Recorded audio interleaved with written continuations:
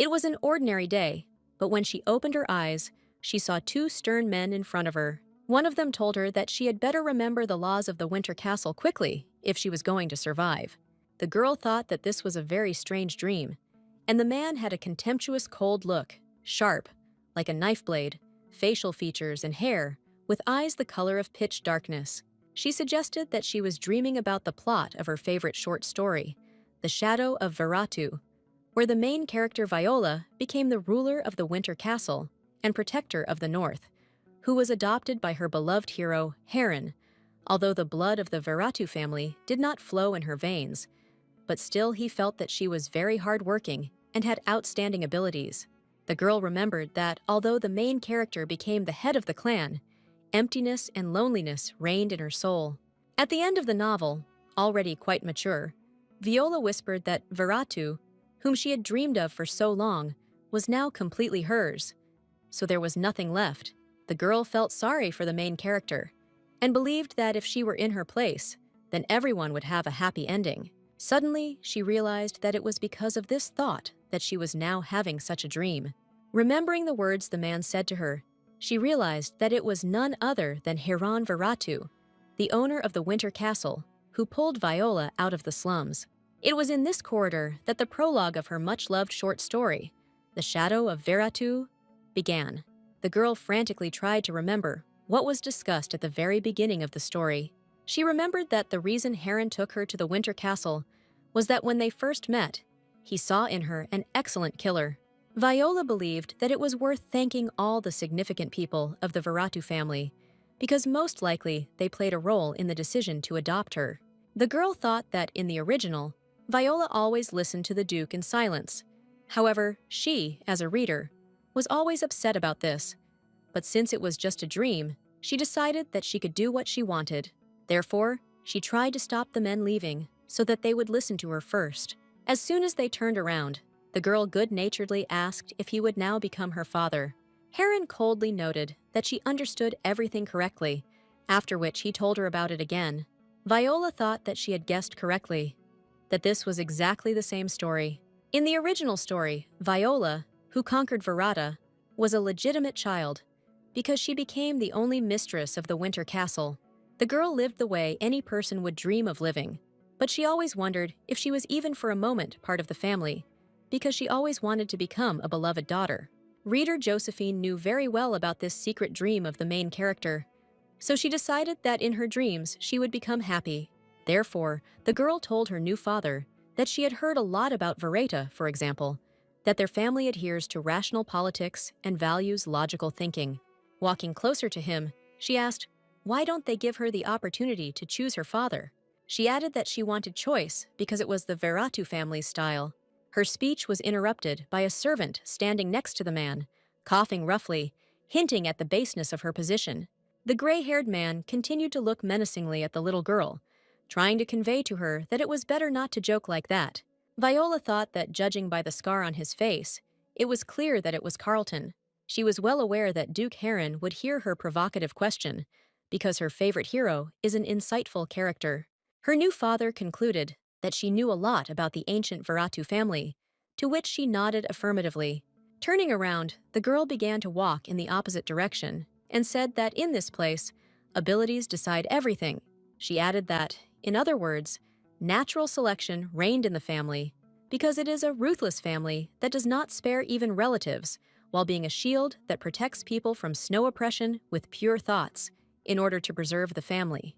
Turning around, Viola said that this duke's family was of silver blood, after which she thought that she knew them better than they knew themselves. Pointing her finger at the duke, she asked why she was not given the right to choose, since their family was so famous for rationality. Heron sternly said that he had heard her words, and then asked if she would like to become his daughter. An awkward silence hung in the corridor, because the girl did not at all expect that he would so easily agree with her words. Smiling, she calmly said that she wanted to become his daughter, after which he asked for what reason. Viola thought that it was all because he was her favorite character, but she said out loud that the man was very handsome. At these words, an awkward silence fell in the corridor again, as the two men were a little embarrassed by her words. The girl was the first to break the silence, declaring that her adoption was not their decision, because it belonged to her. She added that her father asked her to become his daughter, so she agreed. Having heard that the man agreed to her terms, Viola said that she had one last request. Taking him by the sleeve, the girl quietly told him that she would not regret adopting her for a day. She said that she would not be a sacrificed adopted daughter, nor would she become a puppet, so she would like him to love her too. Even in her dreams, she would like Viola's dreams to come true, so she said that she always dreamed of a family. They are just about a father. The girl said that she would like him to become her real father, who would love her. Heron continued to look at her coldly, after which she felt his strong, heavy aura. Viola felt incredible fear and could not move, so she just looked at him in fear. She felt that he was ready to tear her to pieces, but she did not understand why it hurt so much, because it was just a dream. Turning around, her new father declared that she had held out very well, after which she was able to calmly breathe in the air and catch her breath. Smiling, the man calmly advised her to make every effort to survive. He sternly added that this time he would not kill her, and the girl thought it was some kind of wild dream. Returning to his office, Heron began to think again and again about what had happened the day before. When he first saw this child, the girl was sitting in pools of blood and holding a fragment in her hands, which she used for the murder. Looking into her evil eyes, the man saw that they were scarlet, as was customary in their family. He decided that perhaps the murdered man tried to kidnap her, but she stabbed him in the neck with a shrapnel. The Duke was amazed that an untrained 7-year-old child could refute such a thing, just like a child who appeared several times in history and was born under a star, bringing misfortune. Heron understood that he took her out of interest, but no matter how much he thought about it, she did not look like a 7-year-old child at all. The butler entered the room, assuming that his master was in excellent spirits. The man confirmed his guess and sternly said that it was very entertaining. He explained that he meant the words of an adult from the mouth of a child, to which Carlton said that although she claimed that she was only 7, her mental development had advanced by about 5 years, and since she was malnourished and growing slowly, therefore could be embarrassed to say her real age. The Duke said that he did not think that the girl was inherently shy in such matters, but her thoughts differed from her actions, to which the butler asked if she was behaving unnaturally. To his master's affirmative answer, he assumed that she pretended to act confidently, but in fact she was very worried. So now it became clear to him why everything looked so natural. Suddenly, he realized that despite all the excitement, she dared to talk to the Duke like that, which means she had a strong character that helps overcome fear. The butler thought that with such a character, it would be very difficult not to love her. Looking at his master, he noticed something unusual in his stern appearance. Heron kept replaying her words in his head about him loving her. He decided that no other person in Veratu had ever demanded love from him so proudly. Suddenly, the man came out of his thoughts and turned to his servant Carlton. He wondered what the likelihood of a girl in Veratu surviving to adulthood was. At the same time, Josephine, in Viola's body, kept biting her finger in order to finally wake up from this dream. She reasoned that perhaps her dream had come true, because this morning she did not wake up again, and 2 days had already passed. She couldn't believe what was happening, because she had only seen something like this in novels. According to the story, the girl knew that she had fallen into a body that caused the death of 10,000 people. This was too much for her, but she understood that she could not get away from the truth, because she had moved into the body of the adopted daughter of the Duke of Veratu. Having calmed down, the girl decided that in this place she needed to prove her abilities, so even in difficult times, she needed to be on her guard. Approaching the window, Viola thought that instead of being a nurse, she needed to make a plan for survival. She recalled that this family is the last psychos, but she needed them to accept her as theirs, after which she would help become the first princess to become the heir.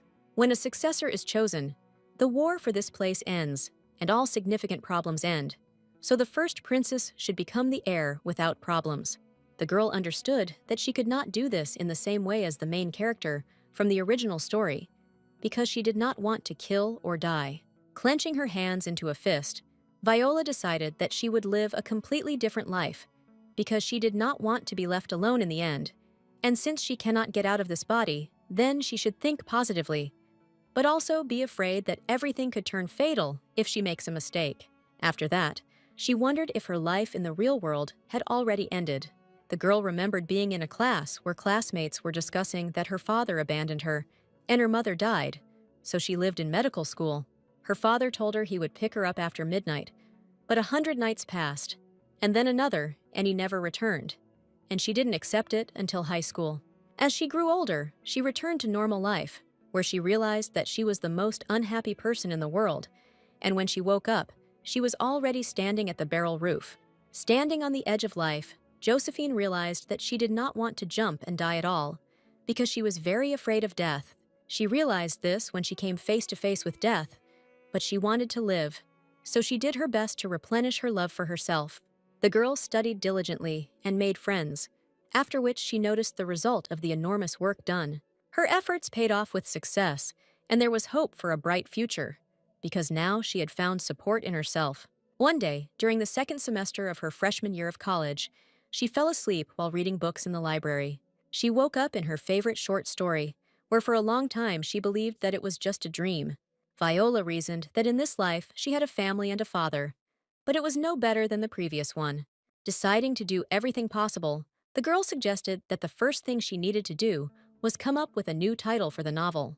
She recalled that as soon as she was adopted in the novella, the Duke asked her what the likelihood of her daughter surviving in Veratu to adulthood was. Carlton thought for a while and said that, in his opinion, her chance of survival was no more than 10%. The girl began to hit herself on the cheeks, realizing that if her talent was rated so low, then this was a terrible place, and she needed to wake up. At the same time, in the Duke's office, the faithful butler Carlton said that since his master was asking his opinion, he would answer honestly.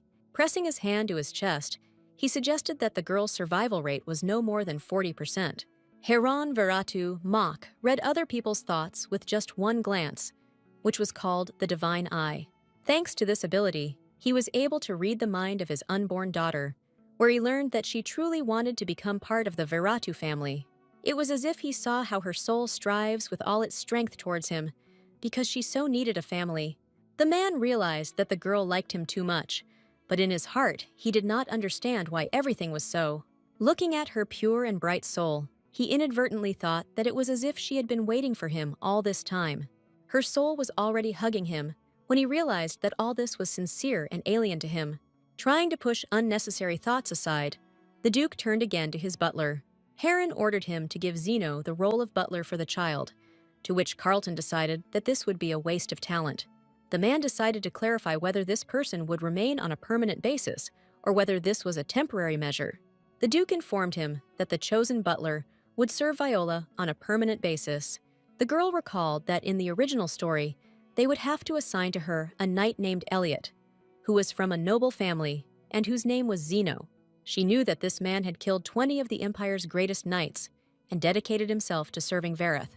At first, he did not recognize Viola's talent, watched her and subjected her to various tests to make sure of her abilities. Although Viola was able to become exceptional by becoming famous, he kept insisting that she would be tested again and again. Her thoughts were interrupted by an unexpected knock on the door, after which she immediately ran over to let the man inside.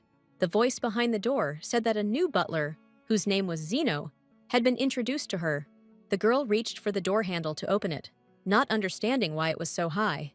Finally opening the door, she began to slowly examine the butler assigned to her. Opening the door wide, Viola saw a man with purple hair standing in front of her.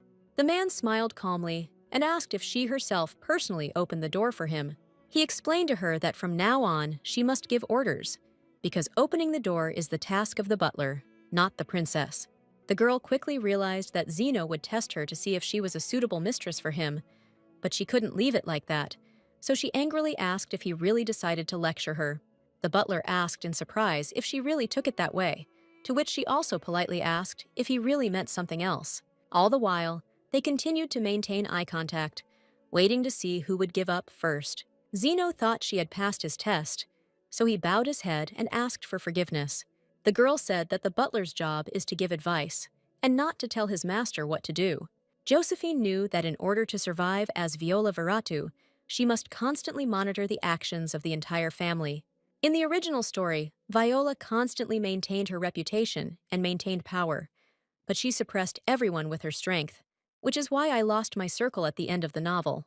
The girl firmly decided that this time she would win over everyone without exception, so that in the end she would not be left alone. The butler Viratu plays a significant role because he is always close to the owner and helps him to help the owner achieve success. However, a butler whose master has died or lost is sent into eternal exile, and also vice versa. If the butler managed to create the ideal winner, then he will be able to gain limitless power. Viola knew that she needed Zeno to be on her side first and foremost. So now she said that she had heard that Viratu's butlers had an important role to play. She added that she wanted to remember the face of the man who became her butler, so she opened the door personally. Hearing her words, Zeno sat down on one knee and apologized, saying that he did not expect that there were hidden intentions in this, and then stated that the princess was very smart, and it was a great honor for him to become her butler. Viola joyfully stated that she really liked him, to which he asked if she really did, even after the mistake he made. The girl said that this mistake did not make him a bad butler, because it really was not in Viratu's style. That's why he said so. Stepping back a little from him, she bowed her head and began to quietly explain her position to him. The duke's daughter looked at him sternly and said that she was not interested in his words, but that she was worried about his attitude.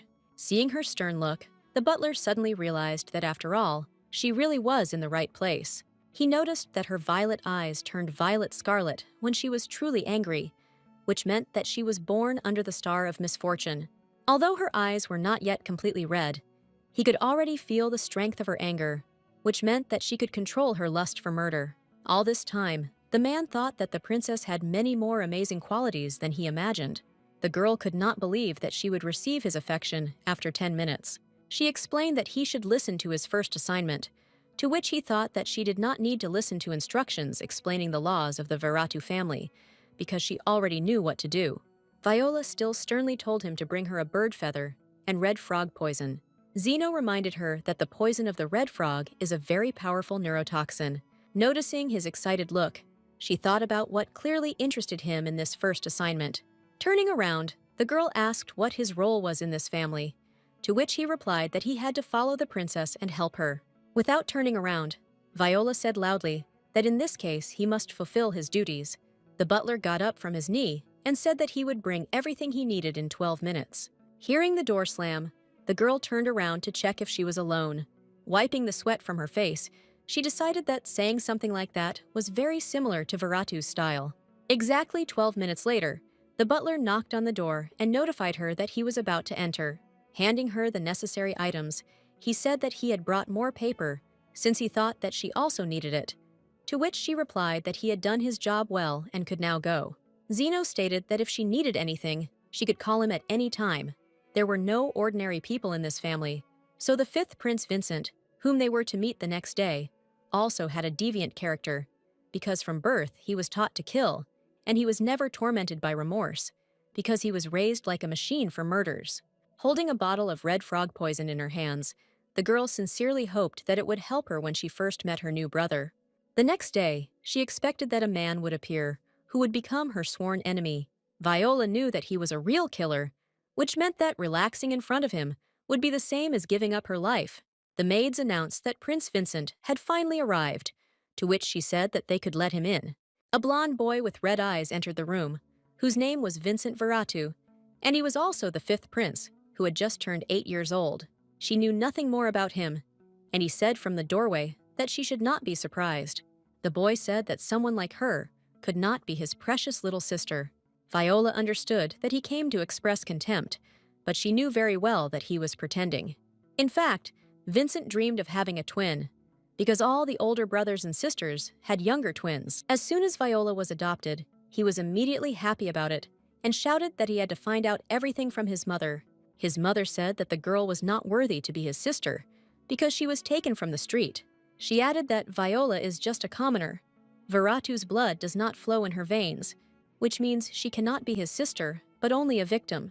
The boy asked in a shaking voice if he couldn't go and greet her, to which his mother replied that he should go and show that she didn't belong here.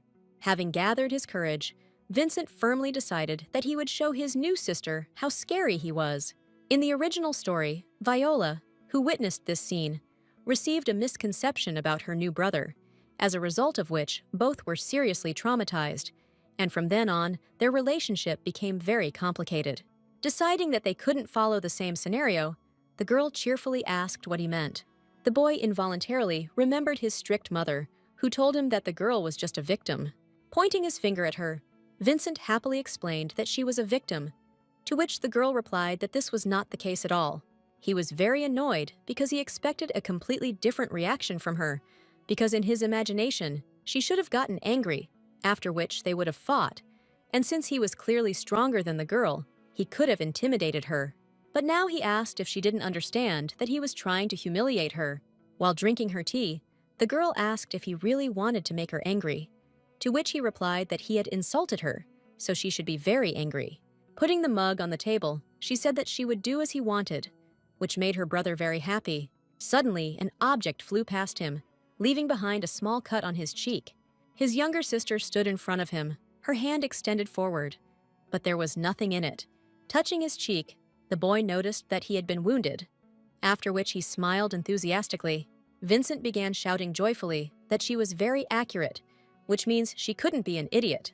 At that time, the girl was thinking that she was trying to scare him, but if she had done it a little more, she would have hit him right in the eye. Pointing to the wound on his cheek, he angrily asked if this was really a warning on her part. He said that this was very interesting, after which he accidentally called her sister, but quickly corrected himself. Viola asked if he liked it, to which he replied that it was a great warning, and she looked like crazy. Spreading his arms wider, the boy joyfully offered her a hug in honor of their first meeting. The girl caught herself thinking that she practically rushed to hug him, but she understood that she should not relax. Viratu's hugs are a sign of friendly greeting, and the unexpected embrace of her new brother is an attempt to explore her body and identify weaknesses. The boy was still waiting for her to come up to him to hug him, and at that time, she thought that she should act in a family style. Viola smoothly approached him and quickly hugged him so that he did not have time to realize what was happening. Vincent happily clasped his hands on her back and then explained that he really liked her. He angrily said that he was very interested in which of them would die first, after which he suggested that they try their best. The girl knew that as a rival in the fight for success, he was very well trained, but she needed to win him over to her side. She understood that if she made a mistake, he would pursue her day and night to kill her. As in the original, Viola was afraid to even think about it, and then she realized that he was holding her for too long. The butler managed to approach them, who hinted to young Mr. Vincent that this was crossing boundaries. Zeno leaned towards them and introduced himself, saying that he was the princess's personal butler. He added that the Duke gave them 10 days, to which the boy asked in surprise what that meant. The butler explained that they must refrain from touching for 10 days, so he would be glad if he moved away from the princess. Vincent annoyedly asked what would happen if he gave up this idea. The man said that he would have no choice but to report to the Duke, because he plays the role of informant, butler, and overseer of the princess. To the boy's questions about why he would inform and follow her, the butler replied that she was too calm for her age, and therefore aroused suspicion. The new brother asked if the butler really shouldn't keep this a secret, to which Zeno explained that he was not given instructions to hide this information. Vincent glared at him, clearly not going to back down from his new sister. With a quiet click, the boy decided to concede this round to an adult opponent. Moving away from her, he quietly explained that this time he would calmly leave her. Touching her shoulder, Vincent angrily declared that they would see each other again soon. As soon as his hand touched her shoulder, he immediately fell flat on the floor, unable to resist the poison in his body. The whole world was spinning around him, and the boy did not understand at all what was happening to him. Viola asked her butler to get rid of the boy, to which he replied that he would do it right away. Watching the maid carry him away, the girl was glad that the poison of the red frog had finally worked, but since her brother was immune to the poison, he should wake up soon. Holding the feather she shot at him, Zeno declared that this was a very worthy move. He added that this was her unconditional victory, because if she had wished for his death, Tun would already be dead. Showing her the pen, he asked if that was why she asked to bring a fountain pen and frog poison. The girl answered him in the affirmative and thought that he shouldn't ask why she did it. The butler looked at her mysteriously and asked if she would mind if he asked her a question. Viola was very frightened, because if he guessed everything, it did not bode well for her. She tried to reassure herself and stated that she would only answer if the question was worth it. Crouching down on one knee again, the butler waved the fountain pen right in front of his nose. Putting the feather to his face, he asked why she allowed Mr. Vincent to hug her. Viola was ready for any question, but definitely not for this one. So she looked at him in amazement for a while. The girl was afraid that he would ask why she ordered him to prepare in advance. To his question, she replied that during a hug, one can easily analyze a person's physique, as well as identify weak points. The Duke's daughter reported that she was able to determine how long her arms were, to understand which parts of the body were more mobile, and if she had time to feel the muscles, she would have been able to determine which parts of the neuromuscular system were more developed. The butler politely noted that Mr. Vincent could also carry out all these same calculations at the same time. Zeno thought about what he had heard, that this 7-year-old girl came from the slums, so she did not receive a proper education. But, since she arrived at the Veratu estate only 3 days ago, she could not learn this, which means she had an innate instinct. When she asked if there was a problem with this, he replied that there was nothing like that.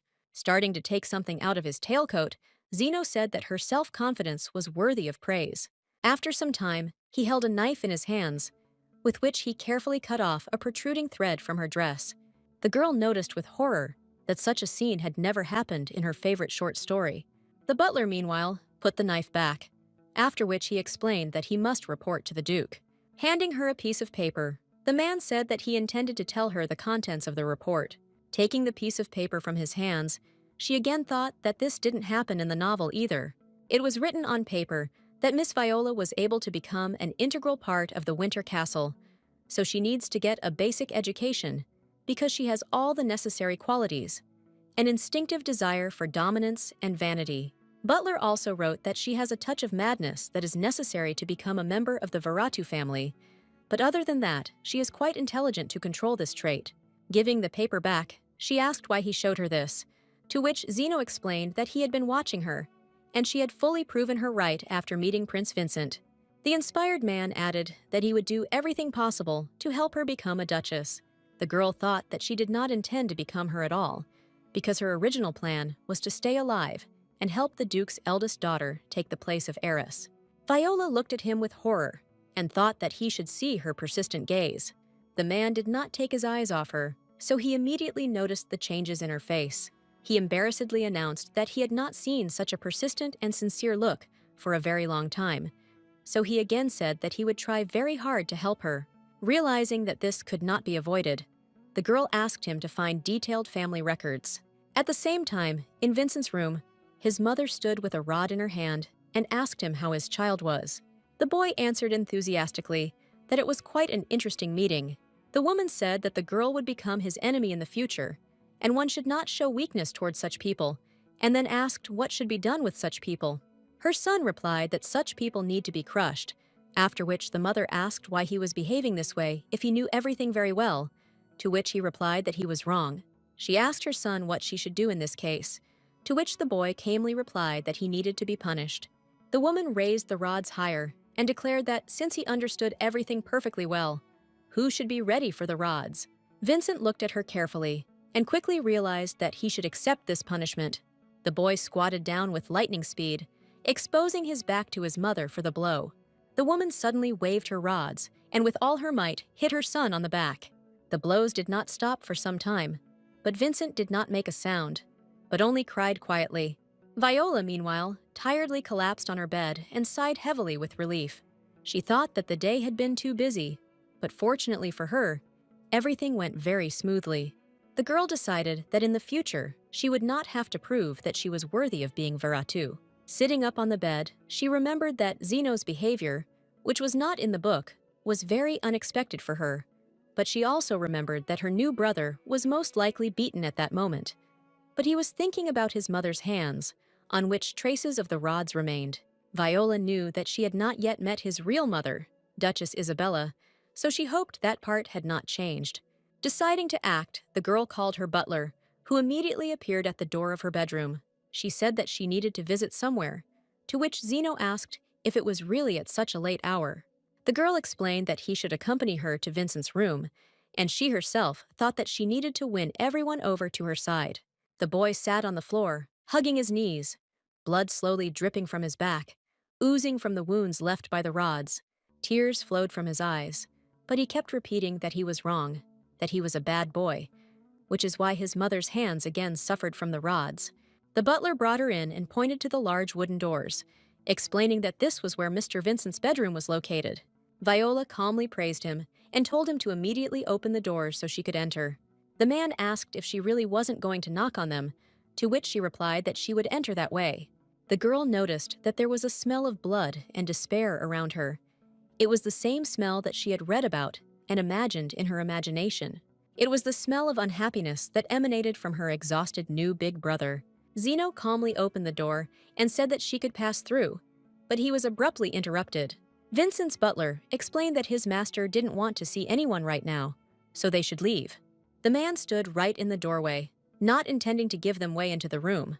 Viola immediately realized that it was none other than Vincent's personal butler. Zeno menacingly declared that his mistress certainly wants to see Mr. Vincent, to which the butler replied that his master refuses to meet. Her butler again reported that the lady was very insistent on the meeting. The man warned that Zeno should shut his mouth, otherwise irreparable things could happen. Her butler smiled mysteriously, and a spark of playful mischief flashed in his eyes. Turning to the girl, he asked with interest what they would do in such a situation. Viola asked if he could take it by force, to which the butler replied that as far as she knew, all the butlers in this estate were quite strong.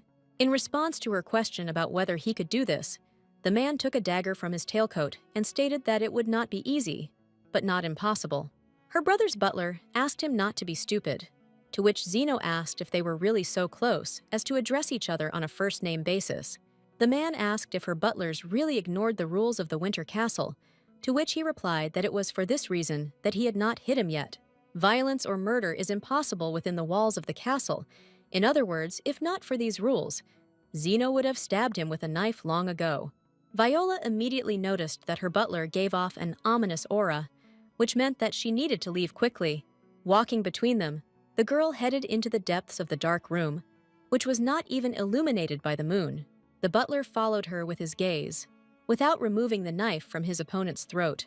After she disappeared into the darkness, Zeno put the knife back, and his opponent reported that at the very moment when he pressed him, their mistress left, and there was not an ounce of doubt in her steps, to which the other replied that the ability to make decisions and act, as well as perseverance, which helps to pull together at the right moment. These are the basic principles of the Veratu family. Vincent's butler asked whether if he had really blocked the way, he would have hit him, to which Zeno answered in the affirmative. The man said that he got a very good hostess, after which he congratulated him. He asked if he was really ready to serve her, to which her butler replied that she had a strong desire for dominance and vanity. He added that here wounds alone cannot be avoided, because she was born to become a ruler, because even the first order that she gave him 10 minutes after they met was to get poison that could poison her brother. Zeno said that she also scolded him, as if she had been born and raised in this family. He explained that if you add excellent observation and a precise understanding of your role in the reality around you to your innate abilities, that this is quite possible. And he himself thought that she had already proven this several times, because she had managed to guess the state in which Mr. Vincent will be subject to educational measures. The man remembered that he had asked her before whether she could stab the gentleman with a knife if he was unconscious, to which she replied that in that case, he himself would be executed for not keeping an eye on her. The butler explained that he could not allow this to happen, to which she replied that the death of her servant was not good for her either. But his question is why? The girl angrily said that Viola Virat really needed him. He understood that since she called herself Viola Viratu, she perfectly understood her role and position in this family.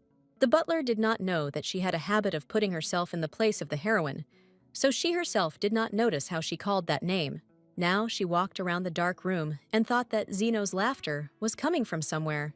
Looking around, she noticed that the room was really large, after which she wondered how many rooms there were in the castle. Seeing the door that she had once read about in a book, Viola quickly hurried towards it.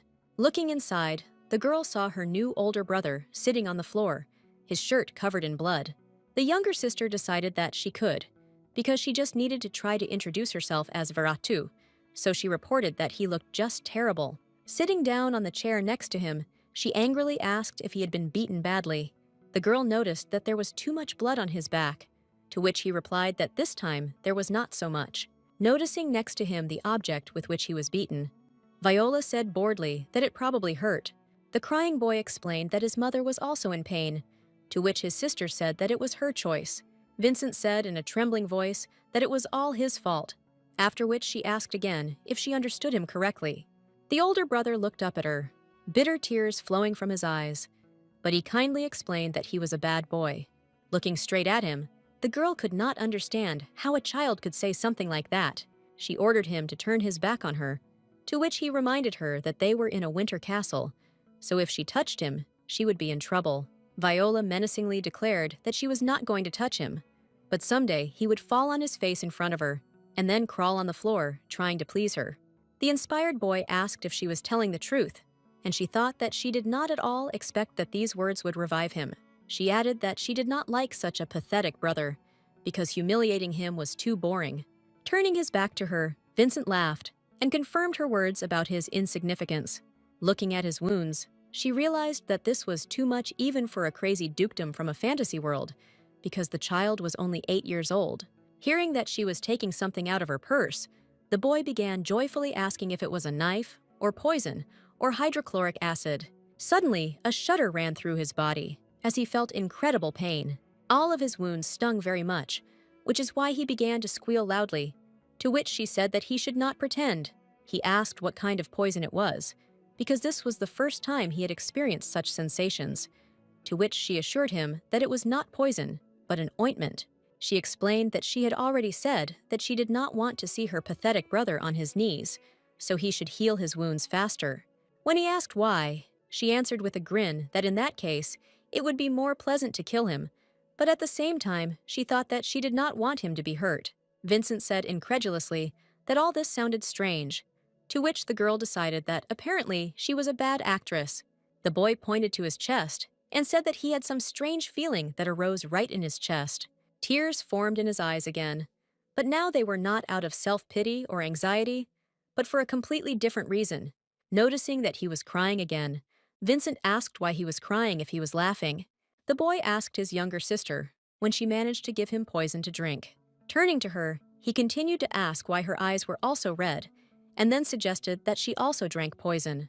The girl explained that if she wanted to poison him, she would not have used such a weak poison. Sitting down next to him, Viola stated that she was almost disappointed in him when she saw that the son of the Duke of Veratu was shedding tears, to which the boy explained that when he was sad, tears appeared in his eyes. She added that if Duchess Isabella had beaten him, he would not have been sad. Standing near the window, his face was illuminated by moonlight, and the boy continued to repeat that he was to blame for everything. Viola told him that the real reason for his despondency was that he was being physically oppressed in this castle, breaking an absolute rule. Another rule of the Winter Castle was that all children under 10 years of age were under the protection of the castle, and those who violated this rule were subject to capital punishment. In the original story, he came to his mother and said that since she broke the rules, now he must kill his own mother, to which she replied that he must kill his mother in order to become a real king. She added that she was very glad that he had grown up to be a worthy contender, while Vincent, meanwhile, could not stop his tears. Gathering his will into a fist, he swung a dagger at his mother, after which he turned into a killer. The girl knew that her older brother never wanted to kill his beloved mother, but unfortunately for her, there was not a single normal person in the novel. The boy doomedly explained to her that this woman was his mother, and she could not do this to him. Viola said that he himself knew very well that all this was not so, and she herself thought that she had to change the plot of the novel and prevent Vincent from becoming a murderer. She said that time would pass. He would have to kill his mother with his own hands, because she beat him, because this was the law of the Winter Castle. Raising his gaze to her, the boy quietly told her that his mother had given him one task. Viola quickly realized that this again did not go according to the plot, because the conversation about the task was supposed to take place in a few days. Vincent smiled happily and invited her to play with him, which greatly worried his little sister. In the original story, her brother said that it would be more fun if they competed with each other. Now the boy happily explained that it would be very interesting to play with him, The girl understood that she could not be deceived by looking at his appearance, and also could not be moved, because he was still an extremely dangerous creature. She calmly stated that she also thought it would be interesting, but she also thought that this episode was a very important moment for Viola. The next day, Zeno told her that robbers usually use arrows smeared with a weak poisonous substance, and it also happens that in the next battle, they swing axes, but without adhering to a certain fighting technique, they begin to quickly become exhausted. Showing the dagger in his hands, he said that the object was smeared with a strong poison, so she should be careful when using it. The butler hinted that if he touched him by mistake, he would also be in serious danger. Viola couldn't believe how he could say such terrifying words with such an innocent smile. The girl assured him that she had no need for strong poison, to which he replied that it would certainly come in handy. She stated that she was not going to use poison during games, and she herself thought that she would rather die if she touched it by mistake. The man wiped the poison from the dagger, saying that she was right, after which he wished her to cope with her task. He explained that he would accompany her, but could not help her, because this was the task of the fifth prince. Holding a small dagger in her hands, Viola sadly confirmed his words about their game. The game that her older brother was talking about was to punish the robbers who hunted in the mountains. Viola thought that this was less like a task and more like training Vincent, because an 8-year-old boy could never cope alone with the evil and huge leader of a gang of robbers. She knew that the most important thing during this task would be that the main male character would finally appear. The mother of the main character of the novel, Tyrion, could not cope with poverty and ran away when he was still very young. The boy was left with his father and sick older sister, but by supporting each other, they were able to get out of poverty. From the age of 6, he began to hunt, and each time he became more and more successful in this matter, so they did not starve as before. He firmly believed that he would become a famous hunter, and his sister would be able to undergo treatment in the temple, which meant they did not have to worry about medicine. One day, returning from a hunt, Tyrion joyfully told them that he had caught a rather large deer. Walking inside the house, his great dream was shattered because his father was brutally murdered. Looking around, he frantically tried to find his sister, but soon thought that perhaps she had been stolen. Rising from the floor, Tyrion asked his father to forgive, because he needed to find his sister. The guy quickly discovered the traces of the kidnappers and followed them for the 3rd day, after which he realized that he had gone quite far, which meant that somewhere nearby there was a lair of robbers. Taking out his bow and arrows, the orphan thought that his only relatives were outside the walls of their lair. Viola understood that this was all the information that had been told before Tyrion's first appearance. Her brother said that he preferred to ride, to which she replied that it was his right. Vincent irritably asked why she allowed herself to talk to him like that. To her silent question, he explained that she was only 7 years old, and he had already turned 8 a long time ago. The boy added that she should call him brother, and she thought that he was still just a boy. Vincent said that he could kill 10 more people than herself, and Viola, trying to change the conversation, invited him to ride a horse.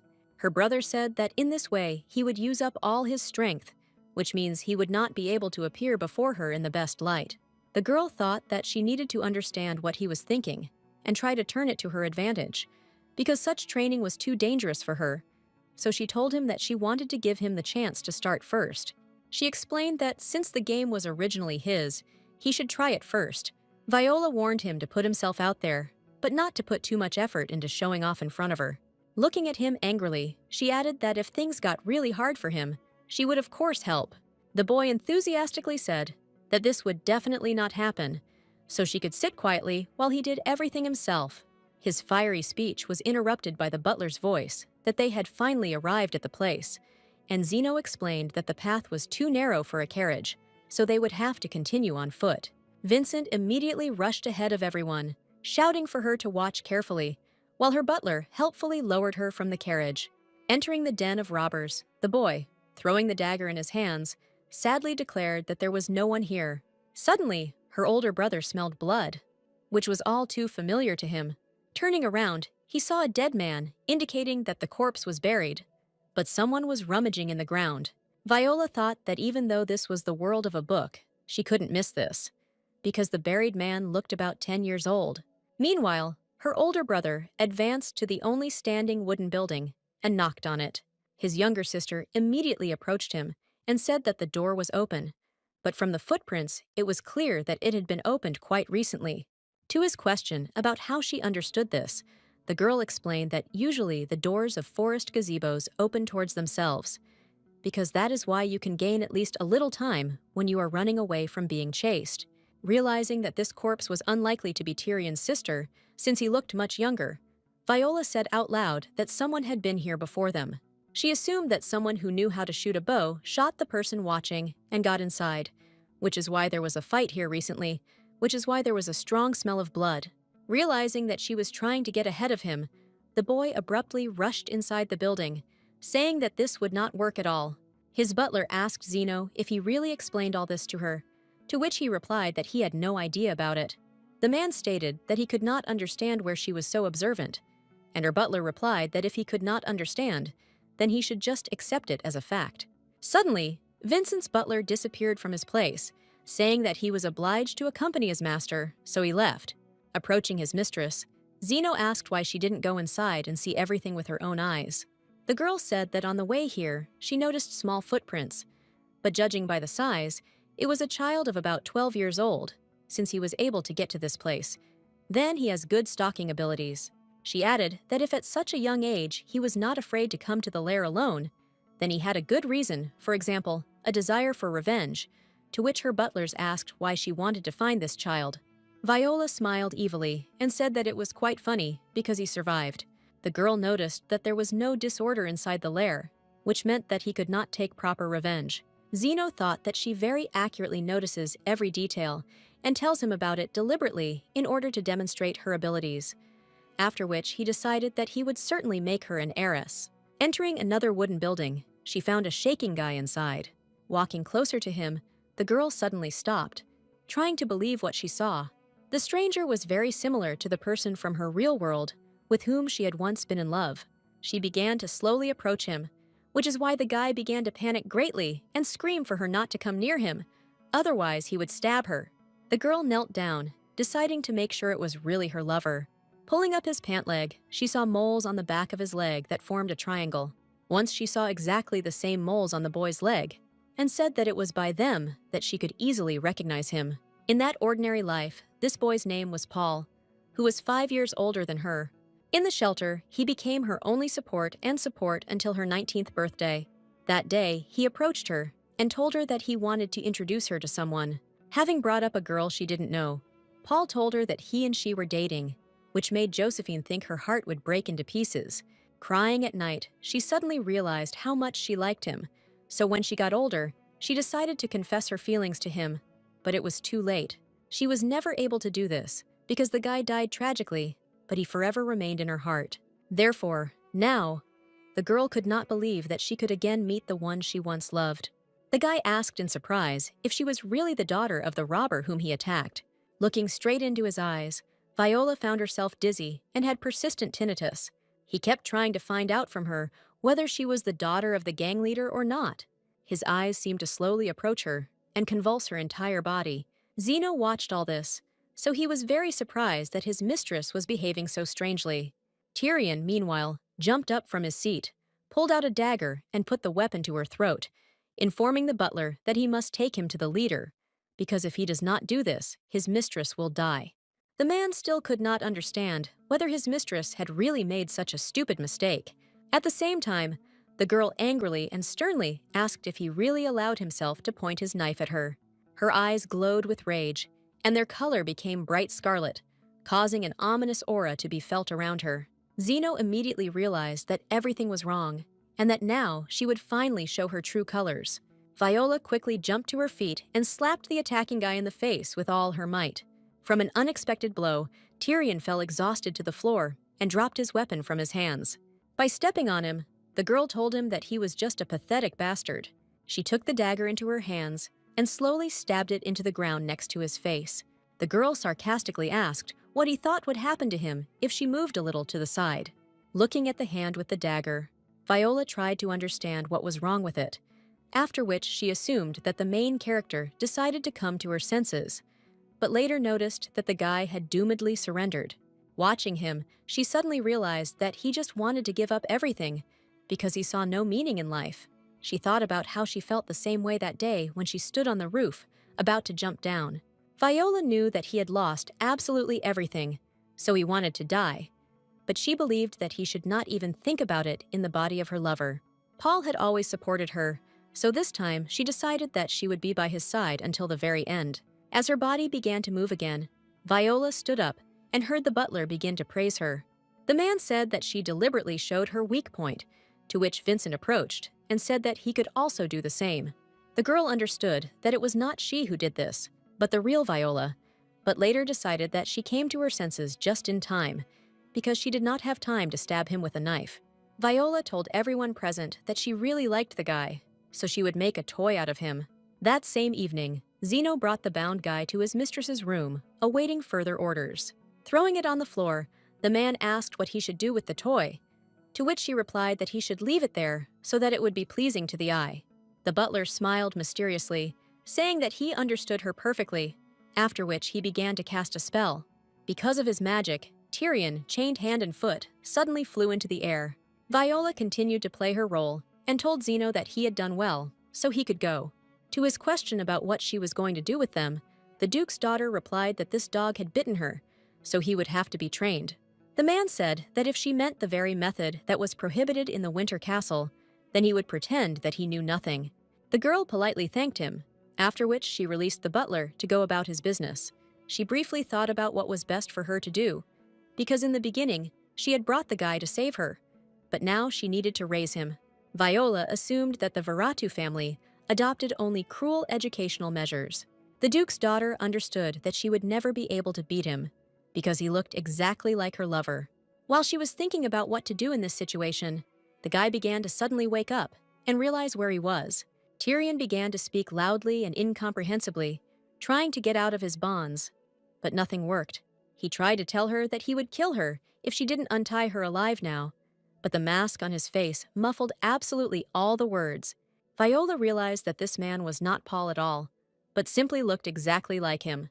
She told him to try to calm down, after which she explained that he had foolishly climbed into the bandit's lair alone, but only killed 2.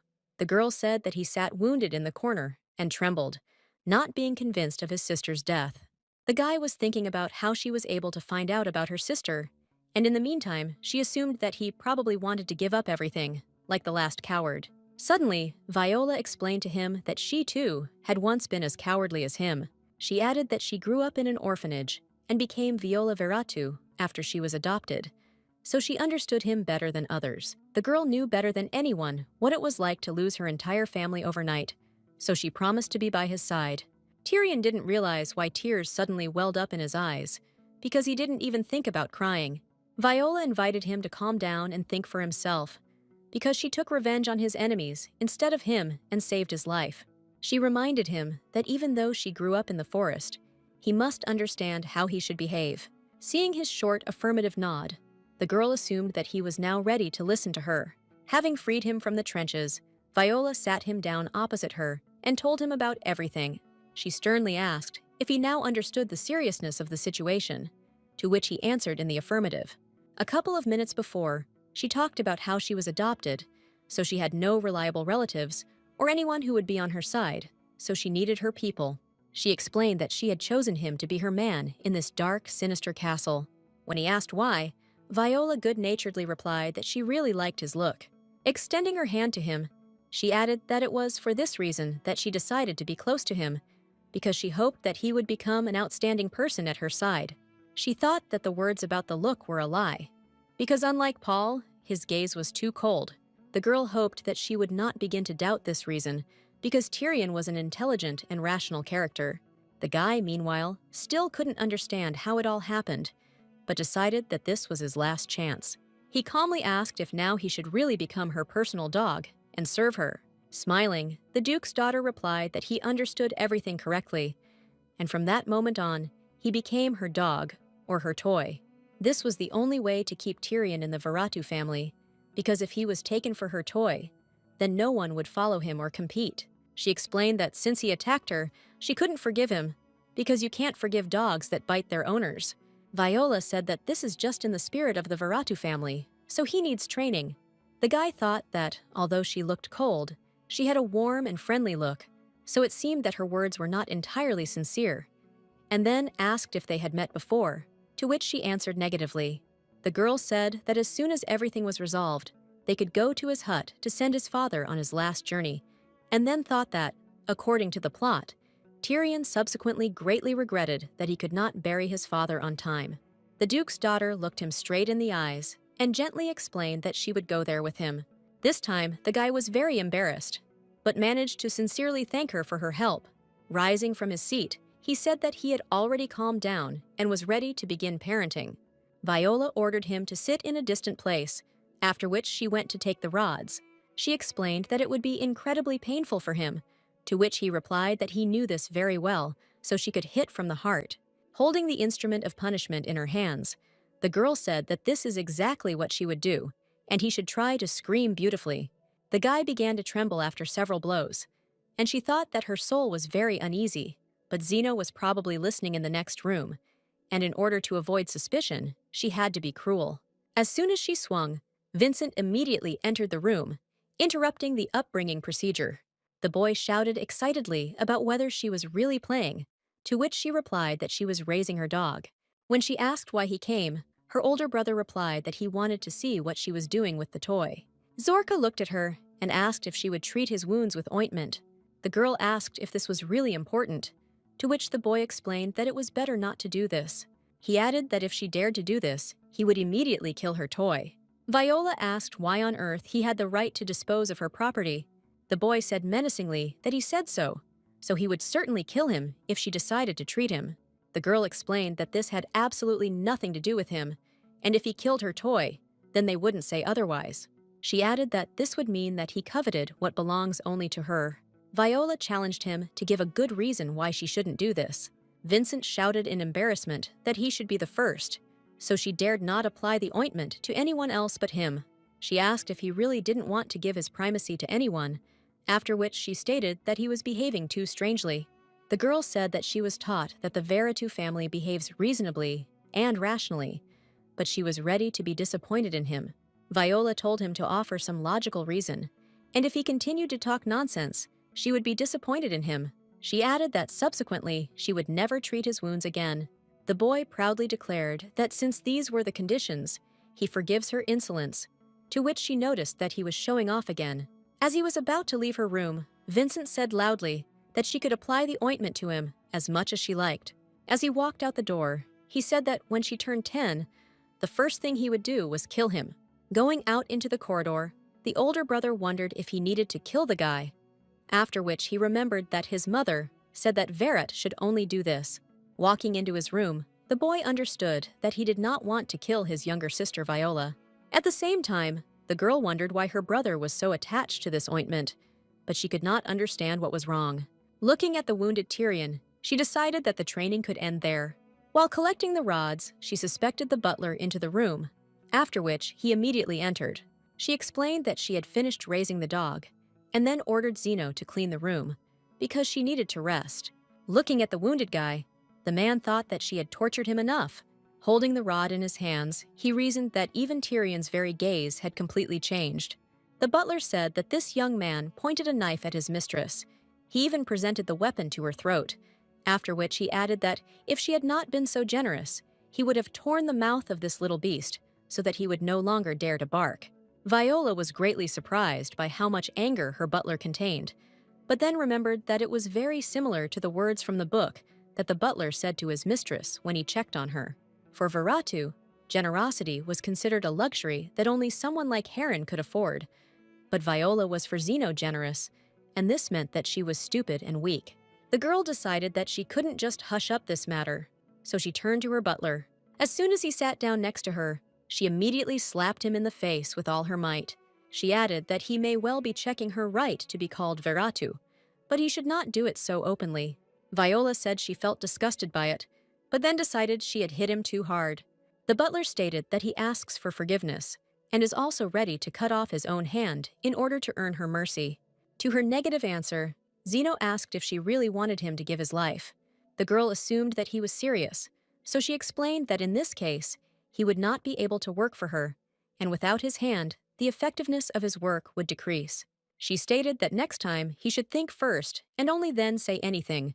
The man happily decided that she was desperately trying to control the bloody madness within herself and was amazed that at 7 years old, she had such strength of will and mind. He thought that if she had not used mana to protect herself, there would have been no living space left on his face. Zeno remembered very well that during the first meeting with Prince Vincent, she also put mana into that feather, thanks to which she was able to break through the prince's protective dome, and a scratch remained on his face. The butler believed that she had an innate ability to manipulate mana, and had also reached a certain level in it. After thinking a little, the man asked why she took him aside, because she didn't want to ruin his authority in the eyes of her toy. The girl explained that he understood everything correctly, because he was the only servant in her immediate circle. The man thanked her for such generosity, and then thought that Virat would never have done such a thing. Standing on one knee in front of her, Zeno suddenly began to say that he had thoughts that it would be nice if she ruled the Viratu clan. Viola couldn't believe that her childish slap had such a stunning effect. She chuckled smugly, but at the same time thought that everyone in this castle was kind of sick in the head. A few days later, Tyrion was able to take his father's body and quietly bury him near the castle. Viola handed him a beautiful flower and said that it should be placed on the grave. Taking the plants from her hands, the guy put it on the grave and said that his father no longer had to worry about him and that he should rest in peace. As she promised, they buried Tyrion's father, after which, under the pretext that he was not suitable for her position, the guy was given a room and also fed good food and dressed in good clothes. Thus, the guy turned into her faithful dog. But there was still one problem. The girl carefully tried not to look him in the eye, because she had experienced the consequences of this action firsthand. If she looked into his eyes for a long time, or touched him, then in the near future, the real Viola would appear. Leaving his room, the Duke's daughter decided that she could not allow her to take over his body. Tyrion noticed that she no longer looked at him with the same tenderness as before. As they walked along the corridor, the butler reported that he had heard that Mr. Vincent had been subjected to educational measures. Entering her older brother's room, Viola froze in horror for a while. She looked deep into the room, where Duchess Isabella stood, and a beaten boy lay at her feet. The woman turned around and asked if she had already arrived, because her son was really looking forward to his sister's arrival. She asked if she really was the same Princess Viola, and the girl meanwhile thought about why the woman was still in the room. Duchess Isabella was second only to her father in power and influence, and also took part in a political marriage. And although there was no love between them, they remained faithful to each other. Viola knew that the fiery red hair, the poisonous gaze, and the scarlet lips belonged only to Isabella, so anyone who held the book in their hands could immediately recognize her. The girl greeted her by name, to which the woman said that since she recognized her so quickly, it means she was definitely preparing, to which she replied that she lived in harsh conditions, so it was necessary. The Duke's daughter felt enormous strength. It seemed to her that she would lose consciousness, but at the same time, she knew that she should under no circumstances give in to her, because as soon as she showed weakness, she would die immediately. And Isabella, meanwhile, said that she quickly savvy, thanks to his street origins. Turning to the boy, the woman said that he was good, but he lacked anger, because he grew up in hothouse conditions. Viola asked if she really meant that some commoner should not communicate with a boy of noble blood.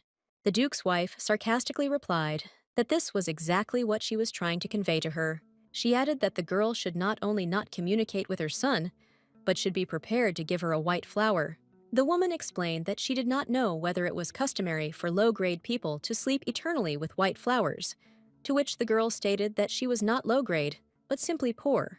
Viola said that these are completely different concepts, because even in poverty you can remain noble, and the rich can be low class, but the poor also honor the memory of the dead. Isabella said that she behaves like a lady, and such behavior does not suit her, to which the girl said that she considers honoring the memory of the dead some kind of luxury. The Duke's daughter involuntarily remembered her words that she was going to give the impudent girl a white flower. The Duke's wife said that outsiders have no right to express opinions regarding how a mother should love and raise her child. The girl noticed that she was not a stranger at all, because now she and the boy were brother and sister. Looking at the exhausted body, Viola happily noticed that he was beginning to come to his senses. Examining his neck, she found new wounds and assumed that Isabella had used poison this time. The woman said that she hoped that her adopted daughter was not going to allow herself too much, to which the girl replied that she was allowing herself too much, because within the walls of the Winter Castle, all children under 10 years of age have the right to protection. And since she violates this rule, one of the mistresses of the castle, then the subordinates can start a riot.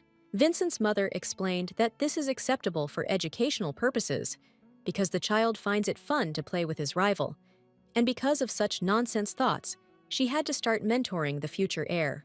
Isabella said that she simply taught him a lesson so that he would be attentive and careful. Viola asked the butler if he had a magical recording device with him, to which he answered in the affirmative. As soon as the girl ordered him to record their conversation, the woman immediately rushed to Zeno. Liza did not expect such a reaction from Vincent's adult and cunning mother. Isabella kept her hand on the butler's neck and ordered him to stop recording. And meanwhile, Viola thought that she was very fast, because no one could catch her movements. The man answered her that he was following orders received only from the princess herself. Viola suggested that, judging by her behavior, she herself understands that she is absolutely wrong. The butler asked whether he should start recording, because blood was starting to flow from his neck, to which the girl replied that she could not lose her servant.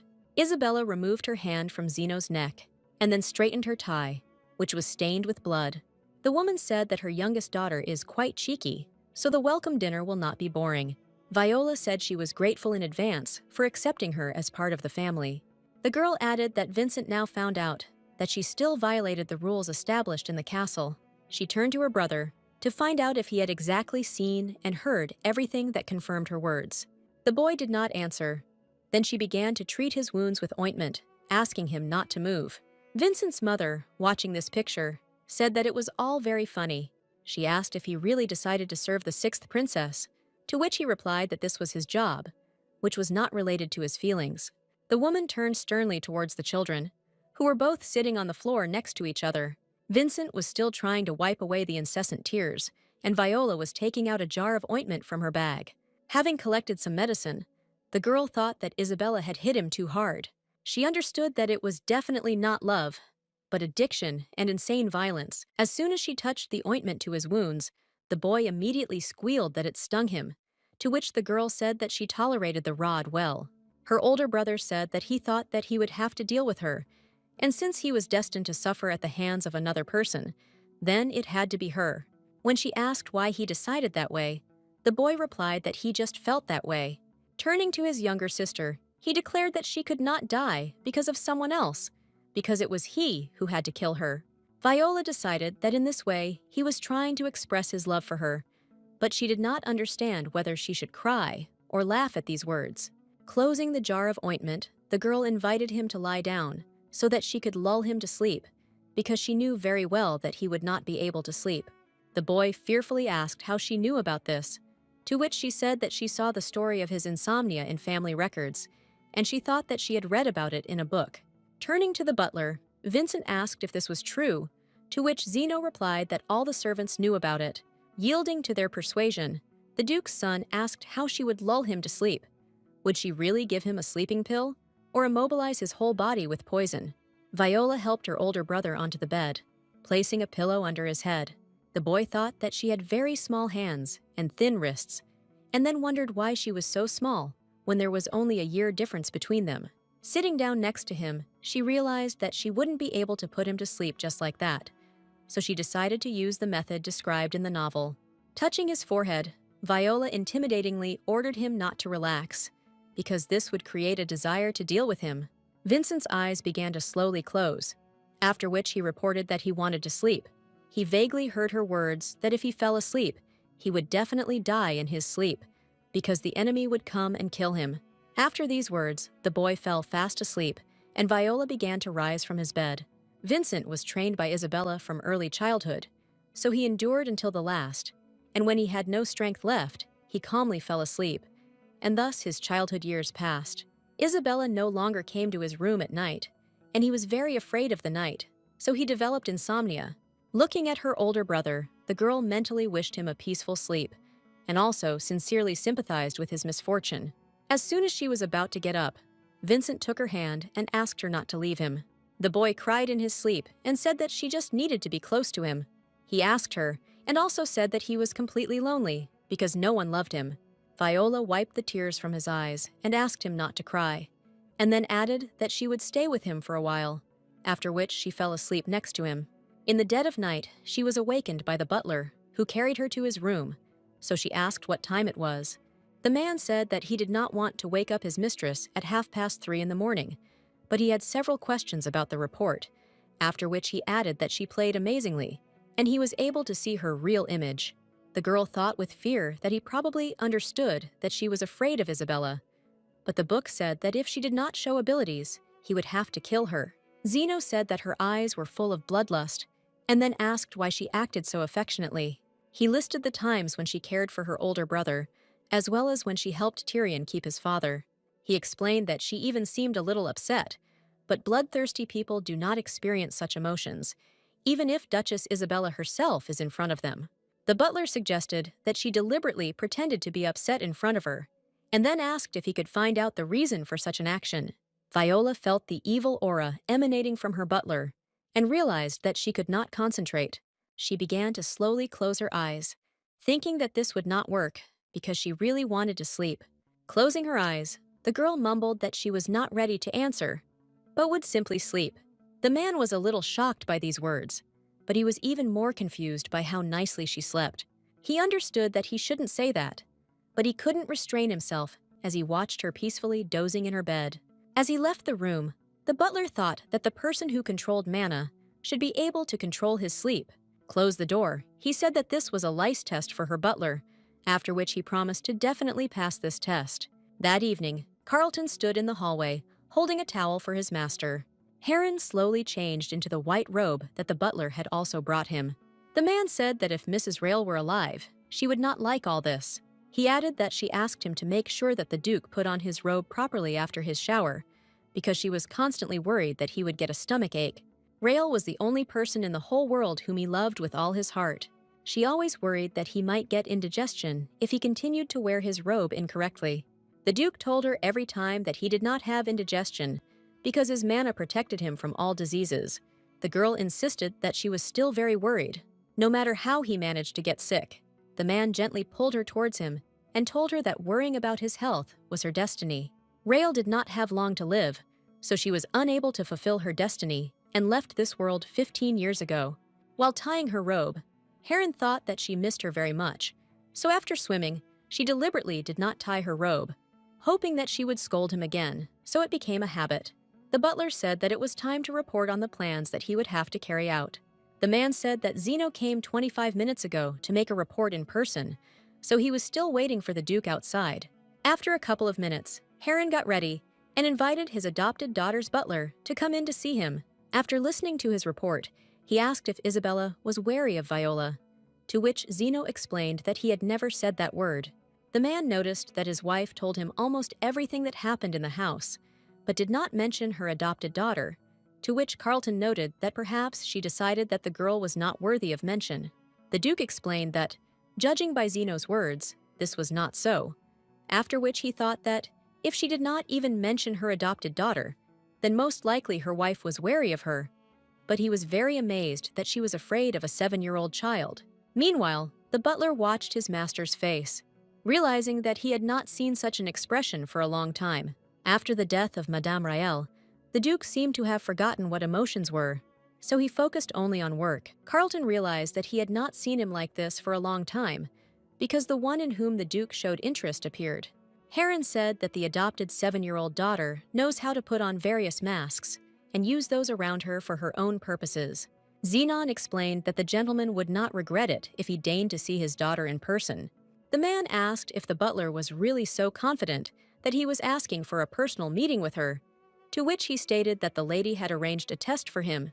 Viratu's servants constantly question the abilities of the heirs and test them, because if the heirs do not develop properly, the servants face dismissal. The Duke asked Carlton when the welcome dinner would take place, to which he replied that the event would take place in 3 days. He then asked if he had time that he could spare before dinner, to which the butler replied that he was free the next day from 3 to 5 o'clock. After which, Heron informed Zeno that he would devote this time to his adopted daughter. Suddenly, Zeno began to say that he would like to say something else before he left that was not related to the report. Carlton couldn't believe that the butler was going to directly express his personal opinion about his lady. The man said he thought Princess Viola was an extremely sweet child.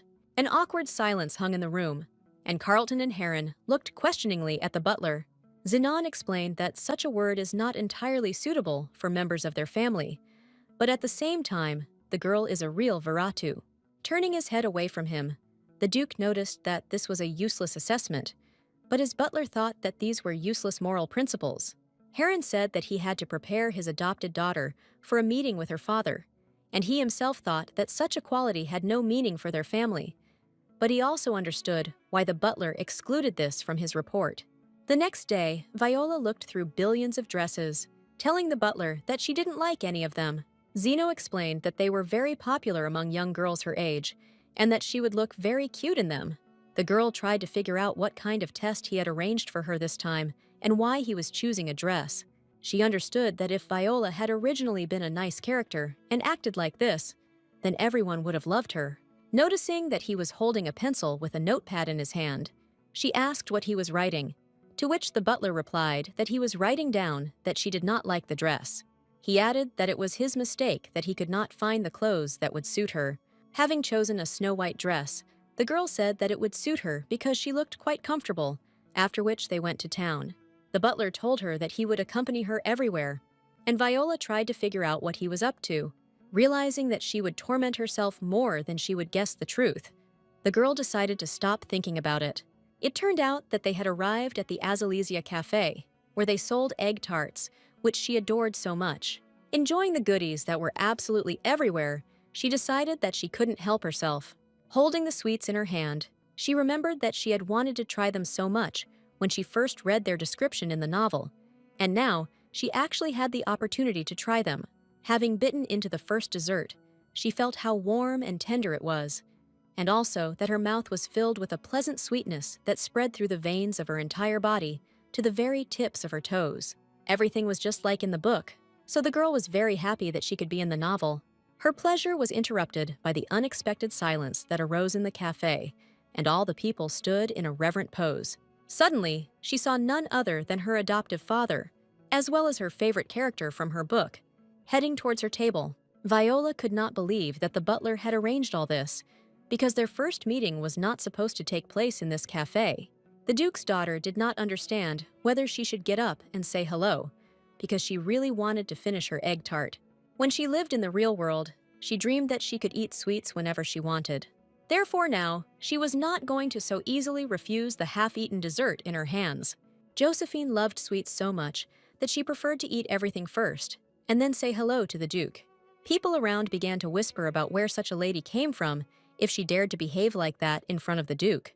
She thought that the point was not at all that she did not know the rules of etiquette, but that her body simply did not listen to her. The girl guessed that the butler would not just invite her to a cafe with sweets. With one movement, her adoptive father forced everyone present to stop whispering. Viola knew that it was too late to welcome him, because otherwise everything would become even worse, after which she decided that she should behave as confidently as possible, because she knew her favorite character better than anyone. As her adoptive father walked closer to her, she realized there was something she hadn't noticed last time. Now she clearly understood how handsome the Duke was, because he looked better than any star. The girl thought that now she understands why, in the novel, you talked about the book 101 Ways to Win the Heart of Hiran Viratu. Viola greeted him, to which he asked why she was staring at him like that, and his adopted daughter asked if she really could look at the man who would become her father without looking at her like that. The man said that this was exactly the case, after which she asked why he thought so. The butler approached him, holding a document stating that he was now officially her father. The Duke added that as of yesterday, according to documents, she is his legal daughter. Viola quickly remembered that Heron did not like obedient children, so she decided to show character by asking if she should thank him. Her new father stated that this would be appropriate in this situation, after which she again asked why he thought so. While he was talking about how she was asking too many questions, the girl took the next portion of goodies. Noticing that she was behaving strangely, the Duke stopped saying anything and just watched her. The girl suddenly found herself thinking about eating the egg tart again, and then wondered why she couldn't stop. Trying to show hospitality, she handed her new father the next piece, saying that he should definitely try it because it was very tasty. The man noticed that she looked like she was sorry to give away the dessert, to which she replied that she was really like that, but she was sharing it with him because he was now her father. The Duke noticed a crumb on her cheek, after which he tried to gently remove it with his finger. He said that Zeno should start teaching etiquette because it was the first time he had seen their family members sit with crumbs on their lips while eating. Hiran said that everyone who is in the Winter Castle, when they see him, expresses their respect by placing their right hand on their chest and bowing their head, after which he asked why she did not do this. Viola asked if this was exactly what he wanted from her, and then said that if this was so, then that's exactly what she would do. The girl noticed that it seemed to her that he didn't really want this, so she didn't bow to him. Her new father asked if everything really looks like that in her eyes, to which she answered in the affirmative. She calmly added that she would never do anything he didn't want to do. The man immediately remembered his beloved, who told him in the same way that if he doesn't want something, then she won't do it either. The Duke said that her butler reported that she was a 7-year-old princess capable of manipulating people. He added that the girl made the right choice, because in order to dominate, you need to be able to pretend. Hiran warned that this time she had made a mistake in choosing a mask, because it should behave like a real Veratu. Putting a mug of tea on the table, Viola said that she had not lied at all when she asked him to become a real father for her. The girl proudly said that he should treat her person very carefully. Carlton entered the conversation, saying that this was not like Princess Verada, because she did not watch her words, but he was quickly stopped by the Duke's gesture. Rising from his seat, her new father announced that they would now meet at the welcome dinner. Viola also stood up from her seat and bowed gracefully to him, saying farewell words. As soon as he left, the girl thought that she was using the so-called emotion management method. In the real world, she saw a blog post from the author of the novel about the Duke secretly courting a cute hedgehog in a monster coffin that had 7 magical barriers placed on it, which meant that the seemingly stern man liked cute things. The girl believed that since she had little cuteness and tenderness in her, she decided to use the emotion management method, so it would be much easier if Viola's character was cute to begin with. Sitting in the carriage, the Duke did not stop thinking about his meeting with his adopted daughter. The man thought that Zeno's report was quite reasonable, because it looked like she was trying to carefully hide her madness. He reasoned that Viola was trying to act like an ordinary 7-year-old girl. Suddenly, Heron asked Carlton whether all children really have such plump and soft cheeks. The butler suggested that children's skin is quite delicate, so children can easily cut themselves even with blunt objects. He thought about whether his master was really going to cut more rivers, because no matter how ill-mannered she was, it was still forbidden to kill a child under 10 years old. The Duke asked if all children really get so dirty when they eat something, and why he asked if this was the reason why Zeno said that she was cute. The man added that she was a little girl who wanted to deceive him by hiding under a mask. After some time, Viola returned to the palace, where the maids changed her into a different dress. Having let them go, the girl plopped down on the bed, thinking that she had managed to visit both heaven and hell. She was worried about the question of why Heron came to her and what Zeno said to him. Noticing a butler next to her, she began to wonder if all butlers really follow their master like tails everywhere. She only knew what was described in the book, so she had to act carefully so as not to pay with her life. But it was extremely important for her to know something. She asked her butler to call Tyrion, after which the guy quickly ran to her room. Viola sat at the table, looking at him and thinking that he looked like 12-year-old Paul. The girl asked if he knew why she brought him to the castle, to which he replied that she wanted him to become her faithful dog. Rising from her chair, the Duke's daughter began to slowly approach him, telling him that she needed a dog, a well-trained hunting dog with sharp fangs. Coming close to him, she asked what kind of fangs he had, after which she explained that she meant what kind of weapon he could use. Taking his hand, she assumed that he wouldn't think anything strange if she simply touched him. She turned her palm over in her hands, thinking that when she looked into his eyes or touched him, the real Viola began to emerge. So there must surely be some threshold that she wanted to find in order to be prepared for this in advance. Continuing to feel the guy, the girl noticed that the muscles on his back and shoulders were quite developed. She added that at that time, he was wearing some kind of tattered clothing made from animal skins, and although it could protect the skin, it would not have saved him from the cold. Viola said that for this reason, she decided to drive around the area where he lived, but at the same time, she thought that if she didn't hug him, then nothing would happen. The Duke's daughter said that, judging by the fact that he was attacked by bandits, she assumed that the area was very poor in terms of security. Intertwining the fingers of his hand with hers, she continued to say that if he was the son of a hunter, he probably knew how to shoot a bow. The guy was a little embarrassed by the touching, and meanwhile, she asked why he had calluses on his index and middle fingers. Tyrion examined her carefully and said that he had a strange feeling that he had already seen her somewhere, but could not remember where. The girl looked at him carefully, let go of his hand, and thought that intertwining her fingers was also acceptable, but that was the end of the test. She knew what his future teacher would say about him, that he had good eyesight and excellent reflexes at close range, as well as innate physical abilities due to the instantaneous contraction and relaxation of muscles, and his body was very suitable for handling a sword. Therefore, now Viola said that he needed to master not archery, but the sword. The guy told her that he had never held a sword in his life, to which she replied that he simply did not have such an opportunity. Taking his hand again, she told him that he was lucky to be Viola Veratu's dog. Having removed the handcuffs that were holding him down, she said that she didn't need a dog who didn't know what fangs he had, so he should master the sword, for her sake, because she needed a pet who knew how to fence, and for this, she would introduce him with an outstanding teacher.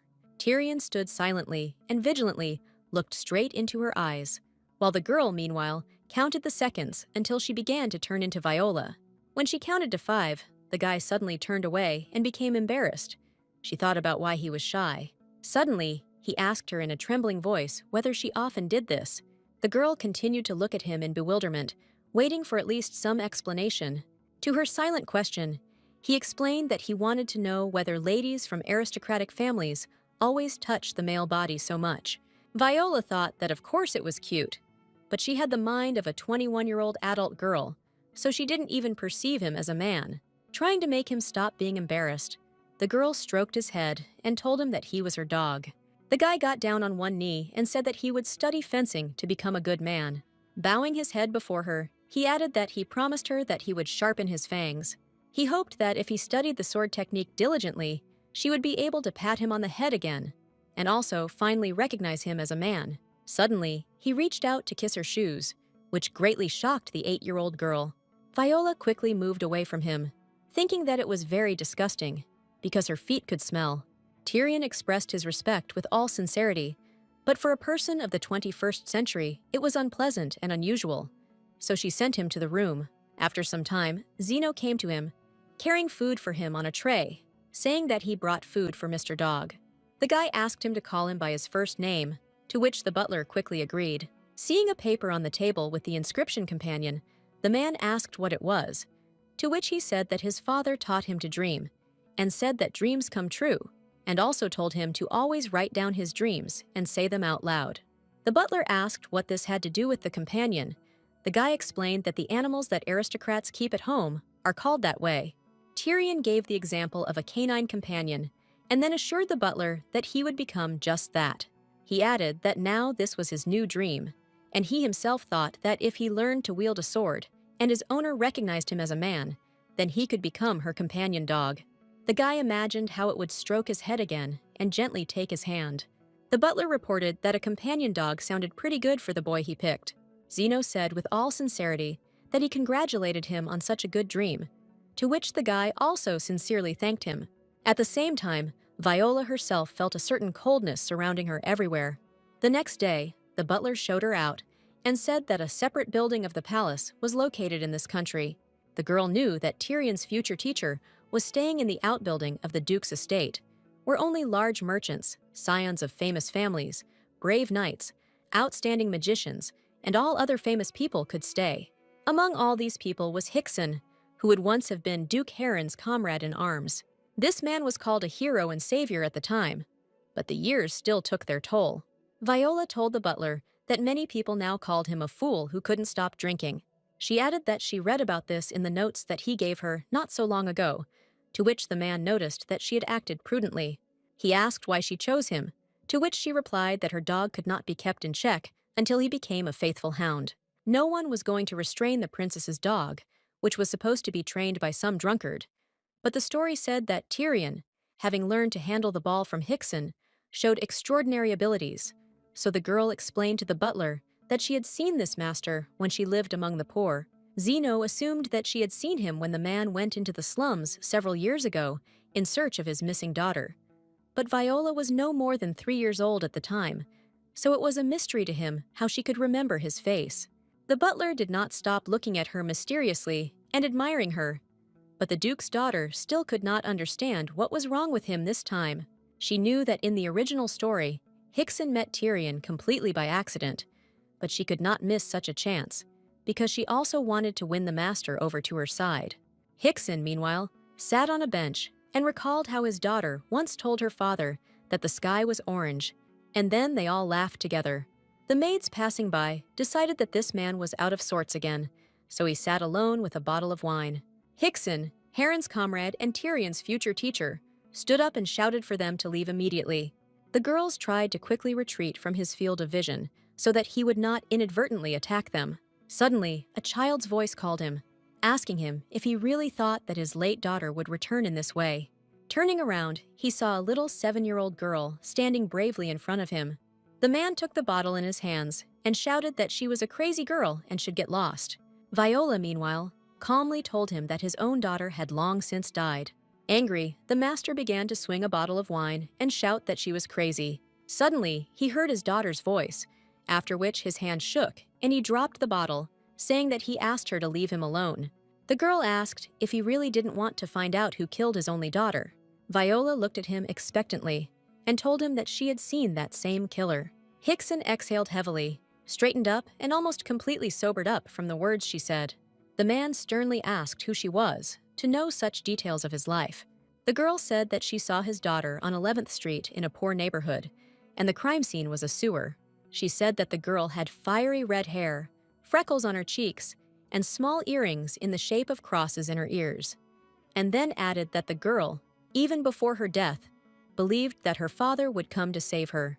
Josephine read this terrible moment in a novella, which said that Viola saw it with her own eyes. Hickson asked how she saw it, to which the girl replied that it was hiding behind a sewer pipe. To convince him, she said that his daughter called him a hero and a black whale. To his question about what she wanted to say by this, Viola replied that in addition to this, he was also a friend of her father, the owner of the Winter Castle. The man recalled that there was some kind of commotion in the Winter Castle, so he heard from the maids that the Duke had adopted a poor girl. Hickson asked if she really was the same famous Viola, to which the girl answered in the affirmative. Tyrion's future teacher looked at her incredulously, not realizing what she wanted. The master let them inside the room where he lived, saying that it was a little untidy, but he washed the cups for apple tea. The butler noted that it was simply an unprecedented case, that the man had deigned to invite them.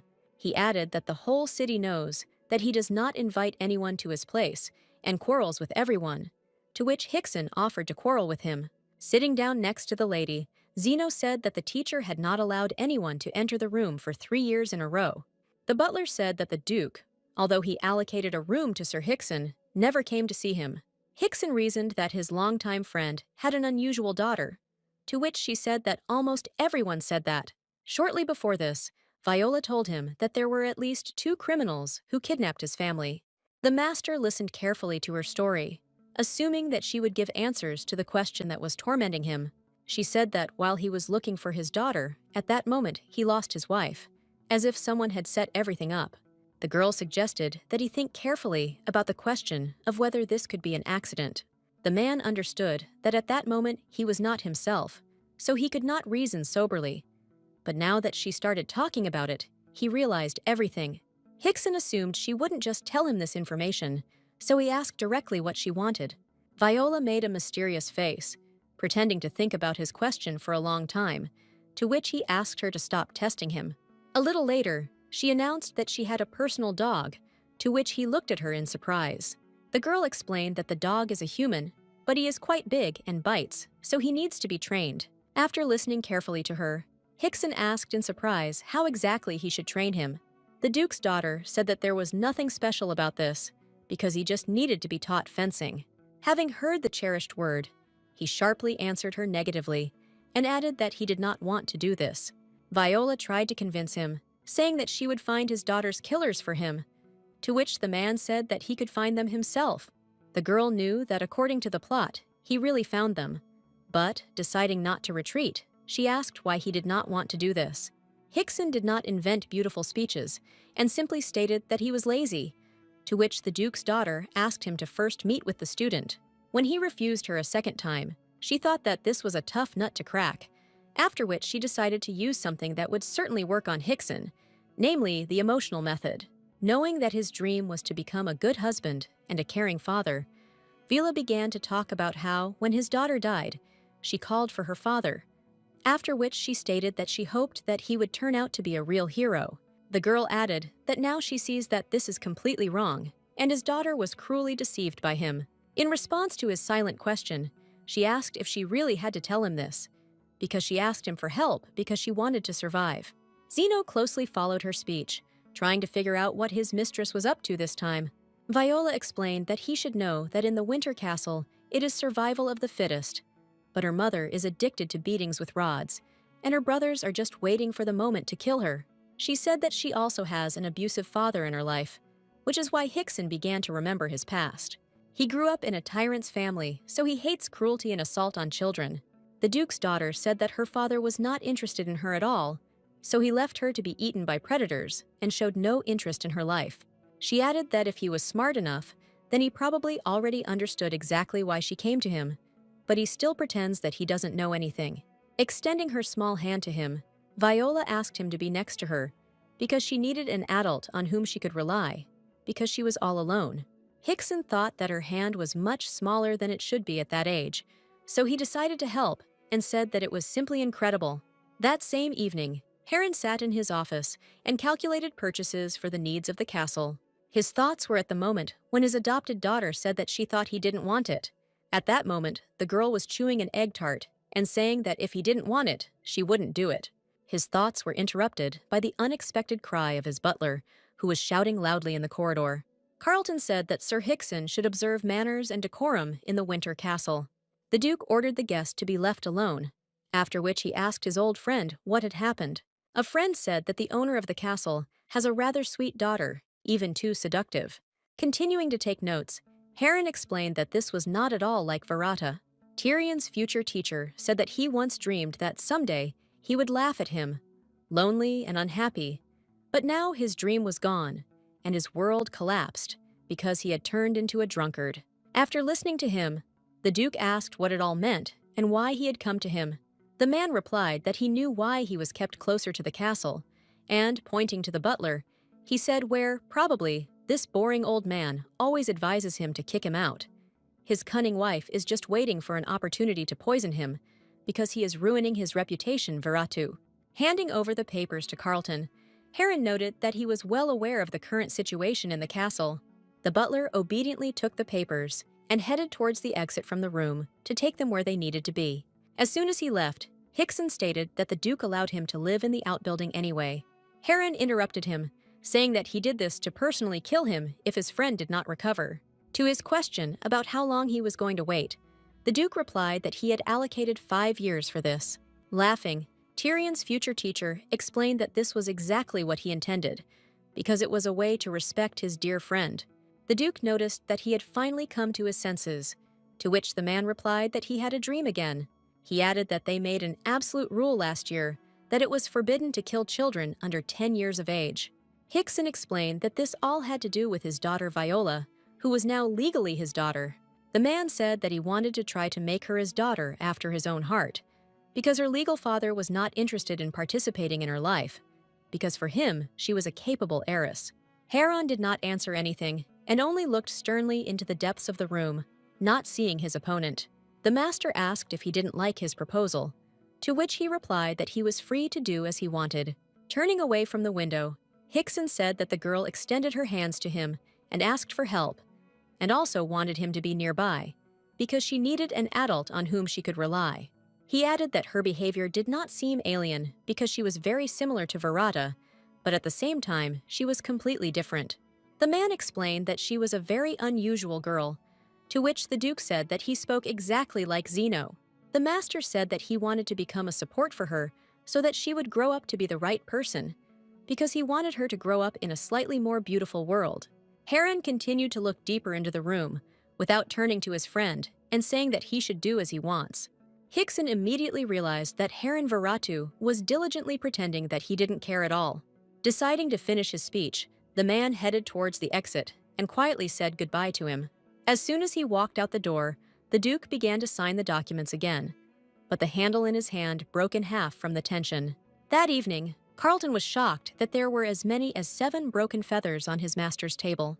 Sitting at the table with her father, the girl talked about the advantages of moving into Viola's body, because now she had a warm and soft bed, as well as delicious food on schedule. But on this day, she had no appetite at all. Looking at her adoptive father's stern features, she realized that no matter how beloved a character he was still cold to her. This time, the Duke invited her and simply remained silent for 10 minutes, putting her in an awkward position. Viola was thinking that there would be a welcome dinner soon, so she didn't understand why he called her. The Duke had a rule. He did not hold personal meetings with candidates for heir, so as not to take sides. The silence was interrupted by Heron, who said that she knew how to use a mask, and then asked if she had asked Hickson to be next to her. The girl answered in the affirmative, but decided to herself that her adoptive father somehow found out about their meeting. To his question about why she asked for help, she replied that if she used him wisely, she could win him over to her side. After which she added that an idealist with a wonderful dream is very easy to use for her own purposes. Viola believed that her father was testing her with his question, because Viratu should not ask for help from others, but his behavior was a little different from what she read in the book. The man asked if Hickson really agreed to help her, to which she answered in the affirmative. Haran advised her not to extend her hands to everyone, because at any moment the assistants could disappear. The girl quickly realized that even if her favorite hero had somehow changed, she still shouldn't let her guard down. Looking at the food brought, the Duke calmly announced that they could start eating. Viola calmly started eating, hoping that the questions would end there. Ripe persimmons in honey sauce were placed next to her, and after tasting them, she decided that it was the first time she had tried such a delicious dessert. Returning from the fairy tale world of sweets, she noticed that the Duke continued to look at her. The girl asked if he could stop looking at her when she eats goodies. She added that it is indecent to look at a person like that when he is eating. The Duke immediately remembered his love, who spoke the same words in exactly the same way. Then he answered Rael that, in fact, he was her husband, so he had every right to do this. Now he answered Viola that he was her father, and all the comforts that she enjoyed, and the delicious food, and even that egg tart, and the cold persimmon. She had all this thanks to him. He concluded that he had every right to behave this way, to which she replied that he did not bring her to this place because she wanted it that way. Viola asked if it was possible to boast that he adopted her of his own free will. The Duke immediately remembered how Rael said that he married her because he fell in love. The girl told him that she loved him too, but he was the first to propose marriage, so he could not boast about it. So now the man said he couldn't say he was pleased to hear that, but she was completely right. Noticing her gaze, he reminded her that she herself had just said that it was indecent to look at other people like that while eating, to which the girl replied that, in fact, he started first. Viola thought that Viratu always gets back what she gets, so she decided to do 2 things with one action. Once again prove that she is worthy of being Viratu, and at the same time, she will look at the face of her adoptive father. The man decided that the girl really couldn't help but be cute, and then asked if she was really demonstrating self-defense to him now. His daughter proudly declared that he understood her correctly, and this was truly self-defense. The Duke decided that complex words were difficult for her, so he again said the word self-defense. The girl repeated, again saying self-defense, to which he again repeated the word self-defense. Heron explained to her that she needed to speak correctly, and then spelled out the word self-defense. Angry, Viola stood up from the table and loudly shouted the word self-defense, syllable by syllable. Looking at him, the girl thought that in fact, she was no longer small, so that he could laugh at her pronunciation. Her adoptive father said she was ill-mannered and also mispronounced words. The man added that on top of everything else, his adopted daughter is extremely harmful.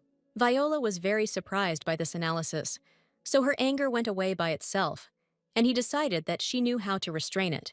The Duke thought about why she couldn't hide her passionate desire to eat cold persimmons, but she was able to calm down her anger. He suggested that it was all a carefully calculated act in which she put on the mask again.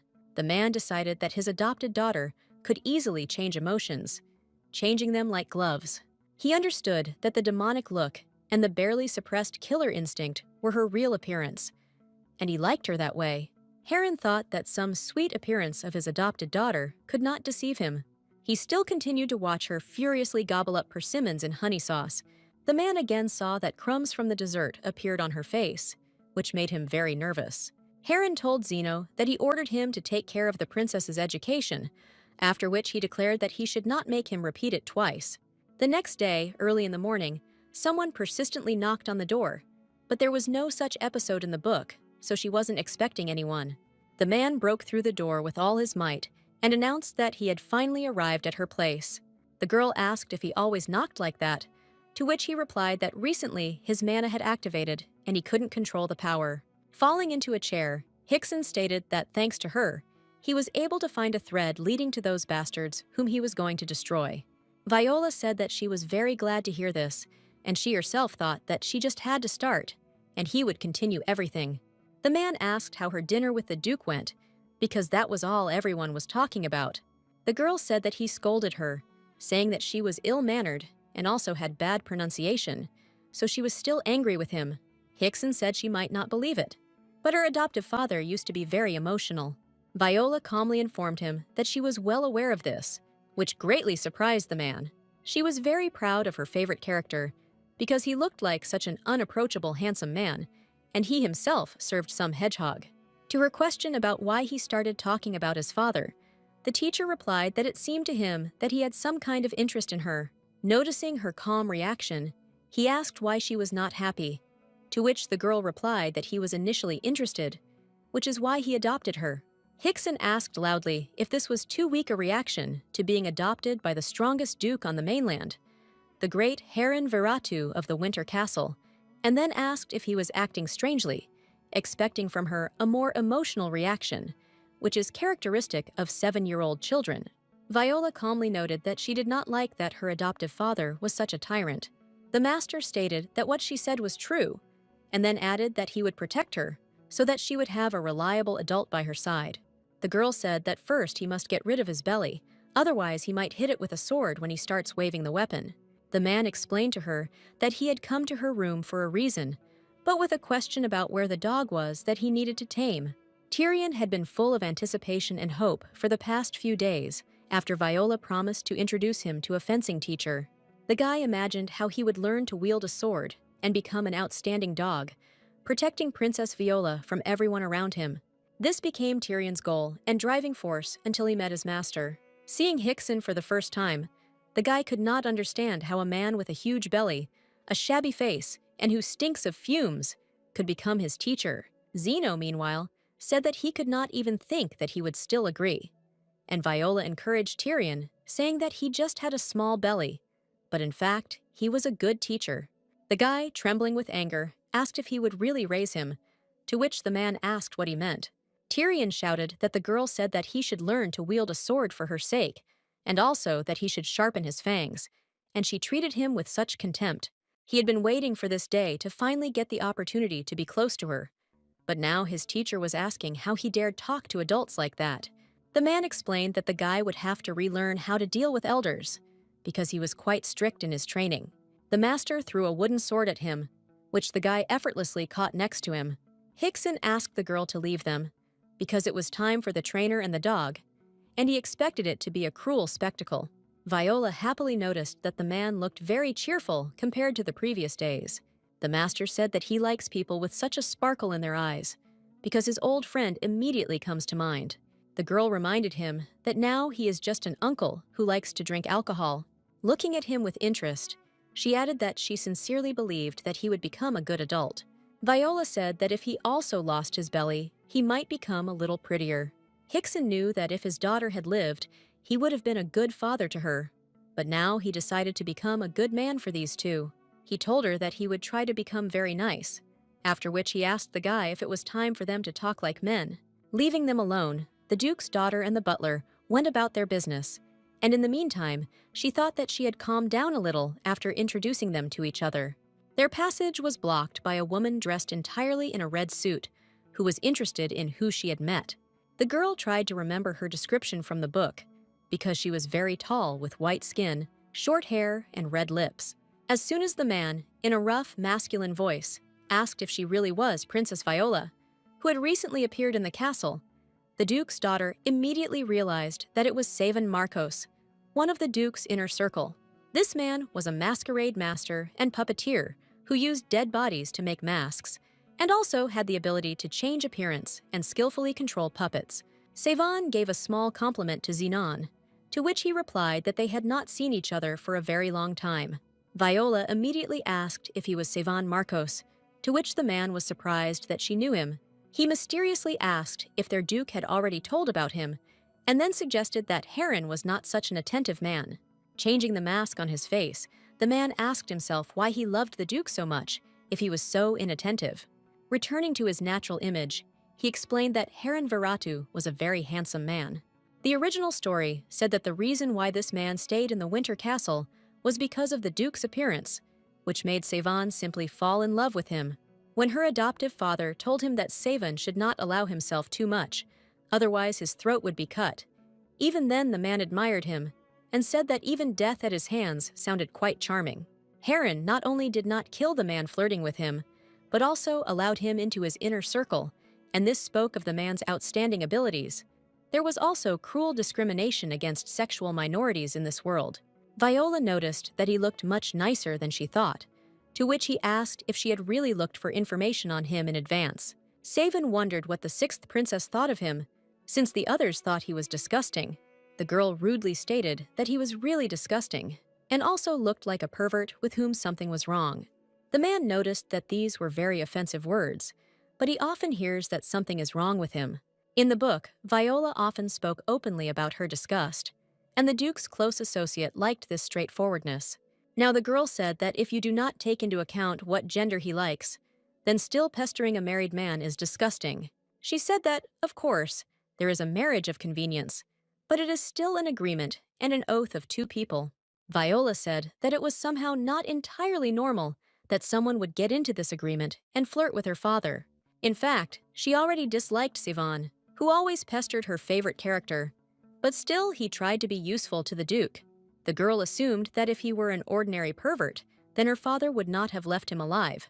So it turns out that even he was of some use, and she believed that he was a fairly useful person.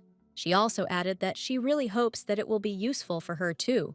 The man, who constantly heard that he was crazy and disgusting, was greatly shocked that there was someone who could accept him. Tossing his hair, Savan declared that these were very good words coming from the lips of a little girl. He suggested that she do her makeup for the welcome meal to show her his abilities. The man assured her that she would shine brightest, because with the help of color magic, he would add bloodthirstiness to her arrogance and arrogance. Savan said that he was going to give her the image of a poisonous lily, which radiates the energy of the ruler. The girl sincerely did not understand what he was talking about, but assumed that it was the soul of a mad artist. The puppeteer unexpectedly quickly looked piercingly at her and asked if she really wanted this too. Viola realized that this man could not be refused, so, trying to hide her fear, she replied that she was looking forward to it. One day, walking past a closet with a mirror, she realized that she looked very sweet and beautiful. Behind all this, she also saw an ominous coldness, after which she wondered what would happen if Savan's makeup was added to this. It seemed to her that if she appeared in this form at the reception, then everyone would see her devilish eyes, aura of greed and charisma, which means they would immediately see her as a candidate for heir and would want to kill her when she turned 10. While she was mentally thinking about what she should do in such a situation, someone suddenly approached her and took her by the shoulder. Frightened, she sharply pulled out the dagger that was under her skirt and quickly attacked the approaching person. Her older brother jumped away from the blow in time and told her that this was becoming a problem. He playfully hinted that she was holding a knife in her hands, which meant she was now more dangerous. Seeing the dagger, the girl decided that the real Viola had done it while she was thinking. Realizing that she had attacked her older brother, she was seriously scared. But the boy, meanwhile, calmly asked what she was doing here. Viola explained to him that she had been looking in the mirror all this time, to which he asked if she really imagined herself to be a princess. Roughly answering him in the negative, the girl asked why he came to her, to which he showed her a wound on his knee and said that it was very painful for him, so she should treat the wound with ointment. Putting the dagger back, she asked why he couldn't anoint himself, but at the same time, she thought that he said that after being stabbed with a knife, it didn't hurt him, but because of an ordinary scratch, he came to her to ask for help. The boy confidently stated that he had never done this himself, so he did not know how to do it, to which she advised him to order his servant.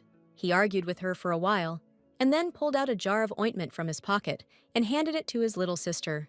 She agreed, but also said that she had one condition that he must fulfill, because otherwise she would not do anything. Offended, Vincent turned away from her and said that she didn't have to do this because he could handle it himself.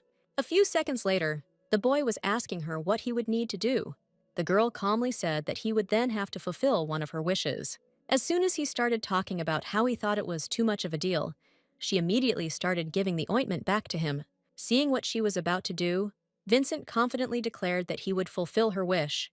The girl thought that his passion for the ointment was much stronger than she thought, and then handed him a sheet, saying that he must sign the contract.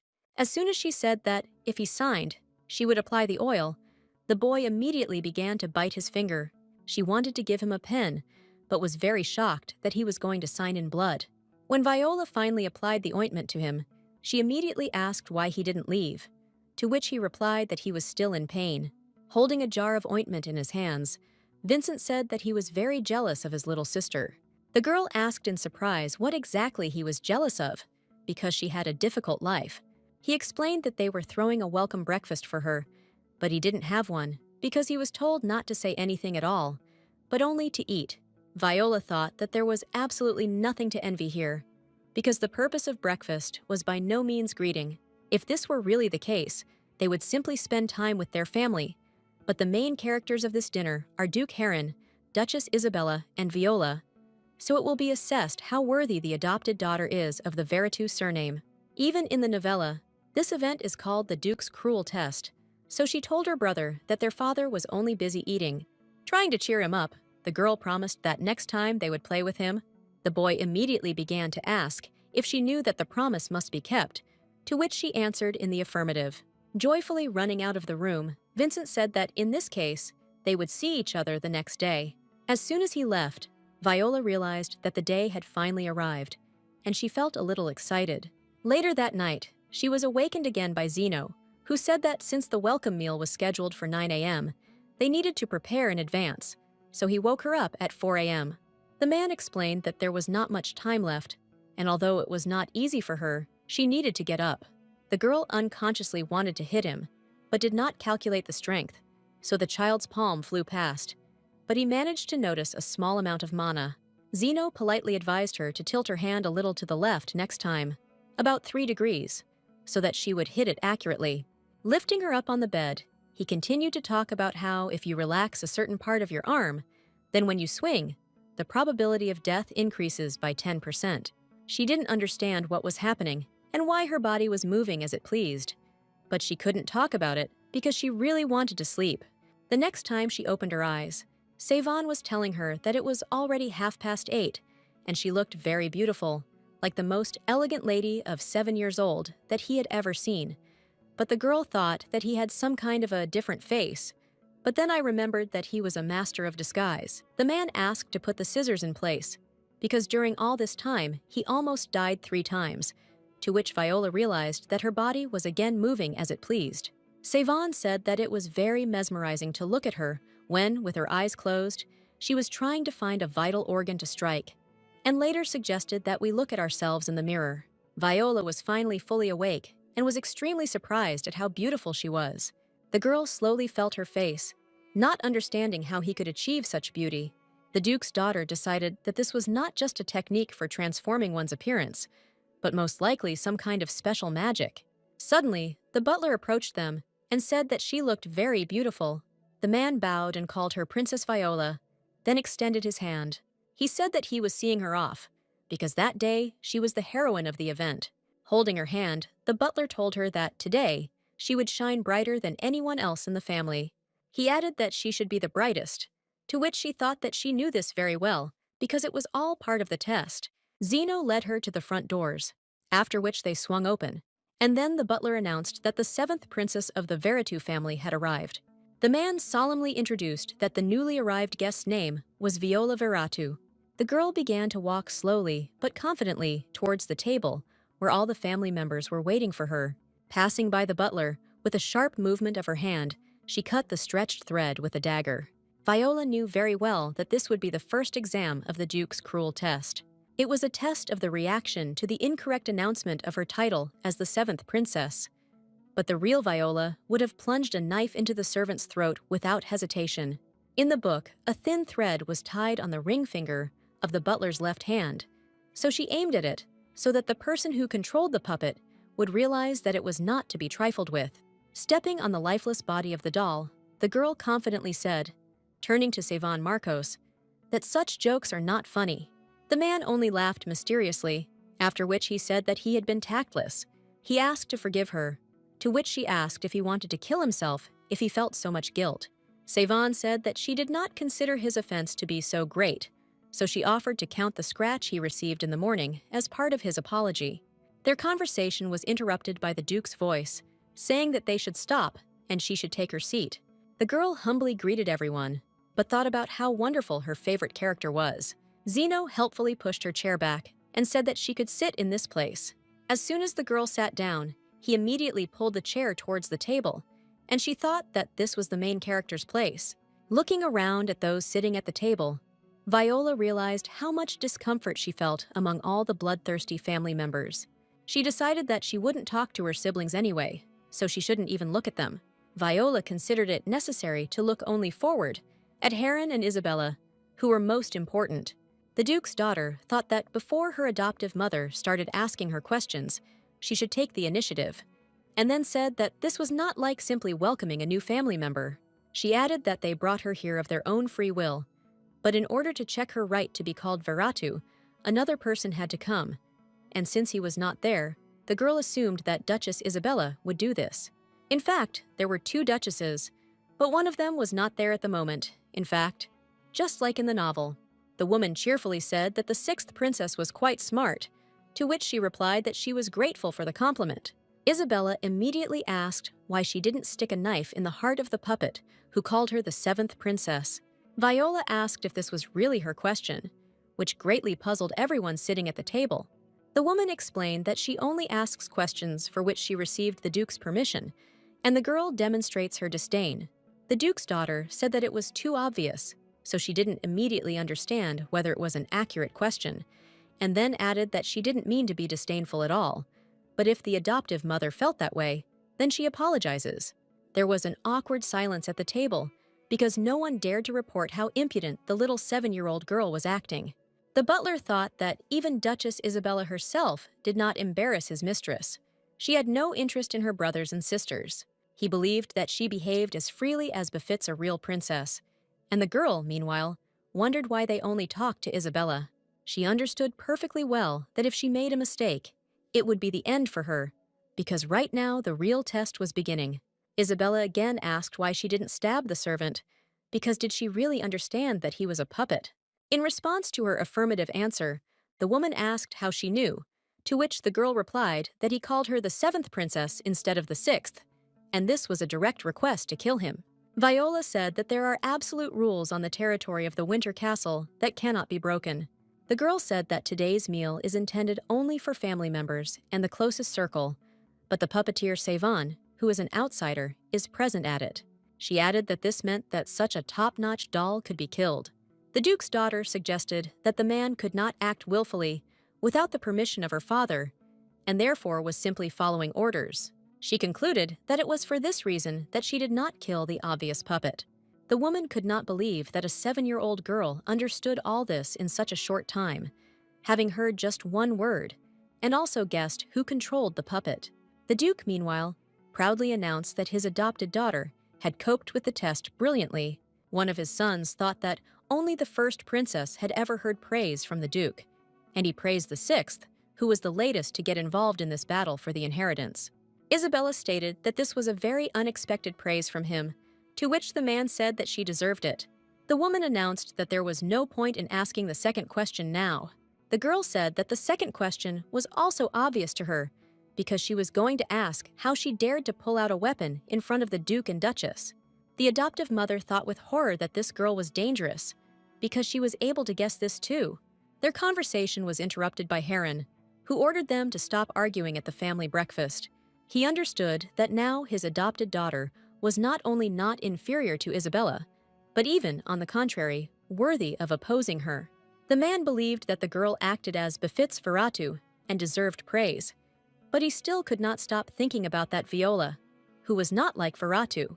The Duke assumed that he had some kind of inexplicable sympathy for this girl, where she was so impeccable and calculating, which greatly pleased him. Stopping the flow of his thoughts, the man decided that he was simply very glad that he was able to adopt a child who was very suitable for the Viratu family, and this had nothing to do with sympathy. He then asked Carlton to bring in a gift, after which the man entered the room holding a box of various vials. Viola quickly remembered that this was the Duke's last exam at the welcome breakfast. The girl understood that all these vials contained poison so strong that it caused instant death, so none of them should be drunk. Isabella, meanwhile, said that they had prepared a gift for her, because these were extremely healthy drugs, but each had its own effect. In the original story, Viola knocked over the entire tray on the floor while talking about how she felt like she was being tested. The main character turned to her new relatives and said that they brought her to this castle without asking her opinion. The girl decided to do what would be more convenient for her, so she thanked them for the gift. The butler knelt down on one knee to make it easier for her to choose a potion. Viola began to gradually take out bottle after bottle and carefully examine them. The Duke's daughter said that from the moment she was named the seventh princess, the test began for the right to be called Viola Viratu. Having deliberately dropped the first bottle on the floor, the girl said that anyone with the surname Viratu should treat absolutely everyone except himself with suspicion and doubt. Isabella asked who gave her such advice, to which she proudly replied that the owner of these words was her servant. Zeno immediately opened a small jar to cover up the scratch on her shoes. Viola thought that the butler was right, and then decided that he was applying too much care. Taking out the next bottle, the Duke's daughter asked what it was this time, but then said that a familiar smell emanated from the bottle. She added that she had a feeling that he had some kind of special story. Noticing how the Duke trembled, the girl quickly realized that this drug was connected with Rael. Rael is the only woman Heron loved. She was also an outstanding alchemist and potion master. 15 years ago, a girl fell ill with a rare disease and left one bottle before her death. His beloved gave him a potion called Viola, which she brewed personally, hoping that they would leave this place together and go to warmer lands, because if they died together, it would not be so painful. Now Viola remembered that Heron was about to drink the drug, but Carlton, the head butler, stopped him. The girl again realized that there is not a single normal person in this world, because her adoptive father named her after this poison. As she was about to open the bottle, she assumed that it was the name, but the novella said that Viola was not affected by the deadly properties of Viola's potion. Seeing what was happening, the Duke asked what she was going to do, to which she replied that she knew very well that it was a deadly poison, but she really wanted to try it. Zeno suddenly showed up and said that this was the most powerful poison of all 5 provided.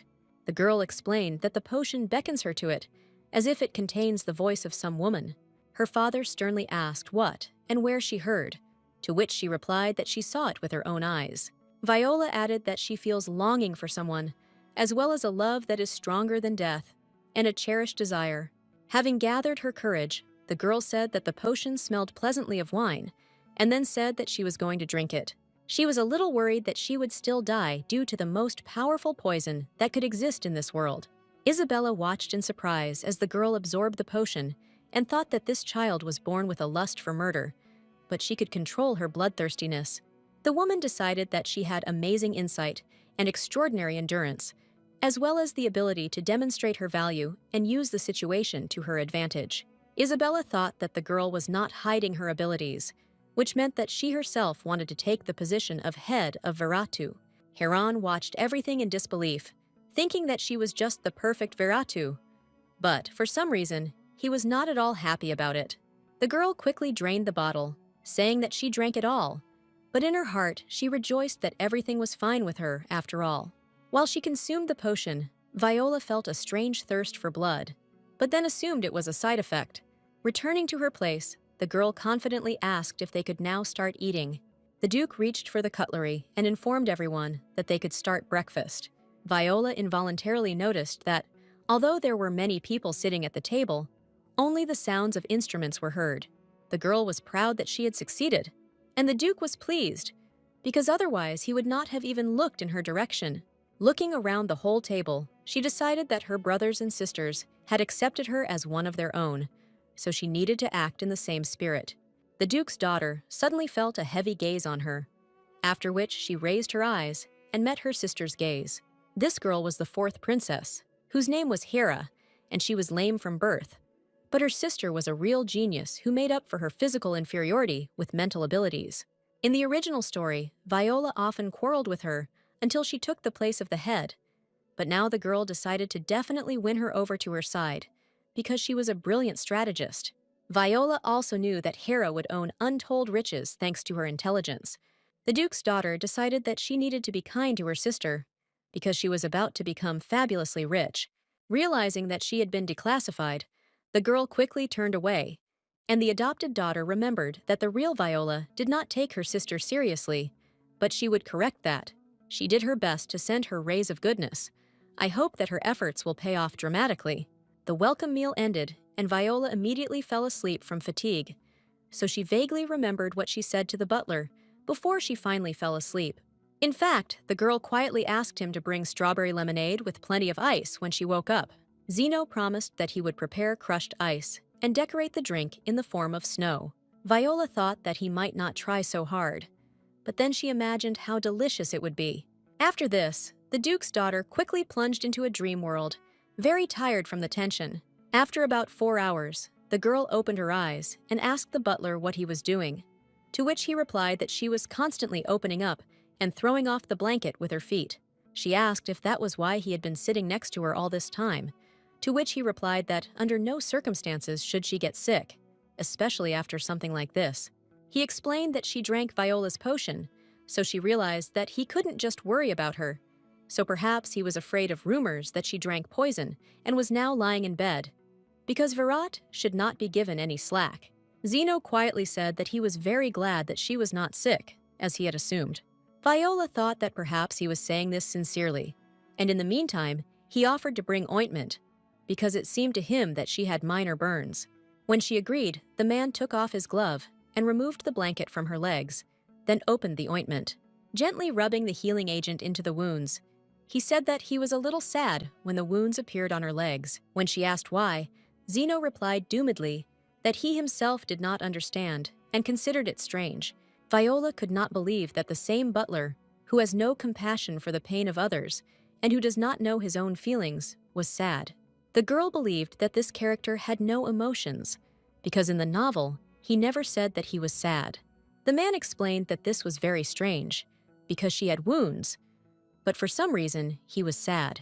He added that this was some kind of extraordinary feeling that he was experiencing for the first time in his life, because it was somehow unpleasant inside, but he did not want him to have these emotions, and the butler said that he understood exactly what if she will get hurt again, which will make him very sad. Zeno said that he sincerely hopes that everything will always be okay with her. Viola decided that maybe the butler had changed because she had changed Viola's character. Continuing to examine Zeno, she spent a long time speculating about why he, too, had changed. She soon decided that this was also another test, because the butler would not worry about her. Viola asked if he really didn't want her to get hurt, and then asked who he thought she was. The man said that she was Princess Viratu, whom he served faithfully, and whom he was going to make heir. After listening to him, the girl told him to stop talking nonsense, but then she regretted it for a long time, because she wanted to say that she would try to be careful, since the Foundation was so worried about her. The butler got down on one knee and told her that she could give him orders. He explained that he would definitely fulfill her order to guard and protect her from any adversity. The man assured that he did not want her to get sick, so the desire to protect her arose in him. Viola thought that it seemed like the truth, but then decided that she had almost fallen for the trick again. The Duke's daughter said that he is still a butler, not a knight, so she must protect herself and protecting people from the danger of the northern forest, shrouded in snow, is the responsibility of the Veratu family. Rising from his knee, the butler asked whether she would have asked him for help if he had been a stranger, like Sir Hickson. Zeno continued to look at her with interest, waiting for what she would answer him. At that time, she did not yet know the true meaning of this question, so she answered in the affirmative. When she woke up, the butler brought her strawberry lemonade and told her that he had submitted his resignation letter. He added that from now on, he would no longer be her butler, which is why the girl didn't know what to say for a long time. The man asked if he could now protect her if he tried harder than Hickson. Zeno had two big plans, but Carlton explained to him that he had not yet worked for 7 years. The head butler said that if he wants to quit, he must pay a fine for failure to fulfill the terms of the contract, amounting to 10 billion delirs. When he told her about this, Viola asked if he really signed such an unthinkable agreement, because it was a huge amount. He said that he thought that he would never quit, so he didn't even look at the clause that described the termination of the contract, and the rest of the conditions suited him. The novella said that there were almost no butlers as good as Zeno. Therefore, now she asked with horror if he had 10 billion dollars, to which he answered negatively. Sipping cold lemonade and rejoicing that he would not leave her, the girl said that he could remain a good butler by her side. Zeno smiled joyfully and warmly thanked her for such an offer that warmed his soul. Suddenly, he revealed that he had more news for her regarding her dog Tyrion. The man said that he was beaten every day, and the guy was not going to give up, but many believed that he might die. The girl remembered that in the original story, it was described that Tyrion trained a lot, which means he increased his durability. Viola said that Hickson would not allow this to happen because the dog belonged to her. Putting the book back into his tailcoat, Zeno confirmed her words, but at the same time thought that the master was a hero. And then for 3 years, he was just a nobody, so he could not understand why she trusted him more than him. Suddenly, he felt a strange sensation and assumed that it was the same jealousy that he had only heard about. Looking at his mistress, he thought that since she needed a good butler, then he had no need to be jealous of her. The man asked if she wanted to go to the training field in person. Zeno suggested that she should see in person how Hickson handled her item. The girl caught herself thinking that he wanted to complain about Tyrion's teacher. After a while, they walked into the courtyard, and she thought that she was really curious to see Tyrion's training. Hearing the sounds of battle, she assumed that now they should hone their skills. Viola saw her faithful dog throw his opponent back a few steps. When the enemy landed on his feet, the girl realized that the guy was fighting with Vincent.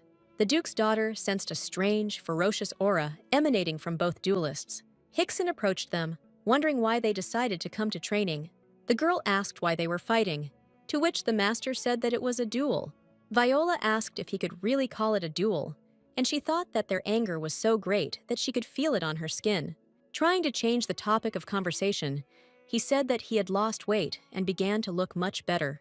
The Duke's daughter reported that her father was present at yesterday's welcome meal. She added that, compared to him, Hickson looks like an ordinary sea squid. The teacher noted that it was the first time he had heard such an expression, but he understood perfectly well what it meant, and this made him feel unpleasant. The man asked when she managed to become so close to the Duke that she began to call him her father, to which she replied that they were not so close, but she did not know what to call him differently. Hearing that they were not close at all, Hickson began to sing melodiously and happily said that it didn't matter then. Viola continued to watch the fierce wooden sword duel between Tyrion and Vincent. This time, her older brother began to quickly attack his opponent, not giving him a chance to attack in reverse. Hickson asked her who she thought would win if they fought for real. The girl asked if he was talking about what they are like usually, or what they are like now, during the fight. In response to his answer that he meant this particular moment, the Duke's daughter said that Vincent would win this time, because he had trained a lot since birth, and besides, he was a purebred Veratu. She added that it would be very strange if her older brother lost, to which their teacher asked why she was talking about the current situation. The girl explained that Vincent and Tyrion have completely different skill levels. She said that Veratu's son learned to handle cutting weapons covertly, so a duel in an open space is not suitable for him. Viola said that Tyrion, on the contrary, learned fencing from a teacher, so he felt free in this kind of fights, but was inferior to Vincent in skill. The Duke's daughter said that if there were no serious mistakes, Vincent would win. The man thought that this little girl understood his question quite accurately even though she was only 7 years old.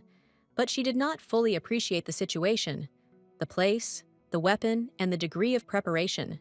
He asked what serious mistake she was talking about, to which she replied that in a fit of emotion, Tyrion could make too big a swing, get distracted, and give the enemy a chance to hit him. Seeing her older brother take a few steps back, she added that he was still too young, and it was a big game for him. Suddenly, the two dueling duelists saw that the one for whom they hated each other so much had come to watch their duel. Tyrion immediately decided that he could not disappoint his mistress, so he would give it his all. And Vincent thought that he had to show her how strong he was. He was fueled by the thought that he had to show what a tough and strong older brother he was. And his opponent thought that he needed to calm down, because there was only one chance left. Their tournament was interrupted by the master, who grabbed their swords and said that this time they had a draw. Vincent said that he could pierce his opponent's heart, to which the man said that then he would have pierced his throat. The boy shouted that he knew this very well, so he was going to quickly dodge the blow. Hearing such impudent speeches, Hickson hit him painfully on the head, and when asked why he was fighting, the man replied that he was being too impudent. The elder brother began to look at his teacher with hatred, not even trying to restrain his rage. The boy screamed that he would kill him immediately, to which the man said that he could try. Viola was already approaching them, and Vincent immediately began to make excuses that he had not lost at all. The girl showed him the contract, after which she announced that she was now ready to voice her desire. She loudly said that no matter how strong he was, he should not kill the teacher's uncle. She reminded him that he must keep his promise, because he is her older brother. Tyrion, meanwhile, asked her to forgive him for showing such a side of himself. The girl said that he was doing a great job, and most importantly, this time he was not hurt. The guy thought that his owner praised him, which he was very happy about, and then decided that he needed to try harder to get her to constantly praise him, but said out loud that he would become a good dog for her. Viola asked why he constantly calls himself a dog, because he is a man, to which Tyrion said that she promised to leave him next to her. The guy explained that there was a faithful dog next to the owner, so it was his dream to become her dog. The girl tried to understand why he behaved this way, and whether he really lowered his head so that she could stroke him. Without thinking twice, she finally decided to do what he had so persistently strived for. Tyrion looked at her with encouragement and confusion, and then said that he was very pleased with her praise. All this was observed by Vincent, who was thinking about why she only praises his opponent. The two young boys hated each other, so the older brother thought that one day he would kill the enemy, and his rival thought that one day he would have to kill Vincent. The girl watched as sparks of hatred ran between the opponents, but at that time, Hickson was watching her. The man said that he had definitely revealed her secret, after which she decided that perhaps he had guessed about the transmigration of souls. The teacher threateningly explained that such a little girl had the skills of a real mercenary. He said that with such powers of observation, she could easily manipulate people. Hickson said that she pretends to be a helpless little girl, but in fact, she is the Princess of Iron Blood, which she showed herself to be at the welcome meal. The girl knew that rumors that iron blood flowed in the veins of the adopted princess quickly spread throughout the castle and had already reached the teacher. She asked what he didn't like about all this, to which the man said that he was just saying that she was very nice. Zeno caught these words and decided that in the end, even Sir Hickson realized how sweet his mistress was. Viola, meanwhile, asked if the fight was over, because she urgently needed to talk with her older brother. As soon as he heard that she was going to talk to him alone, joy immediately appeared in his eyes, and his body became weightless. Looking at Tyrion, the girl stated that she hoped to see him stronger next time, so he should continue to train. The guy, meanwhile, was thinking that next time she should play with him. Upon entering the castle, Viola informed her brother that he should not be so openly aggressive towards her loan, because he was Viratu. She added that he should behave properly and maintain the dignity of his family name. The boy asked if he would look more noble then, and then asked if she wanted to see him like that. After this conversation, the Duke's daughter again asked the butler to bring her strawberry lemonade. Remembering the conversation with her brother, she thought that with the help of nobility, it was easier to control him, but she was not sure that she was doing everything right. Looking at Zeno, she also decided that her butler was also behaving strangely, and Tyrion had actually said that he would become her dog. The girl believed that the most important thing was that Hera should have come to her, but she still wasn't there. and the story said that she would visit her sister in a few days. After 2 weeks, her older sister still had not deigned to show up, so Viola decided that she was wasting her time. Getting ready to release the bait, the girl asked Zeno to give a note to her sister Hera. To his question about what was written there, she mysteriously answered that she was simply inviting her to make friends. The next day, the butler informed her that Princess Hera was waiting for her, who would very much like to go inside. As soon as she gave permission to open the door, a servant immediately entered the room, rolling a stroller on which his mistress was sitting. Viola looked at her sister warily, and then said that she could come closer. When the servant took her to the right place, Hera ordered him to go out the door and wait for her signal. The girl also ordered Zeno to go out the door so they could talk to their sister alone. The man asked if he should bring them cookies, to which the girl asked the guest if she would have some. Hera dryly said that she would not do anything, so Viola also answered in the negative. While the butlers were leaving, the girl thought that she was stressed by her brother's crazy anger, but her sister's coldness did not bother her at all. As soon as they were alone, Hera angrily asked for what purpose she insulted her. Viola suggested that it seemed like she had read her note, after which she assured that she had not said anything bad against her. The girl wondered if she really wanted to say that the purpose of this note was not an insult, because it said that she wanted to make friends. In the Viratu family, such words meant that a person was becoming a competitor and were considered insulting, and for Hera, who refused to be the head of the family due to physiological characteristics, it was even more insulting. Viola began to slowly approach her and said that she was very sincere, but did not know that this could offend her, and then asked why she came to her, to which her sister replied that seeing a younger member of the family is a moral thing.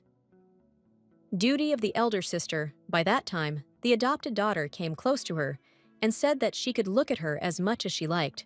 The novella said that Hera refused the title of head of the clan, but decided to help the future head, so she hid her sharp claws to get closer to her family.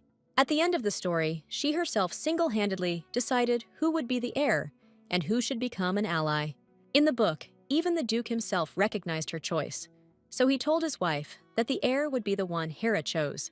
Now Viola reasoned that she had come to see if her adopted daughter could become an heir, so the girl decided that she, too, needed to be won over to her side. They looked into each other's eyes for a while, and the eldest sister thought that at the meal, she felt Viola's self-confidence and relaxation, which were innate qualities of her personality. The adopted daughter said that she did not yet know everything about the Viratu, but she knew that the principle of natural selection was at work, where only those who were able to prove that they belonged to this family survived. Deciding to step back a little, the girl stood to the left of the wheelchair, but still continued to look at her sister with interest. Walking around her, Viola asked how such a lame princess could stay afloat in this place. The girl reported that she did not find any records indicating the presence of any responsibilities. Viola understood perfectly well that first she needed to become smart, because only those her sister loved, so now she mysteriously asked if she was ready to listen to her. The adopted daughter said that Vincent came immediately after her adoption, but for some reason he did not rush to Hera. She added that the older sister constantly visits her father's office, although they do not have any responsibilities. Viola explained that, no matter how you look at it, it seemed as if her father had ordered her not to touch her new daughter. Hera calmly said that she was absolutely right, and her father gave her exactly this order. The girl asked if this really applies to all children, because the one who enjoyed the protection of his father could never become the head of the clan. Viola noticed that the older sister probably knew this, so she assumed that she herself did not want to become the head. The adopted daughter explained that what she really wanted was the power to choose who would become the future heir. Hera didn't understand how a 7-year-old girl, who had recently become part of their family, could find out something she hadn't told anyone about. The older sister decided that this was very funny, and that she should check the younger sister properly. The girl stated that she had never said this to anyone, and then asked why she was so confident in what she said, to which Viola explained that her older sister was very smart. The adopted daughter said that most likely she made a deal with their duke himself. She added that in exchange for patronage, Hera refused the position of head of the clan, promising to provide all possible support to the one who takes this place in order to prosper the Viratu family, and since the father is a rather rational person, he immediately accepted her offer. Viola asked if she remembered correctly that in their family such people were called White Veratu, to which her sister answered in the affirmative. The Veratu clan has always been divided into two types of power: the Black Veratu, who were responsible for physical strength, and the White Veratu, who had unsurpassed mental abilities. Blacks were perceived as real, while whites were treated as if they were making their plans from a hiding place. Being inferior, in other words, they were seen as cowards who needed protection, and were also not considered competitors. Many people thought of Hira that way, but Viola thought she was very special because she made such a deal at just 10 years old. Viola said that although her older sister grew up White Veratu, she probably made the best choice, making a very smart and profitable decision. The adopted daughter kindly said that she considers her older sister to be the real Verata. She added that the girl made a very smart and profitable decision, for which she respects her very much. Hera thought that this was the first time she had heard such kind words addressed to her. Taking a deep breath, she asked if my younger sister was tired of living under a mask and playing a role that did not suit her. And Viola, meanwhile, wondered if her acting was really unnatural, because everything had been done before. Hera suggested that it must be hard for her to hide her madness, which was about to burst out. The older sister asked if she really didn't want cruel games with knives and poisons. She added that anyone who openly thirsts for blood can no longer be Veratu. He will simply be a madman. Hera asked if the butler had told her to control her madness, and then said that she was very curious whether Zeno had given her too generous an assessment. The older sister said that now she saw with her own eyes that the man was right, because she also liked her. The girl said that her younger sister has such an interesting face, which she really loves. Viola couldn't believe that events were developing so quickly, because her older sister already liked her. Waving her hand away from her face, the girl decided that she needed to pull herself together, because this was probably another test, because Hera wanted to see a perfect person, so there was no point in showing her what she wanted so much. The foster sister came as close as possible to Hera, and then began to finger a lock of her hair. Viola looked at her angrily and said that her beautiful sister should not cross the line, because she chooses her, but not the other way around. The elder sister tried to understand where the evil mana suddenly appeared from.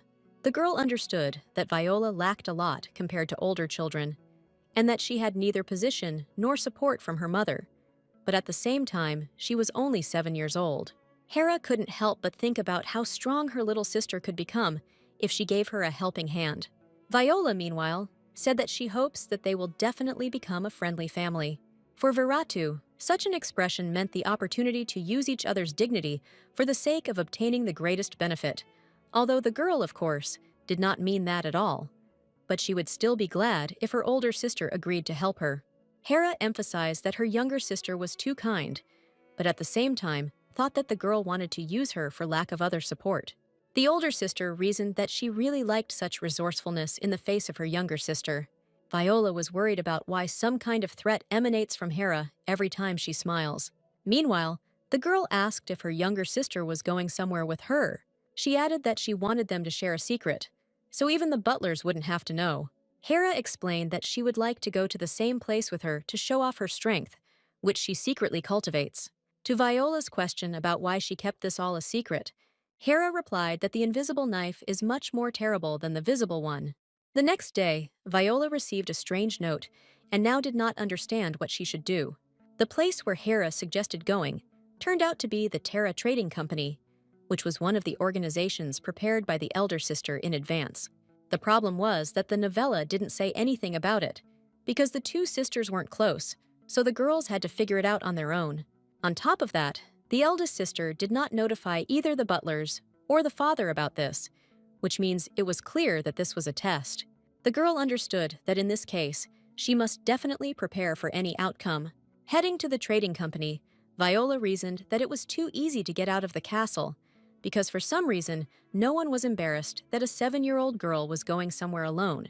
The third largest area of the winter castle, the seasonal crossroads seemed very bright, but there were very poor areas located next to it. The girl quickly found an inn on a moonlit night, after which she had to turn into a nook to the right, where she should have seen a small 2-story building. Having reached a dead end, Viola turned around and saw in front of her a gang of robbers who were interested in why the precious lady had come to them. They were armed with axes and sticks, but at the same time they confidently approached her closer and closer. One of them said that Charles was right, that you can meet stupid girls in this place, because she was the second one in these 2 days. Viola had no doubt that this would turn out to be a trap, and meanwhile, they were discussing that the girl was clearly from the aristocrats, so they needed to deal with her quickly so that they would not be caught by the guards. Deciding to stop being idle, the Duke's adopted daughter took a deep breath and turned to them. She introduced herself that her name was Viola Veratu and that she was only 7 years old this year. The robbers began to whisper whether she really belonged to the Veratu family. The girl realized that Hera managed to hide her name, but at the same time informed them in such a way that they did not even know the name of the target. One of them asked why she came to such a place unaccompanied, to which she replied that, firstly, she honestly informed them that she belonged to a noble family. She added that, secondly, she did not hide the fact that she was 7 years old, because on the territory of the Winter Castle, by order of the Duke, all children under 10 years old are under his protection, but they still continue to threaten her with weapons. The robbers were clearly taken aback, but one of them said that outside the Winter Castle, no one would even know about what could happen. Zeno suddenly emerged from the shadows behind her, from whom she asked for clean water. The butler immediately handed her the bottle, and the girl said that she needed to wash her ears after such dirty words. The robbers tensed up again and began to shout about where he came from here. The one standing closest suddenly felt a sharp pain, after which he was unable to stand on his feet. The guy fell flat on the ground, not even having time to do anything to protect himself. The butler said that this man was poisoned with a powerful substance, so he was paralyzed, but he would give them a chance to make a choice. The man said that in an hour the fallen one would die, so they should take him and get away from the Winter Castle. Then he would not kill the others. Zeno began to slowly count to 3, saying that he would release poison into all the remaining ones as soon as he counted. The robbers quickly grabbed their leader and moved as fast as they could away from the mad butler. The girl thought that murder was a terrible act, but such bastards had to be destroyed, so she must be prepared for anything in order to get used to this world. She asked the man to get rid of them as soon as they left the Winter Castle. Viola loudly announced that if her sister did not appear this very minute, she would kill all the employees of the Terra Trading Company. Hera immediately rolled into the alley, shouting that they had agreed that she would come without a butler. The girl said that she could consider herself very lucky that the man came with her, otherwise she would have killed everyone here. She added that she immediately said that she was a member of the Veratu family and that she was only 7 years old, so she could very well kill them in self-defense. Viola explained that even if she did this, the investigators of Veratu Castle would not take the side of the one who is the instigator of the crime. The girl asked if maybe they would take her side because she behaved as befits Virat. Hera replied that she only hinted that a daughter from a bankrupt aristocratic family would appear in this alley, after which she offered to declare a draw, because the younger sister had brought a butler with her. Viola agreed with her proposal, because she herself understood that there was no point in them being at enmity. The girl approached her older sister and said that since they were now going to where they were originally going, she would push her stroller. Zeno tried to stop her, offering his help, but Viola said that she could handle it herself, because this was her older sister. Hera suddenly felt that the girl's words seemed very warm to her, after which they talked incessantly all the way.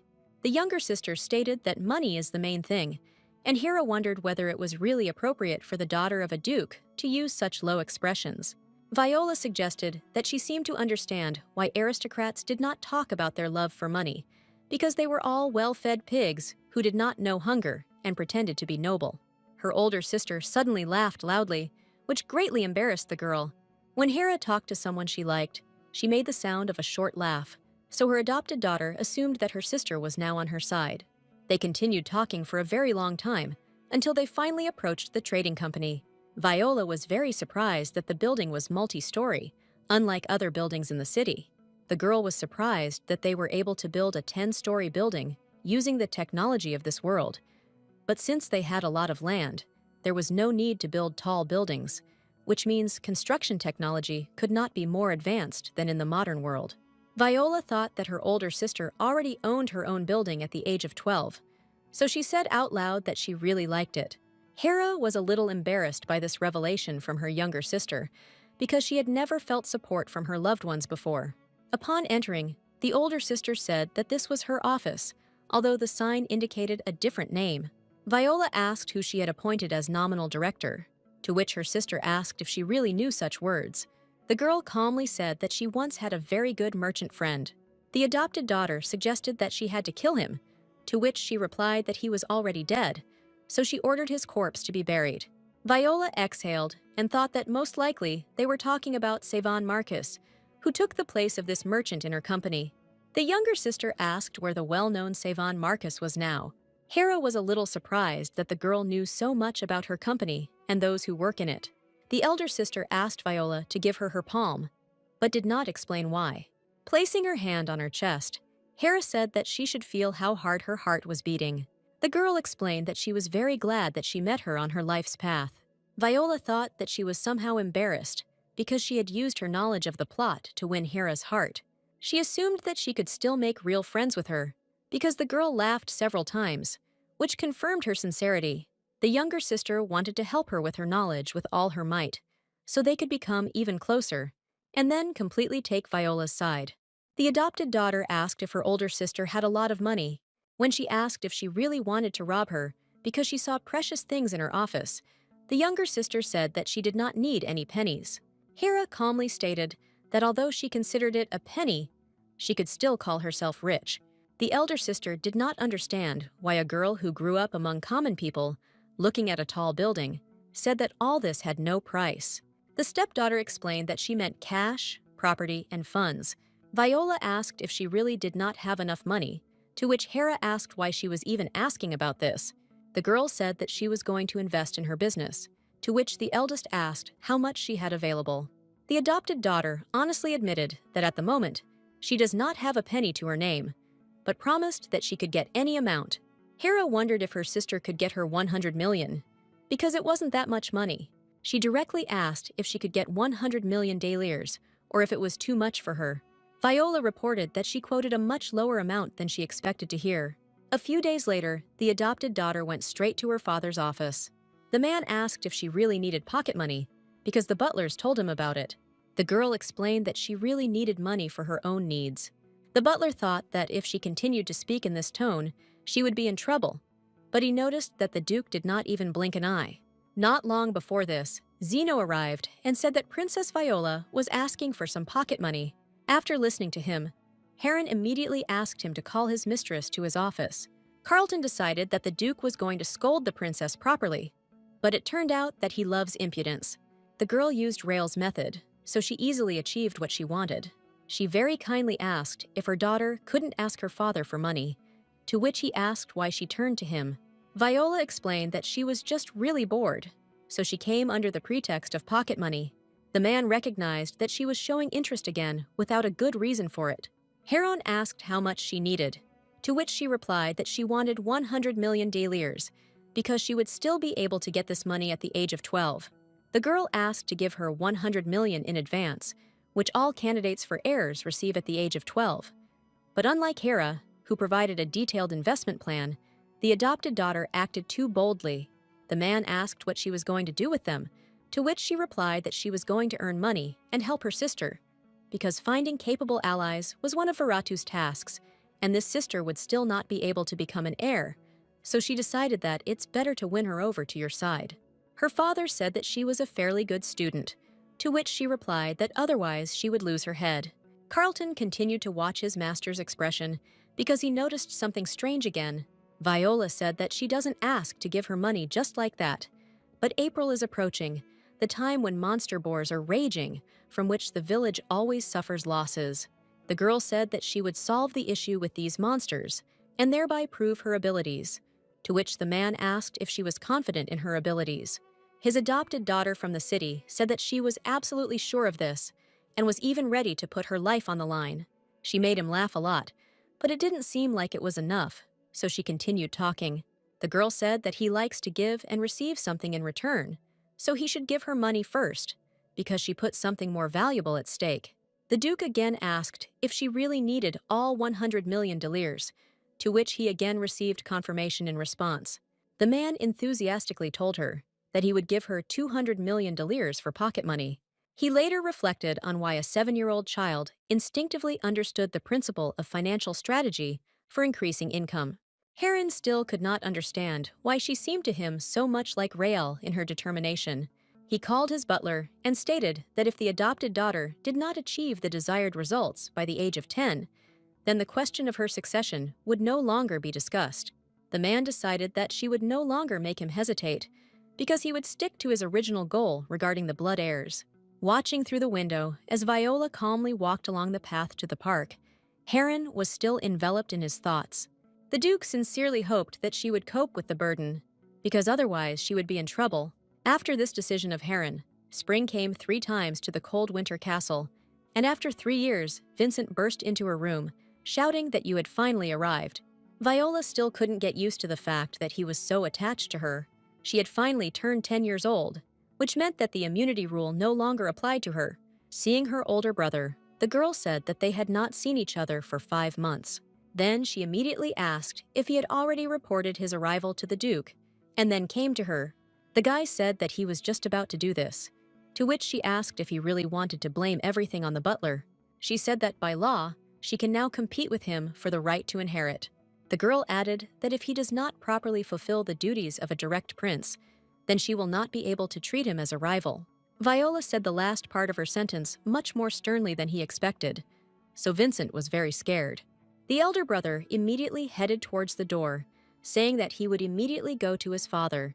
As soon as he left, Zeno approached her, saying that Mr. Vincent wanted to report his arrival to her first of all. The man noticed that there was much less anger in his eyes than 5 months ago. The butler said that the guy was still interested in her, but besides this, the prince began to control his emotions much better, because before he was constantly trying to fight with her. He asked if she was behaving this way on purpose, to which the girl replied that she didn't know at all. Approaching the window, she thought that in order to win him over to her side, Vincent must still grow up. She understood that she was already 10 years old, which meant that the other offspring of the Duke would not sit idly by.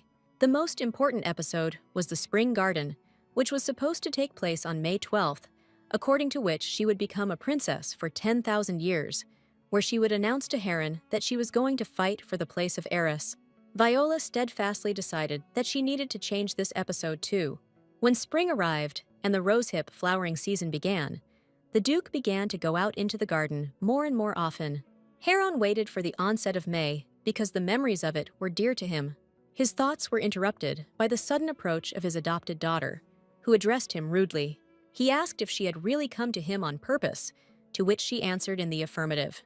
The girl asked if he remembered that day 3 years ago when he announced something important. Viola recalled that on that day, he said that she would be expelled and deprived of the right to inherit if she did not achieve the desired result by the age of 10. She said that she managed to save that village from the raid of crazy boars, and even without the mass slaughter of livestock.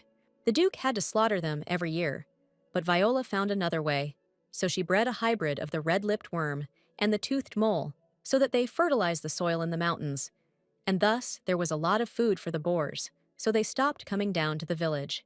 The man understood that thanks to the ingenuity of a 10-year-old child, this problem could be quickly and easily solved. Heron asked if she really wanted to receive thanks for her achievements, to which she responded negatively. Viola explained that she wanted to know why he didn't call her or ask her anything.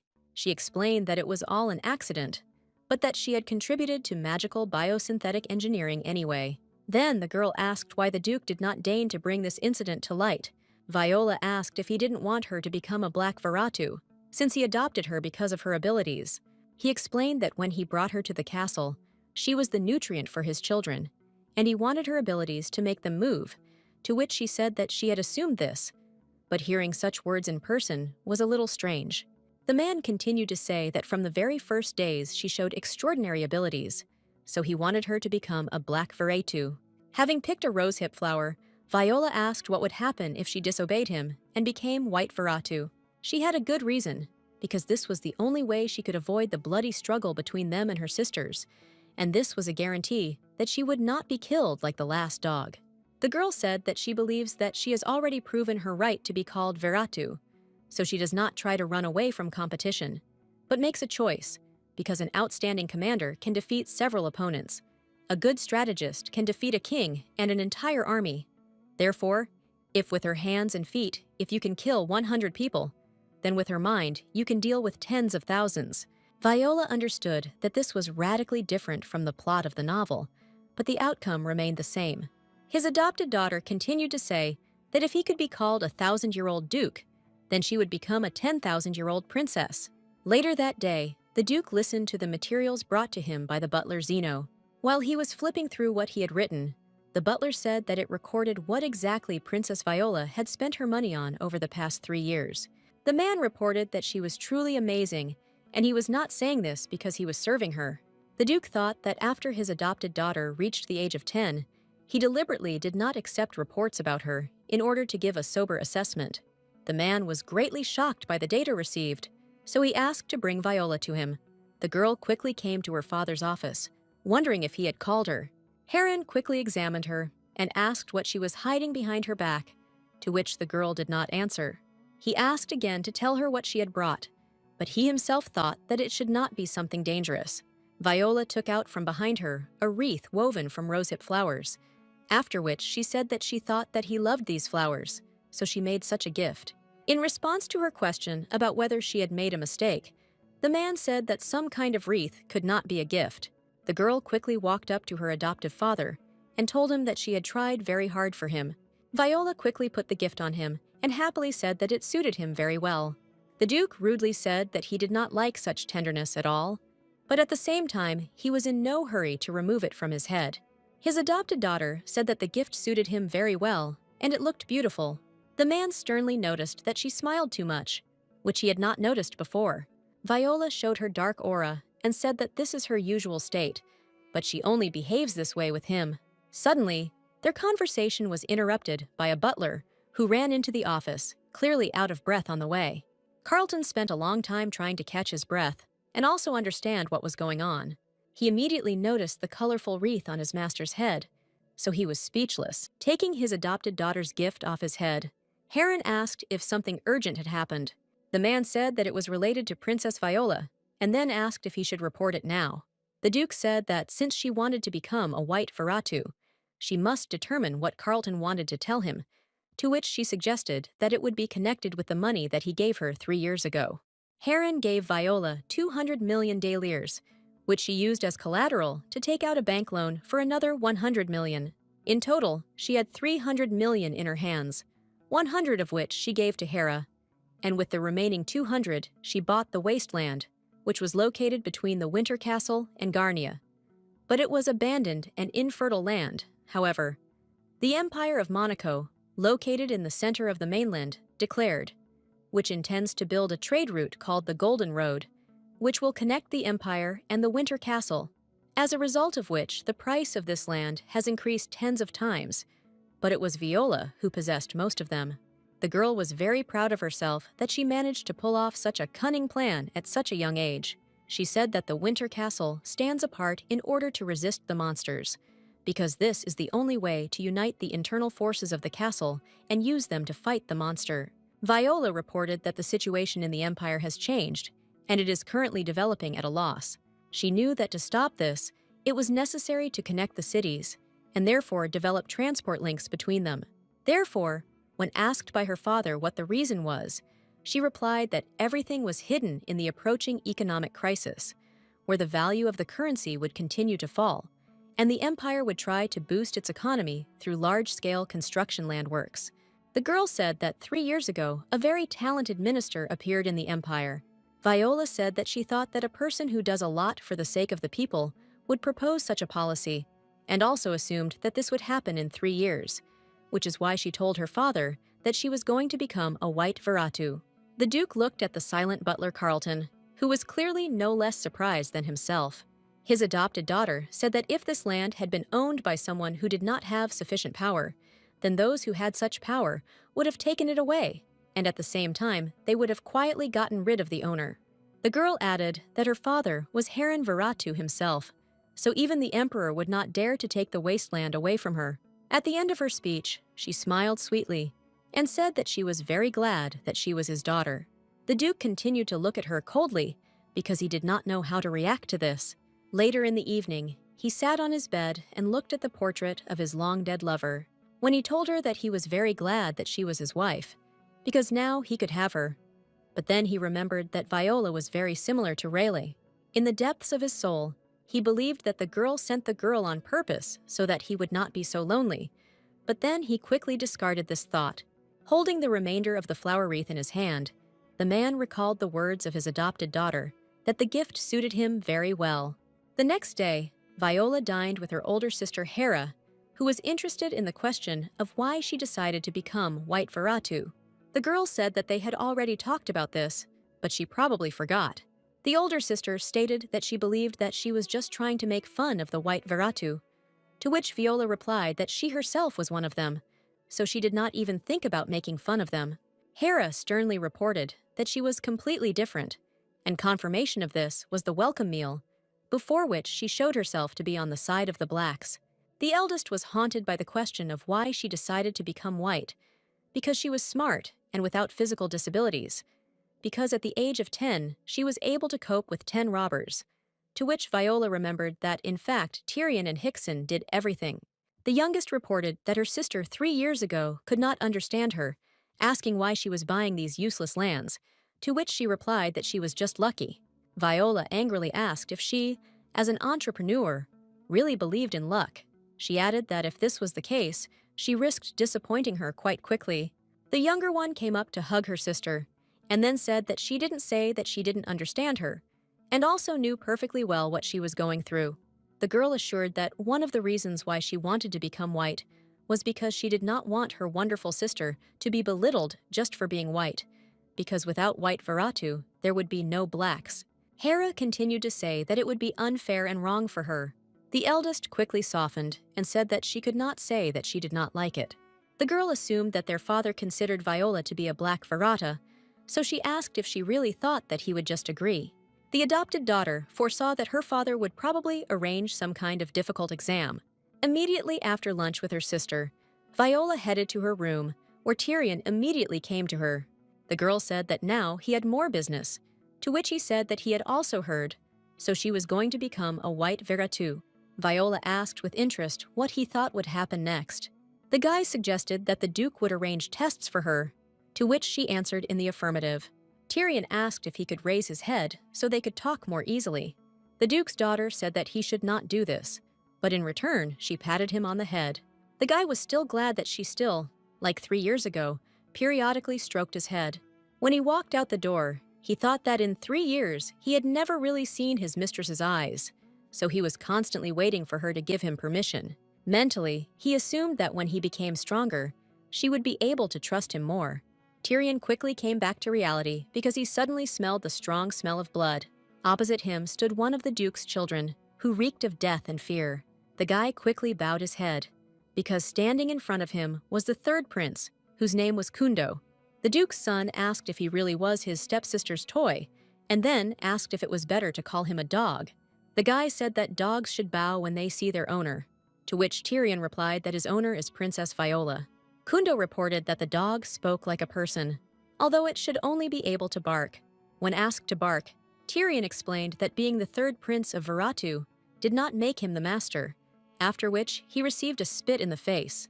The Duke's son handed him a dirty rag, saying that he had accidentally coughed. Suddenly, the Duke's adopted daughter appeared in the corridor, telling her brother to stop immediately. Kundo asked if she was really ordering him, to which the girl replied that she was just asking for it. At that moment, Tyrion turned to look at her, a terrible spit dripping down his cheek. Noticing this, Viola asked the guy to come closer to her to remove the spit from his face. The girl took out her handkerchief and carefully wiped his cheek, saying that if the butlers or maids saw such behavior, it would become very awkward. The Duke's daughter gently asked the guy to return straight to his room. Tyrion looked into her scarlet eyes and thought that this was her real eye color. At the same moment, Kundo began to look around, after which he said that there were no butlers nearby, but there was one maid. He said that if he felt ashamed in front of the maid, he would get rid of her. Thanks to this witness, he would not remain. His adopted daughter began to approach him and asked if he was such an insecure bastard. A moment later, the girl with a sharp movement attacked her older brother. Suddenly, he also noticed that her eyes changed color to scarlet instead of violet. Kundo was ready the entire time, so when she attacked, he immediately drew his sword. He thought she was a special star who was written about in the history book. The guy suggested that the star had reincarnated as a human, and then quietly said that it was wonderful. In his opinion, the adopted sister was fast and elegant, which even Sister Medea at 10 years old was not like that.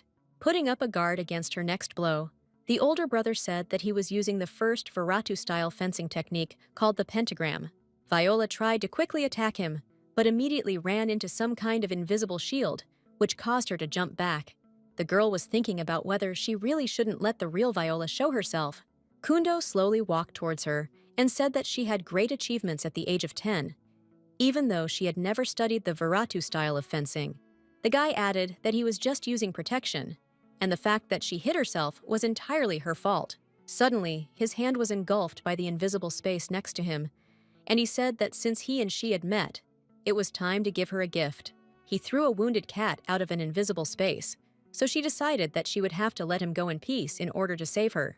Wiping blood from her face, the girl said that she was very sorry for her older brother. The guy asked why exactly she was sorry. Was it because of Veratu's decision to become white?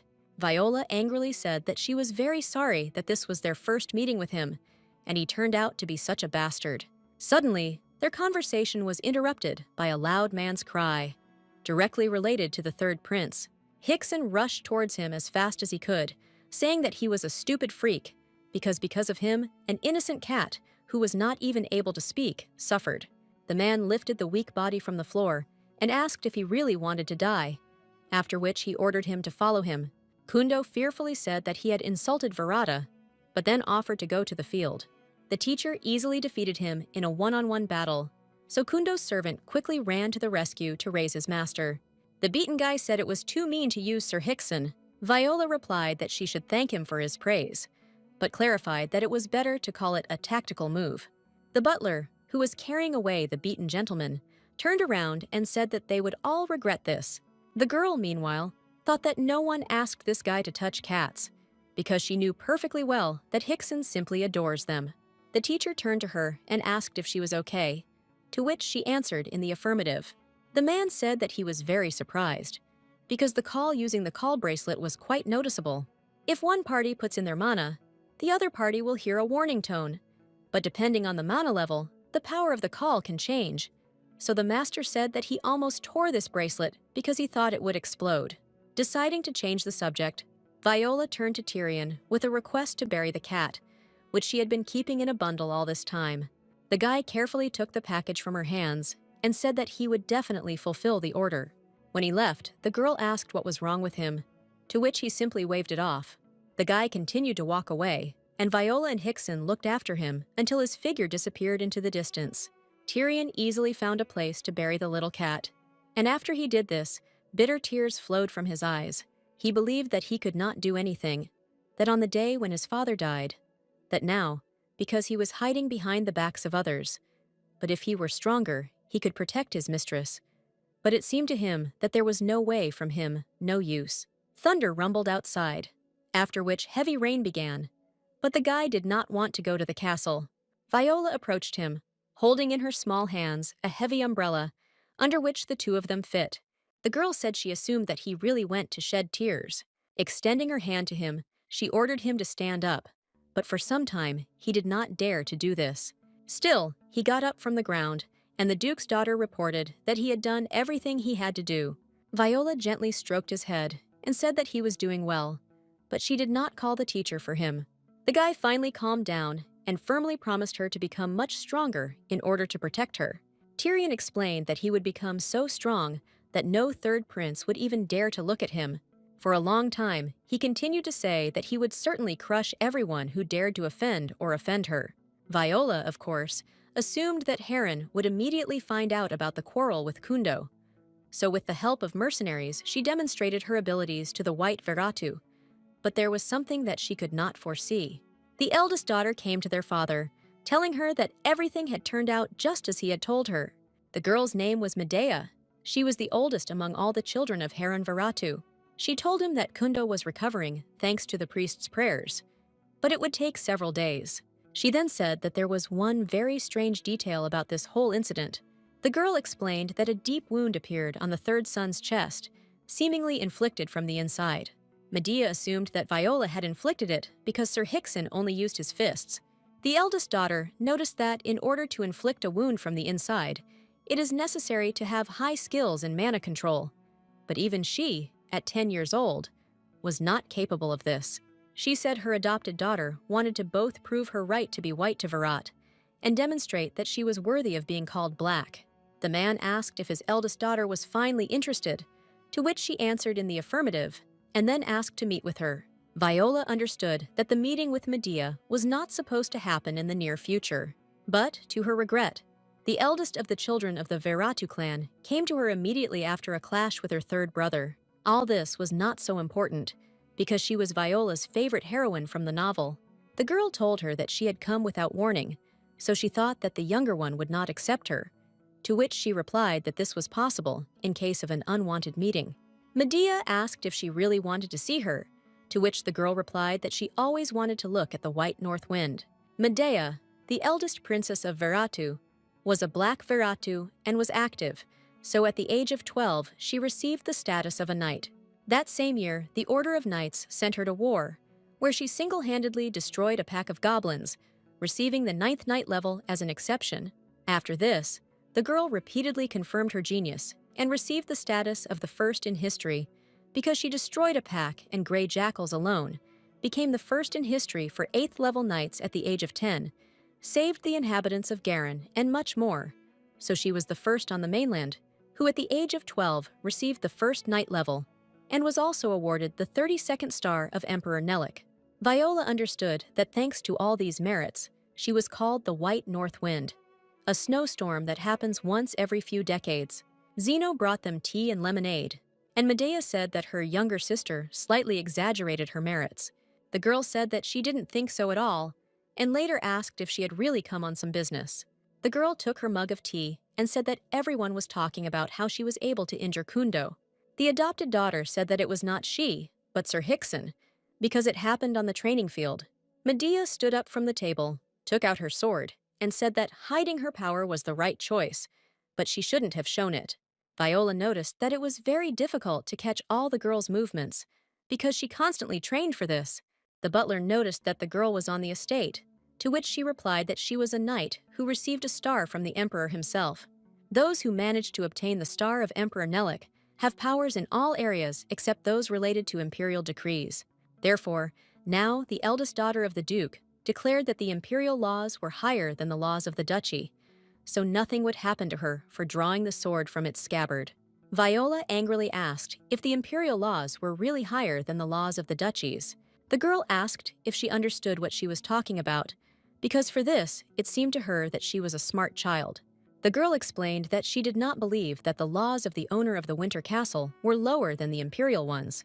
She added that the owner is their father, and she considers him the strongest person. Viola said that whoever is stronger will be right, especially in the Viratu estate. Looking straight into Medea's eyes, the adopted daughter said that she also has a special eye power, which means the older sister must understand that she is serious. The girl, with childish affectation, said that her dad was the strongest, and the older sister thought about whether this outstanding child was really an ordinary 10-year-old child. Sheathing the sword, the girl calmly stated that she was ready to admit this thought. She wondered if her younger sister would be willing to walk with her to the training field. The girl said that she had already mentioned that she shouldn't show her strength if she decided to hide it. Viola thought that she probably wanted to know where their brother got his wound, but then decided to stall for time and find a way out of the situation. So she said that she would like to drink some more strawberry lemonade. Medea sat back in her chair and said that she was not the least bit afraid, to which the girl replied that it was a very tasty drink, because the butler himself had prepared it. She said that the man himself ground and froze the strawberries, and then made lemonade from them. Zeno said that his lady loves strawberries very much, so he had to practice a little. Medea said that she heard that her butler was called the Master of the Ice Sword. The girl asked if next time she could try strawberry lemonade made using the ice sword technique, because she was very interested. Viola knew that the eldest sister was a straightforward character, and her genius was not limited to innate qualities, so she also made great efforts to achieve good results. The reason for this was that she didn't want her brothers and sisters to die, so she decided to become strong because she didn't want anyone from her family to die. After thinking it over, the adopted daughter decided that she had finally found a way to pass her test. When they arrived at the training field, the girl asked what kind of weapon her younger sister used, to which she replied that she usually used a dagger. Medea asked if she was aware that this was not the most advantageous weapon on the battlefield. Viola said that she understood everything perfectly, after which she asked to give her a slight advantage, and then added that her sister should not move, because that was the only way she could defeat her. The girl was interested in how she would do it, after which she offered to try. Hickson sternly said that if they needed it, he could become a second. The girl turned around and agreed with him, thinking that the spirit of a hero had awakened in the man again. She remembered that a few years ago it seemed to everyone around him that he was about to die. Medea understood perfectly well that the reason for all the changes was none other than the Duke's adopted daughter. The girl raised the dagger and said that she was going to attack her immediately, so she should get ready. The girl put the ball in front of her, saying that if she attacked like that, she would easily cut her.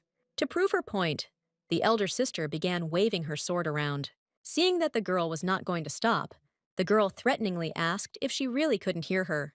The tip of the sword passed a couple of centimeters from her face, but this caused a small scratch to appear on the adopted girl's cheek. Viola knew perfectly well that Medea would never hurt her family, which is why she chose such a seemingly stupid method. In the novel, Viola felt sorry for her older sister, but at the same time hated her, so her adopted daughter won their fight. But she was not happy about it at all, so she asked why she didn't dodge if she knew that she would strike. Medea said that she was already grown up and tired, so she wanted to finally achieve peace. The girl said that she was very sorry that she was leaving a heavy burden on her, after which it was beautiful to forgive her stupid sister. Kneeling in pain, she continued to say that she had loved her little sister all this time. The girl didn't want this outcome, so she simply rushed forward and hugged her older sister tightly, saying that she had won. Medea explained to her that this was too reckless, because if she were her enemy, she would already be dead. The adopted daughter calmly said that in this case, she would simply strike with a dagger. Moving away from her sister, Viola said that she believed that she would not attack her, since the second and third princes were still alive. The girl couldn't believe what she heard, so she was in a little shock and stood silently. The girl took her hand and said that she wanted to talk to her face to face, but for this, they needed to find a quiet place. The teacher immediately ran up to them, asking how they would leave without him, to which she asked, "What does he have to do with it?" Hickson explained that he was the adult who could be relied on, and the girl thought that he had such an expression on his face, as if the father had heard from his daughter that there was a guy in her. Looking at Tyrion and Zeno, Viola explained that this is not a matter of trust, so they may be offended, but they will have to stay where they are. When they entered the park, they immediately sat down on a nearby bench, after which the older sister asked what she wanted to talk about. The girl said that she had diligently worn a certain mask all her life. The girl said that everyone in their family lives like this, to which Viola said that the main thing was what kind of mask it was. She added that she felt it at the welcome meal, because she did not look at her with curiosity, a guard. Viola explained that the words that she believed her were truly sincere. Seeing the uncomprehending look of her older sister, the adopted daughter asked if she understood what was being said, to which she answered in the negative. Moving closer to her, the girl explained that if she did not want to speak openly, that she would do it, because all this time she hated all the disputes over the inheritance and intrigue. Viola said that family is important to her, and the family she dreamed of should not be like that. Medea sternly noted that her adopted daughter was not at all like Virata, and the girl thought that her sister exuded an ominous aura, so it was not for nothing that she became the knight of the first star. The girl reminded her that in fact, she was not the natural daughter of Duke Heron Viratu. She said that before she came into their family, her life was hard and lonely, and her only close person died, leaving her alone. The girl assumed that her close person was Hickson's daughter, because before that, she had said that she became friends with him because of her daughter. Viola did not resist her guess and simply confirmed it, and she herself thought that her older sister's face had become a little softer. Leaning back on the bench, Viola told her that she had wanted to make friends with her for quite some time, because even the common people were blown by the white wind of Viratu. The girl added that even if she was wrong about her, she would still like her to become her sister. Medea said that her sister was too impudent, to which the girl asked if she had made a mistake. The older sister hugged her and said that she congratulated her on finally becoming a real Viratu. Her embrace felt very warm, so Viola thought that in order to survive in this world, she often had to lie about her feelings. But at some point, she got used to being Viola, so she hugged her sister tightly too, and decided that she definitely needed a family. Later, the Duke approached them, whom she also asked to hug her, but he explained that he had no reason for this. When he took her in his arms, the friendly girl said that she was very grateful that he hugged her. Later, in Heron's office, Medea wondered if he would really punish his adopted daughter. The man reasoned that this should have been done much earlier, when she first arrived at the castle. He asked why she decided that he was going to punish her, to which the eldest daughter said that his behavior seemed unusual to her. The girl believed that their father looked as if he no longer expected anything from Viola, so he behaved very gently with her. Medea suggested that with her help, her adopted daughter could once again prove her strength as one of the Viratu. She said that if he doesn't mind, then she would like to complete one of the tasks together with her younger sister. Afterwards, she went back to Viola's room, where she was finally treated to the famous strawberry lemonade. The girl immediately told her that an order for the task would soon be issued. She added that her younger sister would do it with her, and Viola, meanwhile, wondered why such a high-level task was given to her. Medea informed her that they would go to the assault fortress, to which the girl asked if this was really connected with the murder of Sir Jack's storm sword. Her older sister said that she was really white to Veratu, since she understood everything so quickly. The girl promised that she would definitely help her prove her right to be Veratu, and Viola decided that her smile was too beautiful. The task was called Hurricane, where it was necessary to kill Jack Farlyle, the head of the storm fortress guarding the Empire from the Wild Gorge. He wrote unflattering reviews about the Winter Castle several times, and also stated that the profits from the discovery of the Golden Path belonged to Verat. He accused them that the youngest Princess Veratu possessed several billion dinars illegally because she used other people's funds and the privileges of the Winter Castle. Viola knew that in the novel, this task was supposed to appear only after 3 years, which means the plot had changed, although the main development of events remained the same, because the situation in the Duke's family was the same. The elder sister asked if she knew about the latest trends on the mainland. The girl explained that this is why she was given the task of killing Jack, to which the younger one replied that, in this case, suspicion would fall on her father. Medea asked in surprise whether this really had any meaning in this world. The girl knew that it was important for them to destroy all the evidence, and later decided that the older sister was the real Veratu.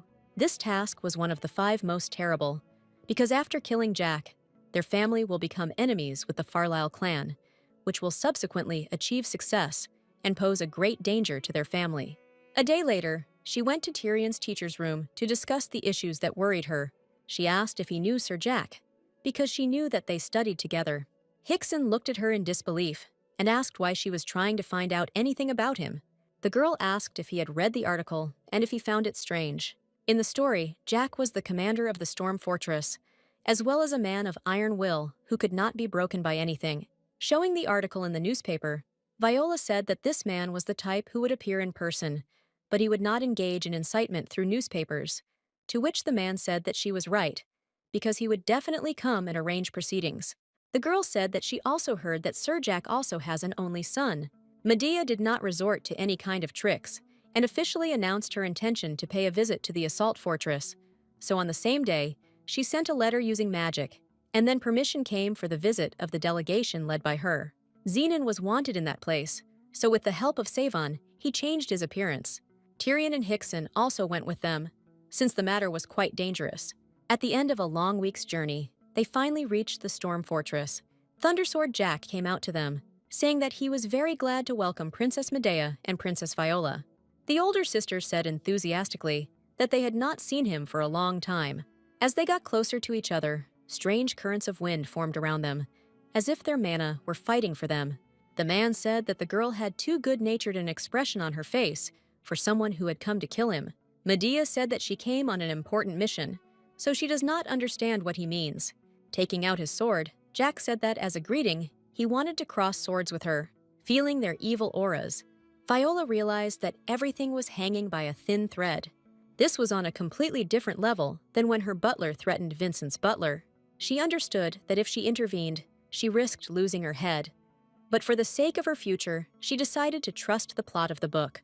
Tyrion and Hickson watched her movements closely and were amazed at what she was going to do. Medea also noticed her younger sister approaching, so she was also wondering what she would do. The girl realized that if she put the sword away, she would immediately lose, and she couldn't let that happen. But if she didn't put it away, her sister would die. Princess Viola's actions did not escape Jack either, so he was a little distracted. At this point, Medea attacked him sharply, after which he said that it was a good moment for the murder, and then asked why she did not take advantage of it. The girl explained that he was the first to make a concession and lowered the concentration of the barrier. She added that she should thank him for doing this for the sake of her sister, and in fact, the loss remains hers. Viola bowed nobly and said that she was very glad that he did not attack her. The man noticed that she acted very unreasonably, because in this fight, she could have gotten hurt. The girl firmly stated that all this time she was confident in his fatherly feelings. She said she heard he had a son her age, so she thought he wouldn't hurt her. Jack reached for his sword again, saying that she was being too cocky. This did not frighten Viola at all, and on the contrary, she said that she would introduce herself again. The girl good-naturedly said that her name was Viola, and that she belonged to the White Veratu. When they were inside the castle, Medea said that Sir Jack was right, because she had acted unreasonably. Viola explained that it was not reckless, and that she was sure that neither her sister nor Sir Jack would have harmed her. The girl asked why she was so confident in her words, because there was no reason for this. The younger sister explained that Sir Jack probably remembered his son when he looked at her. She herself values him more than victory in a duel. The eldest of the children of the Veratu family asked if this was not recklessness, but the tactics of the White Veratu, and then asked what the final goal was. The girl said that she plans not to kill Sir Jack, but to unravel this matter peacefully. Medea said that the murder of this man was her direct responsibility, to which Viola said that she had already received another task and her father's signature. She explained that it would be much wiser to leave him alive, because if there is no one to protect the Wild Canyon, who will turn to the Winter Castle for help? And as a result of this, their family will direct their forces and become vulnerable. Viola said that she had no intention of interfering with her sister, but she also could not allow murder, so first she herself would try to meet with Sir Jack. Later in the evening, Tyrion was waiting for Viola, saying that he would serve his mistress because he was her faithful dog and should always be there. Zeno said that he would serve her because he was her personal butler. Viola, meanwhile, tried to explain to her two intrusive associates that she herself could hide. The butler said that as soon as 3 hours and 23 minutes comes, the princess, out of habit, takes off the blanket, and since he was still serving her, he did everything to prevent her from catching a cold. The guy angrily asked why he didn't want to give up his duty to him. The man replied that it would be strange if he refused her, to which the guy stated that the ability to temporarily give up his privileges was also his responsibility, after which she kicked them all out of the room. The next morning, she went with Hickson for a walk around the storm fortress. Watching the wars practice their attack skills, the man informed her that they had been doing this since 4 in the morning. Suddenly, Sir Jack approached them, tiredly wiping the sweat from his face. The man said that she got up quite early, to which the girl replied that she had heard about the majestic thunderstorm squad, so she wanted to see it in person. Jack shook Hickson's hand, saying that he hadn't gotten around to greeting him properly last night. The owner of the fortress stated that he had heard that it had fallen into disrepair, but later explained that it now looked quite good.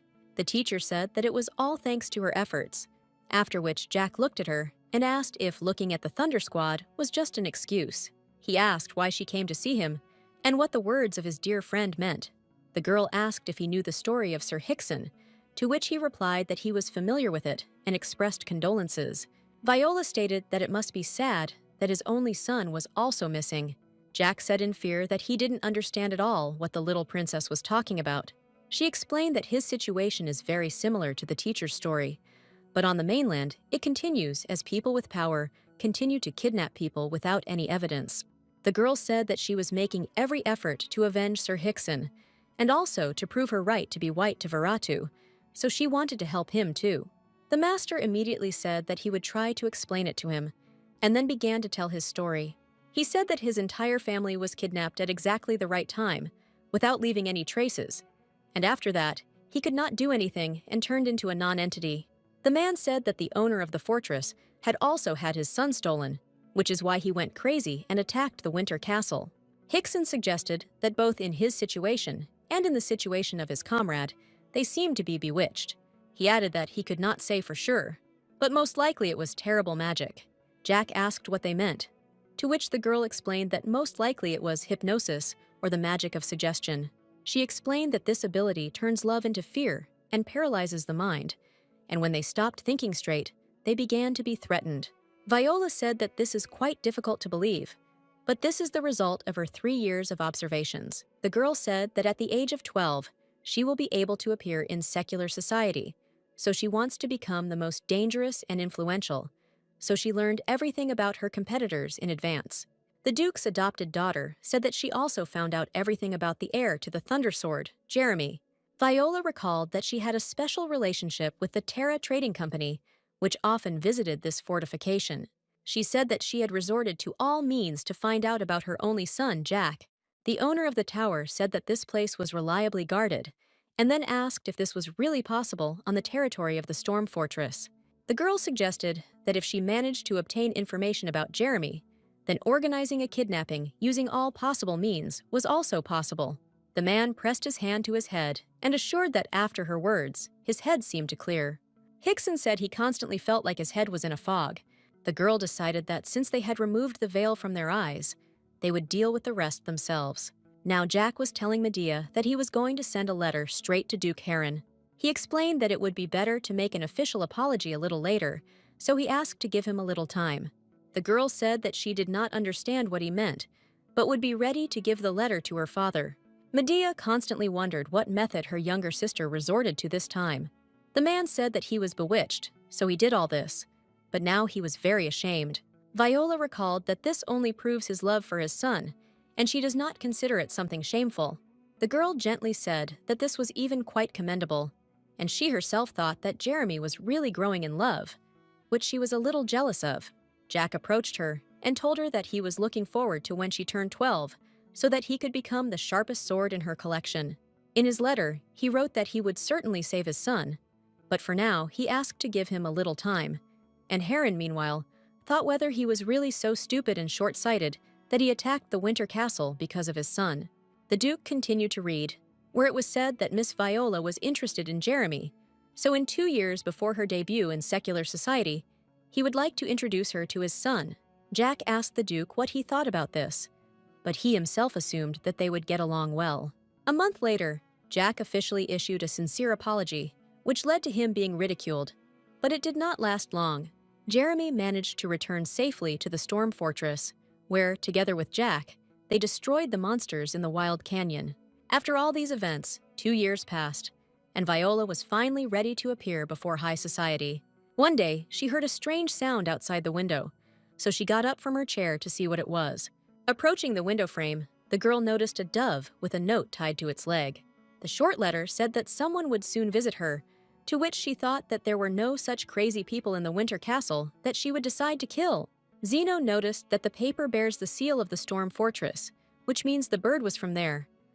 When she asked why they wrote to her, the man replied that she had turned 12 years old and had become much more beautiful than before. The butler explained that he was worried that this might be the machinations of the Duke of the Storm Fortress. Jeremy Farlyle, the son of the owner of the Storm Fortress, Jack, was the same age as Tyrion, and he was 17 years old, according to rumors. The guy had an extraordinary appearance that could leave a mark on history. All the girls in the Empire called him the embodiment of a beautiful dragon, and recently he had become the most talked about among the young ladies of high society. However, Jeremy has never appeared at social events, but has now expressed a desire to visit Viola Vereta. There was turmoil in the city. The girls were whispering that a delegation from the Storm Fortress was heading to them, and Prince Jeremy himself would come in it. The girls discussed that the son of the owner of the fortress was a wonderful young man. At the same time, the young man was walking around the square, and everyone around was discussing his beauty. He approached his favorite cafe, where Viola often visited, and then noticed that a long line had gathered around. Covering his face with his hair, he decided to change his appearance a little. The men in line were talking about how amazing the egg tarts from this place were. A stranger approached them and asked if they both knew Viola Verata. Noticing the guy's sword, one of them asked if this was a future knight, and the other answered that the girl was a fairly famous person in the Winter Palace. Jeremy admiringly asked them what interesting things they could tell about her. After an hour, it was finally their turn, so the waitress came out to fetch them. The men happily walked inside and wished good luck to their new friend, whom they had just met. The guy learned that Princess Viola destroyed a flock of boars and drank their blood, so she was considered a bloodthirsty princess, as well as the embodiment of death. People completely distorted the rumors because it was about a boar that only a level 7 knight could handle. The guy decided that he really wanted to meet her, but all he knew was that she had purple hair. When he was finally called inside, he saw a girl sitting at the table, cheerfully devouring desserts. He immediately guessed that this was the same Viola whom he had been looking for all this time. The guy sitting next to her was talking about how she could eat his portion because he didn't like sweets. Viola, meanwhile, thought that it was much tastier to eat them warm, and also regretted that they were sold only 2 per person. Her pleasure was interrupted by an unfamiliar voice, which asked permission to sit next to her, because there were few seats in the establishment. The guy took his portion and said that they had a table for 4, so they would all fit.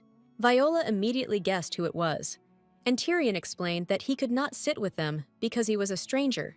Jeremy replied that he didn't care at all, so he approached them. Giving up, Tyrion allowed him to sit next to them, to which he thanked them. When he sat down at their table, Viola asked if he was a student of the night school. The guy confirmed his guess, and Tyrion asked again because he couldn't believe it. Her dog wondered if the stranger was trying to hide his identity, and then he prepared a dagger and pointed it towards the guy. The girl explained that everything was fine because it was her guest whom she had been waiting for a long time. Viola ordered him to put down the dagger because it was impossible to start a fight on the territory of the Winter Castle, and Jeremy asked her how she knew who he was. She explained that he had a blue rope tied to his sword, which was a symbol of a thunder sword, and then asked if he really thought that no one would guess about it. She didn't really want to get involved with Jeremy, but it was safe to show all her cards from the beginning. Deciding to leave after a light conversation, Viola finished the tart and said that it was better for him to approach her in his true form, and now it was time for her. As he watched them go, the guy thought that she was not at all what they said about her, because everyone thought she was a witch. He thought that she was quite nice, although this could be dangerous, because a priori you want to treat nice people well. Having tried a piece, he heard strange exclamations, saying that he was forced to wait a long time, and they were only selling 2 pieces. The guy complained that some commoner had become too arrogant, to which the woman explained to him that he shouldn't behave like that. Jeremy wondered why an ordinary person would respond to an aristocrat like that, and then realized that she had a pretty good reason. The waitress said that the bloodthirsty princess really liked their establishment, but even she stood in line and bought only 2 cakes. The woman explained that if she sold him more, it would be disrespectful to her. The guy shouted that her tongue was too long, and then asked how she dared threaten him, to which she replied that these were not threats at all, but that she simply hoped for his understanding. The guy demanded that she shut up, and then said that at night she would breathe her last breath, because he could not allow such an attitude towards himself. Jeremy intervened in the conversation, ordering the stranger to stop this farce. Viola and Tyrion immediately heard a strange noise coming from the cafe they had just been in. They were both wary, because just a couple of minutes ago, everything was fine. The girl ordered her dog to open the door for her, after which he immediately went to do it. While he was opening, the Duke's adopted daughter felt a terrifying energy. She noticed with horror how the stump of the sword of the defender of the guy who made the noise flew past her. Jeremy demonstrated impeccable sword technique, which greatly amazed her. Viola asked if Tyrion had seen Jeremy's movements, to which he replied in the affirmative. When she asked what he thought about this, the guy said that he moved much faster than him. The girl thought that since their new acquaintance moved faster than Tyrion, they should stay away from him. The angry aristocrat began to leave the cafe and ordered them to step aside. The guy swore quietly that it was a huge disgrace in front of the commoners, so he decided to take revenge on them all. At the same time, in the cafe, Jeremy was thinking that he had very good movements, which meant that Princess Villa also liked him. That same night, the offended aristocrat asked his assistant if this was really the product. He lamented whether these commoners in the winter castle really had no brains at all, since they decided to lift their noses so high, to which he received the answer that he was no better. Tyrion was sitting on the threshold, and the guy began to ask who he was that he dared to contradict him. The guy explained that he was a mercenary, a devoted dog of his mistress from the house of Veratu. Rising from the porch, Tyrion wondered why he came to the cafe late at night, to which he asked how some mercenary dared to talk to him like that. The guy reminded him that he treats him exactly the same way as he talks to him. The aristocrat said that in this case he would simply kill him, and Tyrion said that they were in a winter castle. The angry guy ordered his guard to immediately kill or knock out the enemy, and then drag him outside the castle and kill him there. Tyrion was able to quickly parry the attacker's blow, causing his sword to split into two pieces. Both the aristocrat and the man who defended him were amazed that for the second time that day they were losing in a duel. Tyrion stated that they said they would kill him, so it was simple self-defense. With a quick movement of his hands, he deftly hit them on the neck, after which they fell to the ground. Two people could not get up, and their opponent asked how they dared to set their sights on the owner's favorite cafe. The woman said that she didn't even know how to thank the person who saved her business. Tyrion asked her to give him 10 home-baked egg cakes, after which he assured that this would completely satisfy his mistress. He already imagined how happy she would be, and the woman said that she could bake him at least 100. Finally, the guy asked her to make them tasty, to which the woman replied that she would fulfill his request immediately. The next day, the girl enjoyed the egg cakes, thinking that the hostess had baked them especially for her, but they were even tastier than those sold in the cafe. Viola said that the guy could sit next to her, to which he asked if the dog could really sit at the same table with the owner. The Duke's adopted daughter sternly said that it was unpleasant for her to look up, so he should sit down. Tyrion calmly apologized to her, after which he began to sit down on one knee. Viola thought that this was not what she meant at all, so she immediately felt uncomfortable. The girl noticed that the guy became more and more like Paul, who was always stubborn, but reminded her even more of his brother, because he also loved sweets very much. She quietly suggested that he try at least one dessert, since he had done a good job. Tyrion again asked if the dog could really share a meal with his mistress, and then assured that he was happy to be next to her. Viola asked if he really didn't like sweets, to which he answered in the negative, but she noticed that his nostrils flared, and he swallowed his saliva. Rising from her chair, she declared that she did not like dogs who lied to her, after which she stuffed one of the tarts directly into his mouth. The guy thanked her, to which she said that he should speak honestly with her. Tyrion couldn't help but think that he had never tried them before, but now he was delighted with the taste. The girl reminded him that a person must think a lot, but a dog does not have to do this. She said the dog may or may not like it, but he shows joy when he's happy and says he's hungry when he's hungry. Viola said that the dog had no need to think so much about the feelings of others, and the guy thought that he shouldn't pretend to be a person because his owner was right, so he needed to show her that he could change. The next day, he brought a small vase of flowers, talking about preparing this gift because he saw her looking at the flowers along the road. The girl looked at the gift in disbelief and realized that he simply brought her field daisies. Zeno asked if he knew what meaning such flowers carry, to which he answered in the negative. Viola said that they mean sincere love, a prediction or the revelation of a secret. She could not say that the talisman was the daisies that Paul gave her, saying that if she kept them with her, then luck would definitely smile on her. Now she held the vase in her hands, remembering that incident and realizing that even her beloved did not know the meaning of the flower. The girl understood that he was not at all the one she once loved. And the butler, meanwhile, said that special magic was cast on the vase, so it was quite expensive, to which Tyrion said that he had been saving up the salary they paid him for 3 years. Viola angrily remarked that he would be better off spending that money on weapons or armor. She added that he should know his place and behave according to his position. She understood that she should not give in to him, and in the meantime, he said that now he would behave more carefully. 2 days after the incident in the cafe, Heron personally executed the offenders, saying that recently there had been a lot of rats in the winter castle. The Duke cut off the head of Zelton, the only son of Viscount Seal, after which the severed head hung on the southern gate of the winter castle, which is why part of the aristocracy began to be indignant. But at the same time, ordinary residents thanked and praised the Duke for caring so much about them that he even cut the aristocrat's throat. The rumors gradually became distorted, and turned into a version according to which Viola sent her dog Tyrion to kill the Viscount's son. The girl, of course, knew absolutely nothing about this, but there were more and more people who supported and praised her every day. One evening, her adoptive father invited her to his office, but remained silent for a long time. He asked her what she thought was the reason he called her to his office. Viola decided to answer the question with a question and asked why he killed the Viscount's son. The man explained that it seemed to him that this was exactly what she wanted from him. Her father cryptically asked if she was finally going to take action. The adopted daughter understood that he was very much mistaken, because he still believed that she was chasing the place of heiress, but in fact she wanted to intimidate him, because now the Duke was the head of Veratu. The girl said that she wanted to warn everyone and show what will happen to those who neglect the Veratu family. She added that after this incident, many will remain silent, and those who had something against will continue to resist further. So in this way, she will be able to determine who is an enemy and who is an ally. Heron asked if she really believed that those who remain silent are their allies, and those who are dissatisfied are their enemies. The girl answered negatively and said that she believed that the way to solve the problem was correct, but did not comply with the laws. Viola said that those who remained silent were cowardly people, and those who resisted were crazy.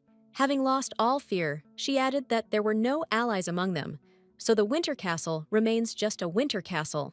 The adopted daughter said that if she left anyone in her circle, then it should be crazy, pure, who had no relationship with the family of Viscount Seal, so she was going to warm them under her wing. The man asked if she meant that she was going to become the head of Veratu.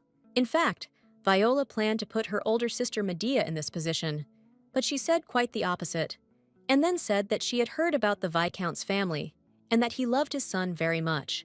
In the original story, Zelton was killed by Vincent, and the Viscount, who had lost his beloved son, began to attack the Winter Castle, although he understood that the outcome was not predetermined in his favor. As he was tied up, Heron asked him why he attacked them if he knew he would eventually die. Anyone could do a stupid thing, but after the death of the Viscount, the Duke spared no expense to help and provide for his family. But it turned out that the widow was pregnant and named her son Benglas, which meant revenge.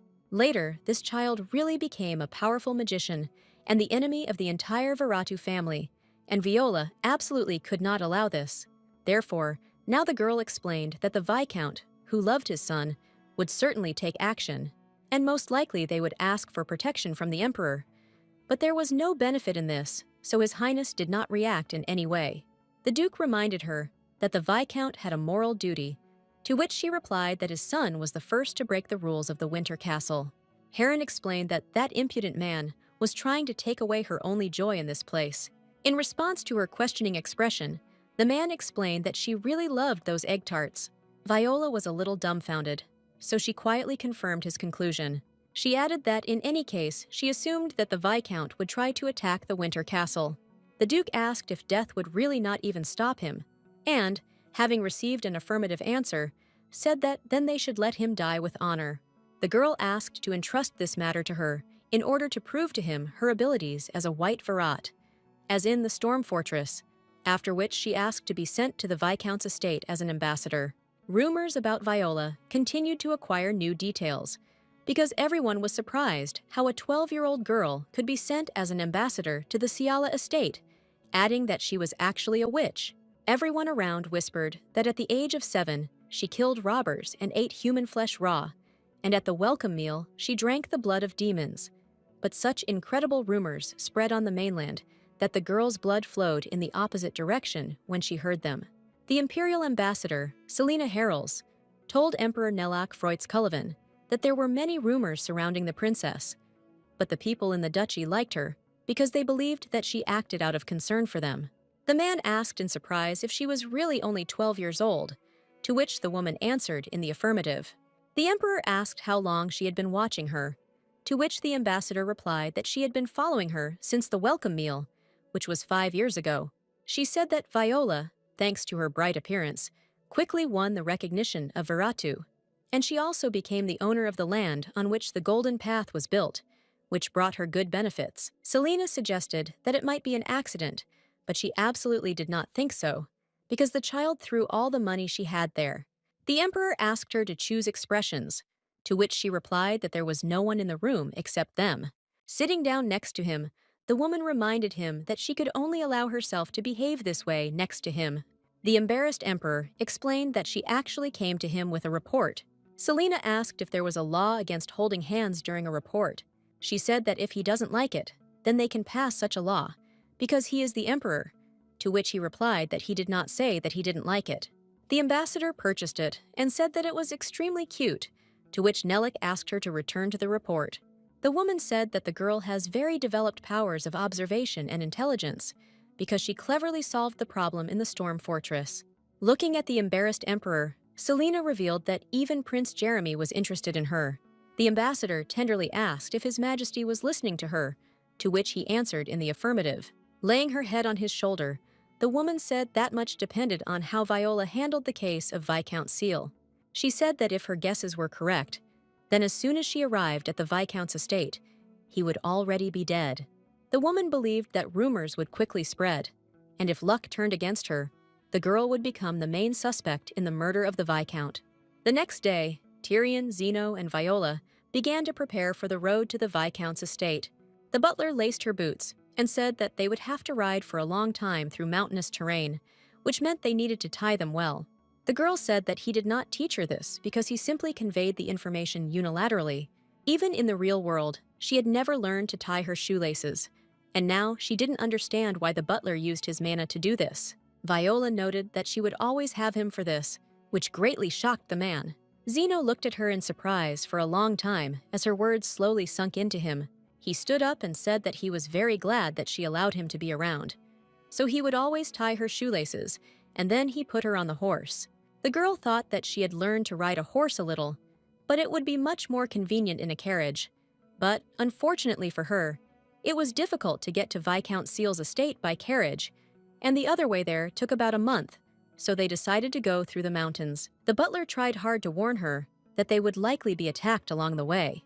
Viola understood that her father's nickname was the Duke who killed hundreds, which meant that he made at least several hundred enemies. It is for this reason that all Veratu have been exposed to danger since childhood, and their task was to learn to cope with it. The girl realized that she didn't like this arrangement at all, so she decided to take Hickson with her. At this time, her older brother Vincent suddenly attacked her, but Tyrion managed to block his blow in time. The guy also grew up, but still couldn't break through the defense, so he retreated a couple of steps. The girl confidently stated that if he wants to kill her, then first he needs to deal with her dog. The older brother said that if he had no responsibilities, he would have gone with her, after which Vincent waved to them and ran in the opposite direction to go about his business. Viola tried for a very long time to understand why he came to her, because it was very strange. After 3 days of travel, they were subjected to the first attack by robbers. Hickson said he had the feeling that they were all professionally trained, and the butler said that the attacks happened faster than he expected. The teacher asked if the girl had managed to make enemies for herself, to which she answered negatively. Viola thought that someone specially sent trained robbers for frequent attacks in order to detain her. Suddenly, a thought struck her, and she ordered everyone to stop and lay down their weapons. The girl explained that the purpose of the attacks was not murder, but a simple delay. The Duke's daughter suggested that, most likely, when they arrived, the Viscount's estate would be dead. She explained that trained warriors are trying to interfere in order to delay them on their way. Tyrion asked who could organize such a thing, to which she replied that it could be those who are trying to isolate Verata. Vela believed that the culprit was the Hurricane Group, who kidnapped the daughter of Hickson and Jeremy, because of which the Veratu clan almost broke off relations with the Falael clan, but this time they tried to quarrel them with the family of Viscount Seal. Now she believed that the question was whether they would be able to kill the Viscount's family by then.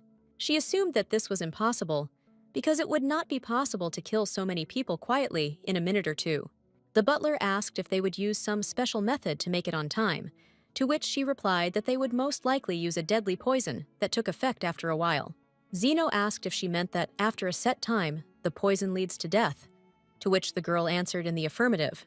Viola said that there are 3 types of poison, after which there is no evidence left: 7-voice poison, flammable poison, and 3-day paradise poison. Hickson asked when she had time to learn poisons, to which she replied that she was actually a white Veratu, so she should study well. She said that the seven-voice poison is usually used in cold areas or winter, so it will not be effective now. She then said that the flammable poison was too expensive and rare, but if they acquired a large amount of poison that could kill the entire Viscount's family, they would leave traces behind them. Viola suggested that, most likely, they use a 3-day paradise poison, which relaxes and improves mood, and after 3 days, the person dies in his sleep. My stepdaughter reported that it was very easy to make, and the price was quite cheap, and it didn't leave marks. Zeno said that in addition to being effective and cheap, this poison is also easily excreted from the body, which is why it is often used as a narcotic hallucinogen. Viola firmly stated that if we were talking about the family of Viscount Seal, then things were different here, because Princess Viratu was heading to him. The girl explained that after the loss of his son, the Viscount was not in the best condition, and the poison would be used on everyone except a few quick-witted knights. So when they arrived, they would kill everyone with a sword. She added that this was the best way to shorten the time of the murder and adjust to the limited time, and Hickson wondered if this was all done to put the blame on them. Viola answered in the affirmative, and then asked Tyrion to gallop as fast as he could without stopping, because he was going to the Viscount's estate alone. By nightfall, the guy had already entered the estate, where he observed the situation, but he was warned that inside there would be normal-looking people whom he should beware of, because there was a high probability that they would be the ones who would add poison to the servants. Tyrion thought that his mistress was right, because there were not many people. Of the 8 remaining servants, he managed to kill more than half, because he understood that they were to blame for everything. Jumping around the corner towards the next victim, the guy suddenly stopped because a dagger flew past him, which left a small wound on his shoulder. The guy executed another false servant, after which he realized that it was a trap. Covering the wound with his hand, he went further into the estate, believing that this would not work. He was determined to deal with everyone, because it would be better for his mistress. Tyrion moved slower and slower, deeper into the castle, because he had lost too much blood. The guy was already slowly losing consciousness, but was still able to destroy everyone in the estate. Holding onto the wall, he thought that he still had to complete the task that his mistress had given him. Opening the door of the room, he saw the Viscount lying on the bed, after which he went inside. The man lay motionless, but as soon as he quietly said his name, he immediately turned over to the other side.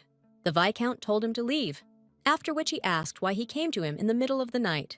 Tyrion wearily apologized to him and said that he would leave him alone now. As soon as he turned to leave, the Viscount sat up on the bed and took out a dagger from under the blanket. In an instant, the man was already flying towards the wounded Tyrion, who did not seem to hear him. The guy reacted with lightning speed, after which he stuck the dart straight into his opponent's neck. The man shook, was unable to say anything, and fell to the floor, unable to stay standing. Tyrion thought that everything had happened exactly as his mistress had expected. Viola warned that if the real Viscount Seal was lying in bed, he would get up, and if he was not real, he would try to hide his face and tell him to get lost, to which the guy would have to react that he understood, and then do the species seems to be about to leave, but then has to attack him first. The next step was to find the real Viscount and tell him everything, so the guy continued on, eating on his feet. With the last of his strength, Tyrion smashed the wall behind which strange sounds were being made. He was right, and the Viscount was tied up there, to whom he informed that the princess would arrive at the estate in a few hours. The guy told him to mix lemon, vinegar, and aluminum powder in a 1-to-1 ratio to make an antidote, because they were all poisoned. Tyrion immediately fell to the floor, because he believed that he was able to complete the task, which means his mistress should praise him. As he said, Princess Viola arrived a few hours later, accompanied by Hickson and Zeno. From the threshold, she smelled blood, and then saw Tyrion's lifeless body. She felt nurses running around her, just like the day her beloved Paul died. Now before her lay an almost dead Tyrion, whom local doctors were diligently trying to cure. History seemed to be repeating itself, but she was tormented by only one question: who did this to him? Having met the Viscount, the first thing she did was cut off his ear, which greatly puzzled the man. Her gaze was full of hatred and malice, and then she asked how he dared to touch her dog. The man said that it was not him at all, after which she asked who was to blame. The Viscount calmly explained that the guy fought with opponents, after which he was seriously wounded. The girl involuntarily thought that it was because of her that Tyrion suffered, but she could not even think that he could be so seriously injured. Viola was beside herself with rage and indignation that in the end, everything turned out so tragically. She sternly said that if her dog did not wake up, then their entire family would be destroyed. Having calmed down, she sat down in a chair, and her companions were heatedly discussing something among themselves. The butler then suggested that they start compiling a report to send to the Duke. Viola was worried that she had gotten too excited, but then she realized that she could use magic to sew it on altogether. The girl remembered the very day when her friend died, so she lost her mind for some time. When asked by the butler why she did this, the girl could not find an answer. The man said that she should have assumed that Tyrion would not be harmed, and she also knew full well that it was not the Viscount who injured him. Remembering the scene of the poor man's ear being bandaged, Zeno again asked why she did it. Viola looked at him sternly and said that this was a warning that he was causing her serious trouble. Hearing the treasured word of warning, the butler beamed and thought that his guesses were correct. He said that in this way she made him her debtor, because she left him alive, but still punished him for violating the order of the Winter Castle. Hickson asked if he really thought so, to which the butler replied in the affirmative. The man explained to him that their lady was simply angry because her dog was hurt. Everyone witnessed the scene when she ordered Tyrion to go to the Viscount's estate alone. The teacher thought about how he thought she was a bloody princess and also cold-blooded, as everyone said about her. But now he saw through it. Zeno continued to insist that the princess assessed the situation rationally, but his interlocutor turned out to be not too wise, because their mistress is trying to benefit from everything through subtle calculations. Hickson quickly agreed with him, but saw Viola's eyes filled with anxiety. Noticing that the butler was writing something, the teacher decided to help him, since he was going to become a good person, so he suggested writing that, thanks to Viola, Viscount Seal was saved from certain death. As he said this, the man was still thinking about how he could make sure that Viola's mask didn't come off. The butler asked if he was sure that he should write so directly to the Duke about this. Hickson reported that Viola did two completely opposite things, and since she does not have a split personality, it seems very unclear, and this needs to be reported to him somehow. The man then suggested that the main survivor in the story would interpret this behavior in some other way. After some time, the senior servant of the Delphi estate came to the Viscount, who said that she had come to escort the man to the living room, where hot tea and cookies were prepared. The girl also politely asked if everything was okay with his ear, to which he replied that the cut was so neat that everything healed in one day.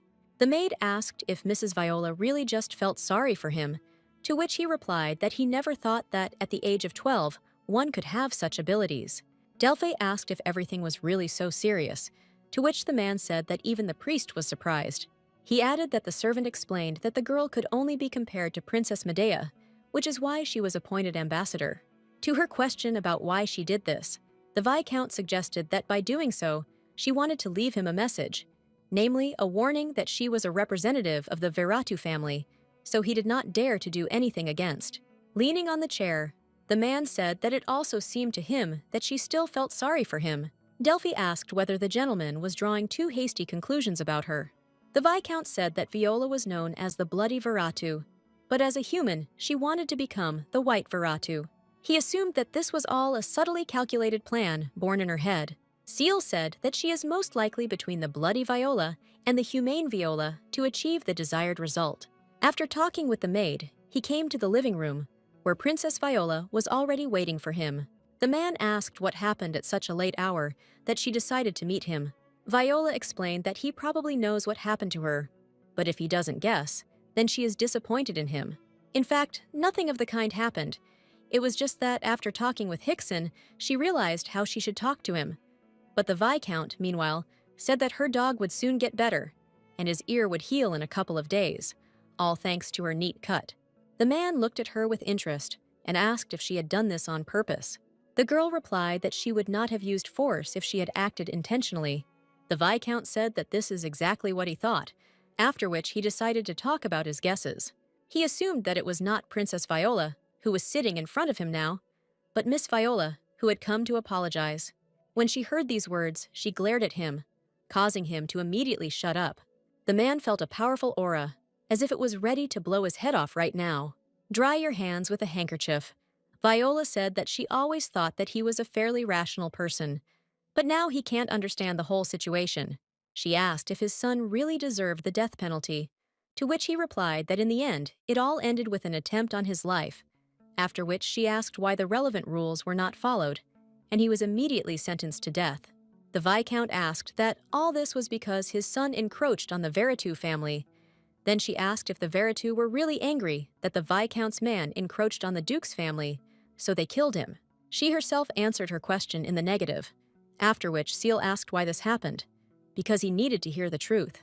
The girl said that the reason was that her father did not like him. Such words greatly discouraged the man, so he jumped on the spot and began to ask what it all meant. Viola explained that her father wanted to preserve their reputation, so he took on the mark of a tyrant in his place. The Viscount asked what this had to do with his reputation, to which she said that the reason was a violation of the rules of the Winter Castle.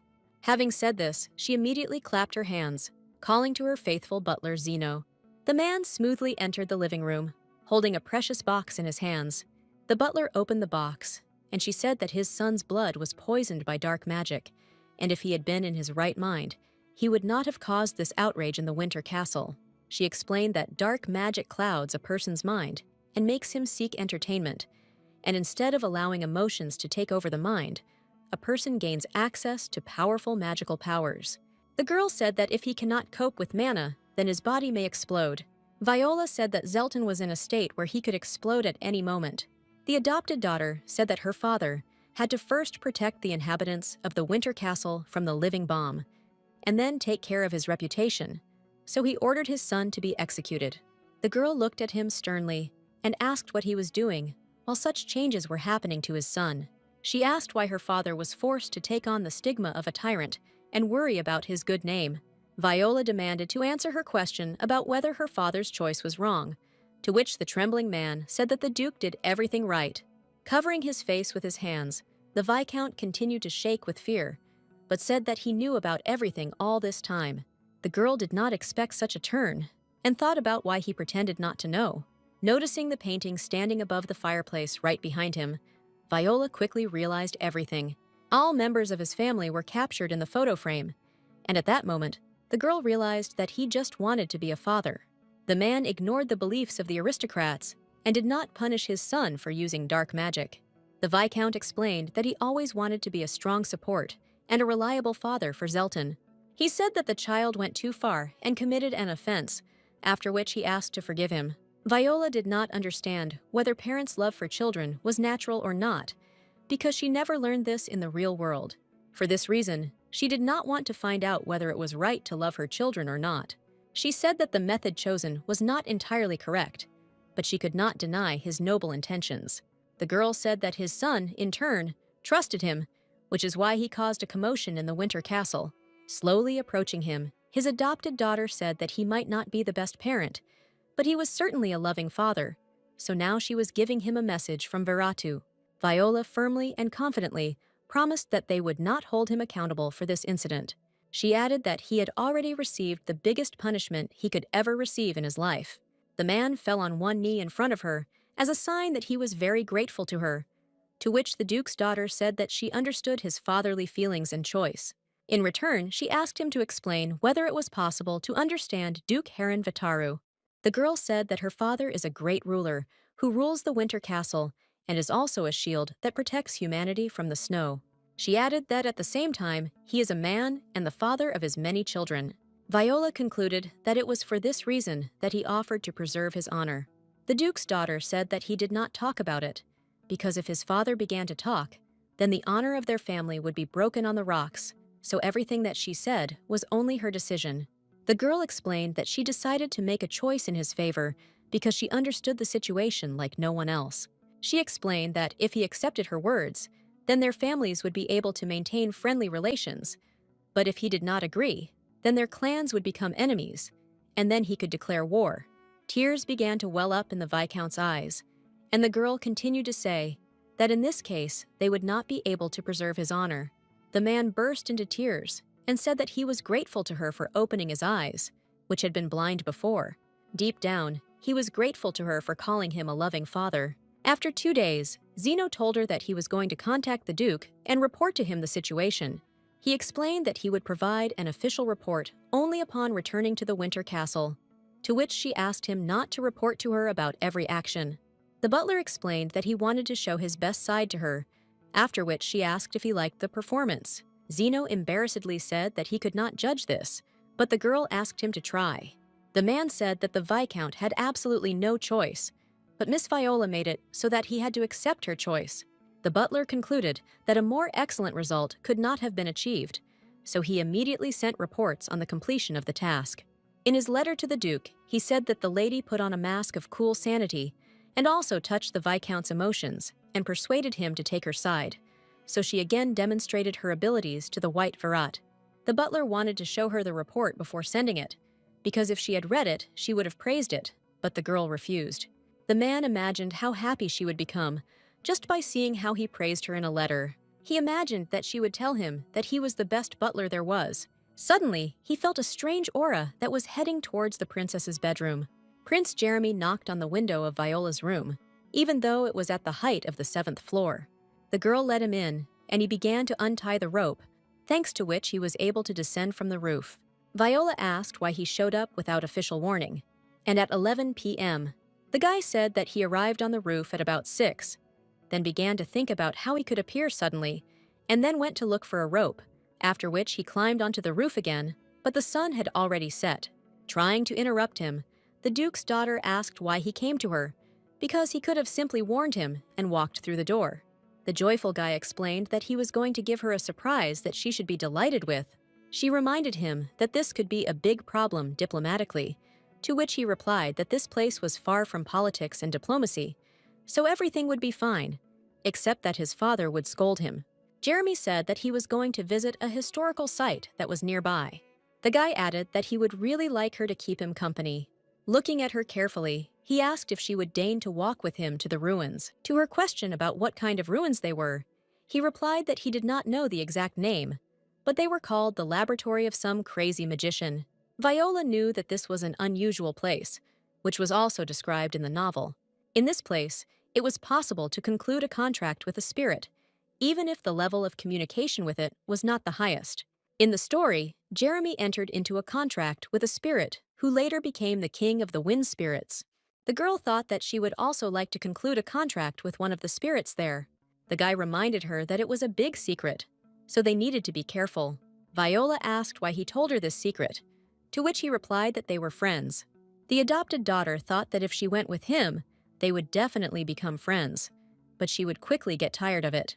Jeremy said that it was very clear from her that she did not want to go with him, and the girl replied that it was better for her not to contact him because there was a social event coming up soon. The guy said, puzzled, that he didn't even think about it because he just wanted to make friends with her. Viola asked him to come on an official visit next time, then she would be more kind. The guy asked if she knew that he looked very cute, to which she replied that he had unusual tastes. Walking him to the exit door, she said that she would rather agree with him, to which he suggested that she was often told that she was older than her years. Opening the door, the adopted daughter saw Tyrion, who was looking at her with curiosity. Viola asked what he was doing here, to which the guy replied that he had come to make a report, which he did not have time to tell after completing the task. He was about to say something else to her, but suddenly all his attention was captured by a mysterious stranger inside his mistress's room. Jeremy greeted him happily and said that they already knew each other. Her dog said that he was not particularly happy about this meeting, and then asked if they were in a relationship where they could address each other on a first-name basis. The uninvited guest said that it seemed to him that this was so, to which Tyrion explained that this was not so at all. The girl asked why Tyrion suddenly became so angry. The guy apologized, embarrassed, but thought that he seemed to have done it unnoticed, but his mistress was able to guess. Viola said that she didn't need his apology because she just asked why he was angry. Tyrion explained that Mr. Jeremiah does not respect order and rules, and also behaves in a manner unbecoming an aristocrat. The uninvited guest said that the guy should stop talking like that, because it was a surprise. Jeremy assumed that Tyrion was overcome with jealousy, and therefore did not understand what he was saying. Hearing a strange word, her faithful dog asked if he understood correctly, to which he answered in the affirmative. After thinking for a while, Tyrion explained that he also thought it was jealousy. Vela immediately realized that the habit of tightening his shoulders and the corners of his lips when he was angry belonged to Paul. Every day, he looked more and more like his deceased lover in the real world. The girl understood that this man had completely different feelings for her, because Paul always considered her a sister, not a girlfriend. The Duke's daughter thought that it was for the best that they were so different. Tyrion asked if the master really knew about his desire, to which he replied that his funny dream was to become a devoted dog.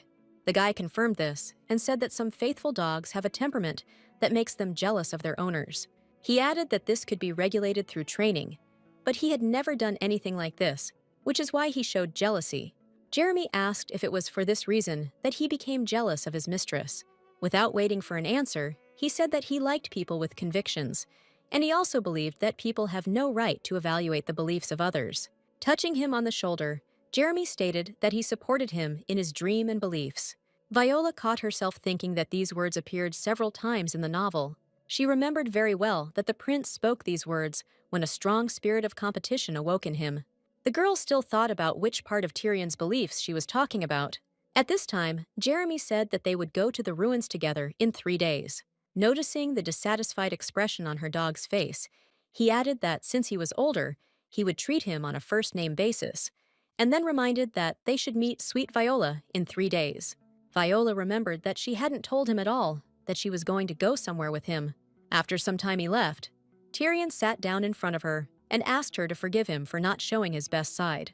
The girl noticed that he behaved as a true dog should, and there was nothing wrong with that. Viola said that since he had done the task well, she was ready to praise him. The guy immediately began to approach his mistress's exposed hand to get a dose of stroking. The Duke's daughter gently stroked his head, while Tyrion knelt shyly in front of her. The butler who approached them asked how the guy knew that Mr. Jeremy was in the room. Viola asked if he really found out about this, to which the man replied that the guy stood in front of the door and did not go inside. Tyrion decided to tell them that she smelled him, so he immediately headed towards her. He explained that each person has a different smell, and Mr. Jeremy emanates a special smell of Mei. The girl realized that nothing like this had been described in the novel, and this was the first time she had heard about the special smell of Mana. Zeno immediately decided to find out if there was any smell coming from him that was unique to him. The guy said that the butler's smell changes every day, so he doesn't like it. When he asked why, Tyrion explained that the man was very suspicious and cunning. The butler assured him that they had already known each other for 5 years, and that was all he could say about him, which could not help but hurt his heart. Zeno curiously asked what smell came from Princess Viola. Tyrion said that she gives off a smell that he always misses, because he has known him for as long as he has known him. The butler noted that he and the lady met only 5 years ago, to which the guy said that he recognized her smell much earlier.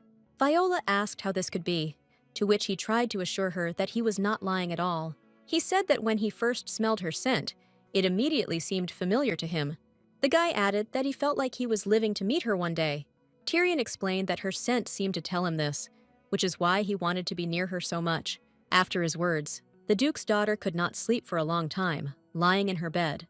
She was moved by his words that she had a scent that he missed, and that he lived to meet her. Viola decided that in the real world she had barely survived the breakup with Paul, and now Tyrion, who was his copy, was telling her such words. She knew that Tyrion could achieve anything if he wanted, and even now he is trying to become her dog. So they imitate the puppy with all their might. It is for this reason that he acquired a new skill, scent, which was not in the original story. The girl understood that the owner is absolutely everything to the dog, which is why he smelled her mana. The Duke's adopted daughter couldn't sleep because of her pounding headache, but she knew it had to be done if she wanted to meet the Viscountess.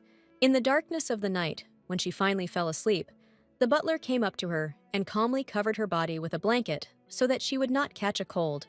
He looked for some time at little Princess Viola, who was snoring peacefully. He thought that the meeting with the Viscountess would take place in the morning in the Sunrise Hall, and the dress code was yellow. Zeno debated which of the 38 dresses would be most suitable for this occasion, and mentally went through each outfit in his head. The butler continued to stand next to her bed, and his mind was filled with images in which she could appear before the Viscountess. The next day, he quickly offered her several outfits from previously thought-out looks, so it was not difficult to get ready on time. Noticing that he had brought a bunch of clothes with him, It seemed to her that the butler had discovered a new world for himself. Having put on a relatively simple dress, she thought that she had been wearing outfits for 5 years, but she still couldn't get used to it, because they were too bright and uncomfortable. Zeno led her to the sunrise hall before opening the door for her to go inside. The Viscountess quickly noticed that someone was entering the sunrise hall, so she stood up from her seat. The woman greeted the Duke's adopted daughter Viola and said that her name was Ilail and that she was the wife of Viscount Seal. Viola also greeted her, as was customary in aristocratic circles. The butler helped the girl sit down at the table, after which the woman asked how her guest slept, to which she replied that everything went well. The Viscountess said that they would not need servants, so they could go about their business. The Duke's adopted daughter followed her advice, and also told the butler that she wanted to have breakfast alone with the Viscountess. The two men left the room, after which the woman asked how the girl knew that she wanted to talk to her. Last night, Viola secretly sent the Viscountess a letter, saying that she knew the woman was expecting a child, so she wanted to talk to her alone. The girl looked at her angrily and asked if she really thought that this was all she knew. She added that she also knew that the father of this child was not Viscount Seal, but another man. Ilail dropped her fork and said that it was her mistake, after which she reached onto the floor to retrieve it. The woman explained that she is sometimes so clumsy, many of her husband says that it looks cute. The Viscountess said that she was curious why she wanted to meet her in person, but the reason was so absurd. She added, trying to stop the trembling all over her body, that the girl had made a terrible mistake, and she planned to make this problem public, because not only had she insulted her, but she also dared to mock the Viscount's family. Viola was not afraid and playfully told her that she had one devoted dog. The girl said that he had an excellent sense of smell, but suggested that the woman was probably hearing this for the first time, because she carefully kept it a secret. The Viscountess stated that she was not interested in the secrets of the Duke's daughter, but instead she must explain why she was being insulted. Ilail kept trying to understand why the girl spoke so calmly, and Viola, meanwhile, said that her dog said that every person has their own smell of mana. She added that Tyrion told her that there were 2 different smells coming from her, which is how she found out that the woman was pregnant. The Duke's daughter said that the most interesting thing was that there was another person's scent among them. The guy, of course, didn't say anything like that to her, but she learned about the Viscountess's secret from the novel, and now she simply used his scent as an excuse. Unable to bear it, the woman stood up and said that she was trying to confuse her with her slander, so they would have to finish breakfast, and next time they would see her in a less pleasant environment. Viola guessed that judging by the mana emanating from the child, his father also had outstanding mana. She said that it did not look like a war aura, and the Chitu was not the lowest possible. The girl offered to tell her the name of the one whose child she was carrying in her stomach.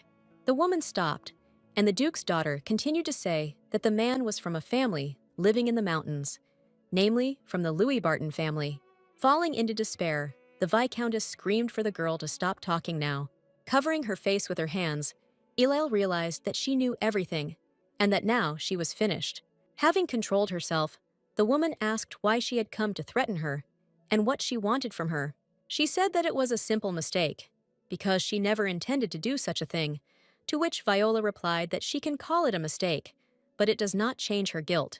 The girl reassured her by saying that she had not come to her to threaten her, after which she swore in the name of Veratu, to which the Viscountess stated that only the head of the clan could do this. Viola confirmed that she was indeed forbidden to do this, but if she only mentioned it, she would be removed from the list of heirs, which means that now they both know each other's weak points. The Duke's adopted daughter asked the poor woman if she would now trust her. Returning back to the table, the Viscountess asked what this was. If not a threat, the girl explained that she had met with Viscount Seal, and he seemed to her an intelligent and correct person. Remembering how her husband told her that only she existed for him, the woman confirmed her words about him. Now Viola crushed her with the question of whether she really believed that he also knew nothing. She added that the Viscount values his family very much, so he would not attack Verata, knowing that he would die, because otherwise his wife would be left alone. The girl asked her to tell him the whole truth and ask for forgiveness, because only a person himself can correct his mistake. The next day, around midnight, the adopted daughter was sitting in a chair in her room and thinking that there had been no news yet, although it was very difficult to admit cheating. She assumed that the Viscount would forgive his wife, because he was just such a person. Rising from her chair, she heard a soft sound outside the door, and wondered who it could be at such a late hour. Opening the door, she came face to face with Viscount Seal, who smelled of blood. Viola immediately tried to calm down and not lose her temper, and also try not to provoke him. The troubled man held a bloody knife in his hands and said he just wanted revenge on his wife. His gaze was empty and lifeless, and the girl could not believe that she had been so mistaken. Viola did not believe that he could kill his wife, because for this, he loved her too much, so he was ready to die himself rather than for her to die. Taking a deep breath, the girl tried to calm down, and then asked how he wanted to do it. The Duke's daughter asked if he really wanted to punish her with his own death. She reminded him that they had already lost a son, so they could imagine how painful it was to lose loved ones. The girl asked if he really wanted to take revenge on her for everything, because he didn't look like it. Viola confidently stated that in fact he did not want to take revenge on his wife. Her words that he was going to take revenge on himself plunged the man into shock. The adopted daughter suggested that the man blames himself for the fact that his wife cheated on him, because he reproached himself with thoughts about what would have happened if he had loved her more, if he had pleased her more, or if he had made her life more fun. Viola understood perfectly well that he believed that then she would not have cheated on him. Now the girl told him that it was not his fault, so he should not reproach himself, because it was his wife who was the first to take the oath of fidelity, and not he at all. She did not allow him to interrupt her, and declared that despite this, he was unable to punish her or drive her out. The Duke's daughter explained to him that he loved this woman too much, so he could not do anything. Noticing the pulsating blood on his hand, Viola realized that he needed urgent help. She realized that the blood on the knife and in his hand was not the Viscountess's, but his own. While she was picking up his dagger from the floor, she managed to ask how exactly he guessed that it was she who persuaded his wife. In response to his claim that it would be better if she hid it further, the girl said that he could begin to move forward only when he faced the truth, and although it was difficult for him to forgive her right now, it would take time. Handing him the bloody dagger, Viola once again reminded him that he should not blame himself, and although his wife plucked up courage and asked him for forgiveness, the choice was still his. The man bowed his head obediently and said that he would do his best to forgive her. Viola said that she promises that she will not tell anyone about this incident so that their reputation is not threatened. She again swore on the name of Veratu, to which the Viscount said that she could not do that, to which she replied that now he knew one of her weak points. Seal continued to ask why she was helping him so much and what she was trying to achieve. The girl explained that she just wanted their family to follow a bright path, and she also had an assumption that the Viscountess's child would have magical powers. The man realized that she was making an investment in her wife's child in advance, although she was not entirely sure of this. The Duke's daughter looked at him joyfully and decided that he was very smart after all. Viola declared that she was going to become the future guardian of this unexpected child. After he left, the girl joyfully lay down on the bed and thought that she had succeeded. She was able to prevent enmity with the Seal clan, so now Bengus will not be born. And she also managed to become the guardian of the future Archmage. Even the Viscount expressed his respect to her and said that she was like a mentor to him. He added that although it would take a long time, it had set a direction for their family's journey.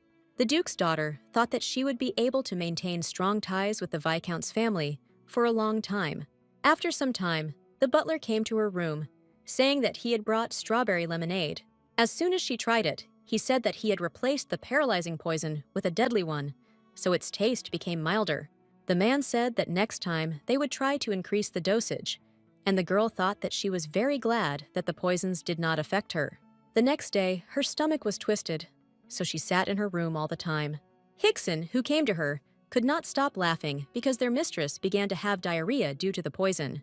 The girl realized that she had drunk too much strawberry lemonade, so she had an upset stomach, and the teacher, meanwhile, said that at such moments she looked like a child. He handed her 2 roots and said that this medicine would cleanse her body of poison and calm her stomach.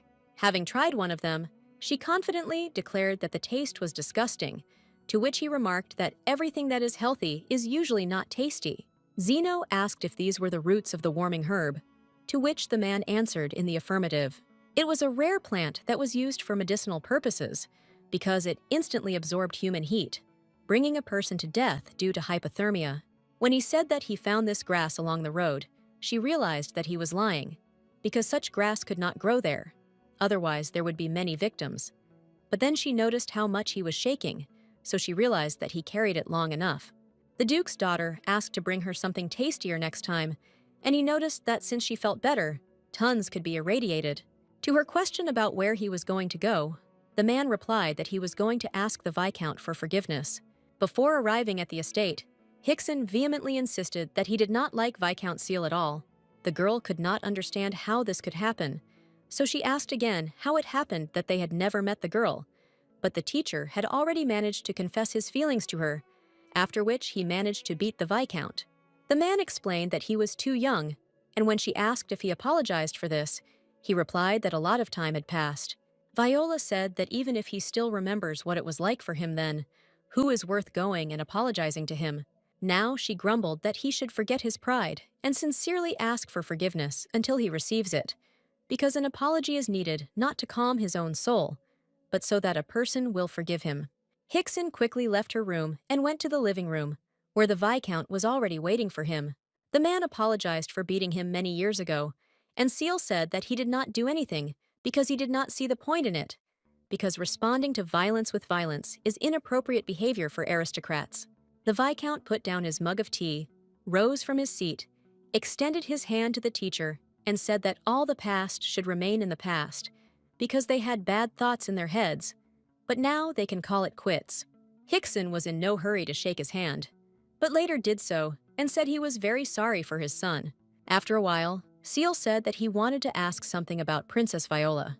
He said that, in his opinion, she has excellent judicial qualities. The Viscount reported that people said that the girl was the first to lend a helping hand to Hickson when he was in a hopeless state. He added that she had now come to the estate to establish relations with him. The man said that she wanted to become the child's guardian, saying that he had incredible magical abilities. The teacher asked if he would really have another child, and later realized that he had not yet been born, but his mistress somehow found out about it.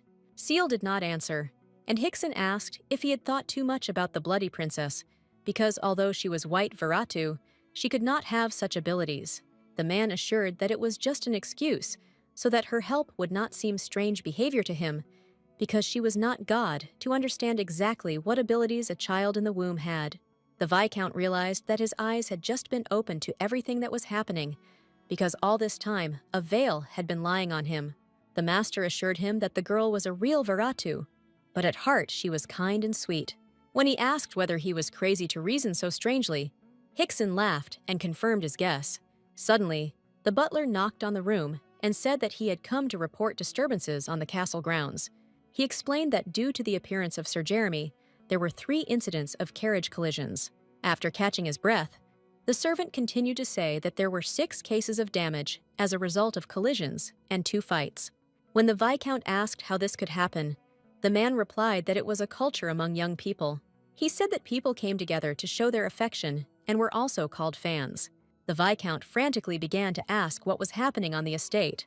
The servant said that the guy was expecting a beautiful lady, and it seemed that he was talking about Princess Viola. At the same time, the girl received a letter saying that he would be waiting for her in the square. She understood that if he appeared on the square in his image, then fans would begin to flock there, and a clash would be unavoidable, and the square would become a real battlefield. As she folded the paper back, the Duke's daughter suggested that she had better not go there. Suddenly, the sheet sparkled, and new words began to appear on it, so she decided that he had cast a spell on the letter, after which, after some time, other words appeared. The secret message said that if she did not appear within an hour, he would begin to sing odes to Viola Virat, so she immediately asked the butler to bring the mask. She decided that she should change into Savon's mask so that no one in the square would recognize her. Having gathered, Viola headed to the square, and Tyrion and Zeno walked with her. Traveling in a carriage, she asked the butler whether the Viscount's estate was really so large that so many girls could gather in it. Looking at the square, where it was impossible to crowd, Zeno confidently declared that they all came from the neighboring county. Although all three were disguised, they still continued to look like themselves. The butler wondered whether it was really necessary to use an armored carriage and horses, wear masks, and invite guards in advance to meet Sir Jeremy. He said that it would be easier if she told everyone that she was Viola Veratu, to which the girl replied that the name would not help her. She ordered them to be extremely careful and make sure nothing happened, because she didn't want to shed any unnecessary blood. Zeno immediately said that he understood her very clearly and would do as she wished. The man was the first to get out of the carriage, after which he offered his hand to his mistress so that she could go down. Walking past the crowd, Viola felt a wild, strong, and intense energy emanating from the fans. Approaching the subject of their sigh, she asked if he had foreseen this situation in advance. Jeremy rose from the fountain and was surprised that she still came to his call. He said that he was very glad to see her, so he didn't even know what to do with himself at such a moment. The girl explained that she could make it so that he really wouldn't know where his body went. The Duke's daughter added that this place would become the field for their only battle. The adopted daughter took out a dagger and pointed at it, to which the guy asked if she really meant that very battle. He asked why he had to fight her, to which she replied that he had underestimated her and her family too much. The guy sighed resignedly and thought that it was not at all how she imagined it. Jeremy stated that he simply wanted to explore the ruins with her, to which Viola explained that they had promised nothing of the kind. She added that he did everything for her to appear in the square, because he hoped that in front of all the people who admire him, she would act on his instructions. The prince tried to justify himself, but the girl sternly asked who he took her for. People began to whisper about who she was, that she dared to challenge Sir Jeremy to a fight, and the guy at that time thought that he could not talk about Verada in front of everyone, so he fell into his own trap. The Duke's daughter threateningly ordered him to quickly draw his sword in order to fight with her. The crowd started screaming for him to show them his skills and then put this brazen girl in her place. The guy hesitated and asked if they could go to another place, because he did not think that the area was suitable for a battle. They retreated to a more spacious place, where no one could stop them from calmly fighting each other. By this time, the Viscount and Hickson had arrived to them, who also wanted to know who would win. Seal asked if everything would be fine, to which the teacher replied that the girl was smart, which means she had some kind of plan. Jeremy asked if he could just apologize to her, because there was no audience now. Viola recalled that she was a member of the Veratu family, and then asked if he really didn't remember what she said. When she left the cafe, she asked him to come to her when he was ready to show his true nature. Now the girl claimed that he did not show it, but used strange techniques to force her to dance to his tune. The guy again asked for forgiveness, to which she said that he would not be able to hush up the matter with an apology. After taking a certain number of steps away from him, Viola turned around and said that Veratu did not interfere in cases where a legitimate battle resulted in injury or even death, so there should be no problems. Jeremy tried to convey to her that this was not what he meant when he talked about the battle. He thought that fighting a lady was a little too much, and the girl decided that this was his weakness. Jeremy had never fought a girl before, so he probably had a stereotype that knights should protect ladies. But later, he would lose to Medea and change his mind on this matter. Viola asked if he really couldn't fight her, because she was a girl, after which she explained that at that moment she was more of a fighter than a lady, which meant he was trying to insult her. Tyrion intervened in their conversation and asked if he could fight in her place, because it seemed to him that their strengths were not equal. He explained that the lady is much stronger than him, so there is no need for her to personally cross swords with Sir Jeremy. The guy asked if the enemy would run away, afraid of Lady Veratu's faithful dog. Tyrion thought that he had not liked Jeremy from the very first time they met. He reasoned that he also saw the guy leaving the ladies' room in the dead of night. Her faithful dog burned with anger, but thought that usually aristocrats or wars took part in duels, and he could only hunt. Jeremy immediately realized that next to her was a real fighting dog who could tear his throat out. The guy thought that at first he just wanted to make friends with Princess Viola, but now he couldn't back down. He believed that not only his rival could communicate closely with the beautiful young lady. Tyrion slowly walked closer and said that he liked the sparkle in his eyes. Jeremy said that now he would have to fight for real, because in this case he could not retreat. Her faithful dog asked what the guy meant by saying such unforgivable words. Jeremy looked angrily at his opponent, and also angrily replied that it was none of his business. After exchanging pleasantries, The two guys began their duel to prove to Viola which of them was stronger. Hickson immediately noticed that both young men fought quite well. He added that, even considering that Jeremy was fighting with a different sword than his own, he still thought that Tyrion would be inferior to him. The girl said that her faithful dog should win because he fought instead of her. Tyrion gradually began to breathe heavily, so she realized that he was at the limit of his capabilities. Viola called out to him and asked if this was all her hunting dog was capable of. The Duke's daughter said that he should watch carefully because his opponent had a habit of tense his thumb before striking, and this knowledge would help him distinguish the real from the false. She told him that he must feel a special rhythm because these were not just sensations, but he must fight, reading the principle of his actions. The girl explained that at the moment, all the enemy's blows begin with a lunge, and the reaction to them determines further actions. Therefore, if you step back a little, in 9 out of 10 cases, his sword will cause a deep wound. Jeremy looked at her in surprise and could not believe that she had read his habits, which he did not even suspect. He understood that she was the real Viratu, and that in a few years she would surpass him in strength. Tyrion listened to her carefully and decided that he needed to try to do as she told him. His opponent swung his sword again, lunging forward quickly, trying to wound him. The guys began to fight each other even more intensely because no one wanted to look weak in the eyes of the girl. Tyrion waited for the moment and then struck Jeremiah's sword at the right time. The opponent's sword broke in two, and the guy himself fell flat to the ground because he had exhausted all his strength. Holding the stump of a sword in his hands, the guy could not understand who ultimately won their duel. Hickson approached and informed him that there was a draw between them because both had made a mistake. Jeremy said that he had heard that the guy had mastered a sword just a few years ago, but now he was holding the stump of his favorite sword in his hands. He added that it was not surprising that Sir Hickson took him as his student. The prince thanked the girl and said that thanks to her, he learned about his bad habit. She said that he had overheard her conversation with the dog, and she thought that Medea had seen all these tricks. But now Jeremy had a debt to her. Viola said that his storm sword, like Tyrion's, has a powerful aura and requires a lot of mana. The girl suggested that Jorg's meditation method could help him with this. Usually this method was used by the ladies of the court, so it made Hickson very funny. Viola understood that in the future, this method would become mandatory for Jeremy. The guy asked if she was really laughing at him for fighting to a draw with her dog, to which she replied that she respects any kind of battle in which they put all their strength. The girl thanked him for fighting at full strength with her faithful dog. He looked at her tenderly and said that this time he would take these words seriously. Jeremy added that anyway, thanks to her today, he learned about his bad habit. So in the fight with her dog, they got an equal score, but they can consider that he lost to her. The guy bowed his head, after which he tried to sincerely apologize for his behavior, and then said that he just wanted to be friends with her. A bright aura emanated from him, which slightly discouraged the Duke's daughter with its beauty. Having come to her senses, she immediately asked if he would really apologize only in words. Looking into her evil eyes, Jeremy suddenly felt an aura of fear and hatred. The girl said that she knew very well about his desire to make friends, and although he chose not a very suitable method, she would still go with him into the ruins. Viola also added that she had one condition related to the fact that whatever they find there, the right to get it will remain with her.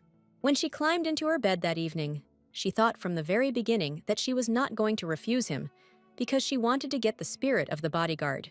Having made herself comfortable, she was glad that in a few days they were leaving on an expedition, and also that she had managed to get consent to the right to be the first to choose what they would find there. In return, the guy asked her for the opportunity to contact her informally to make it easier. He stated that if she refused him this, he would formally ask Duke Viratu for her hand in marriage. This statement greatly frightened all the people on the battlefield. Viola had no choice but to agree to his conditions, because she was not at all eager to get married so early. The girl did not imagine that he would begin to threaten her with marriage, because he had not been interested in such things before. She was already falling asleep, but did not stop thinking about how marriage with the heir of the Storm Fortress looked very tempting. But she should not forget that she should not have gotten involved with Jeremy because of the difference in status. At the same time, the guy was sitting in his room and polishing his favorite sword until it shined. Tyrion entered his room and asked why he was staying in such a seedy place. The guy didn't like his tone, so he asked what he meant. Was the place really old and shabby, He reminded him that most people live in such places, because his guest had recently been among the same people.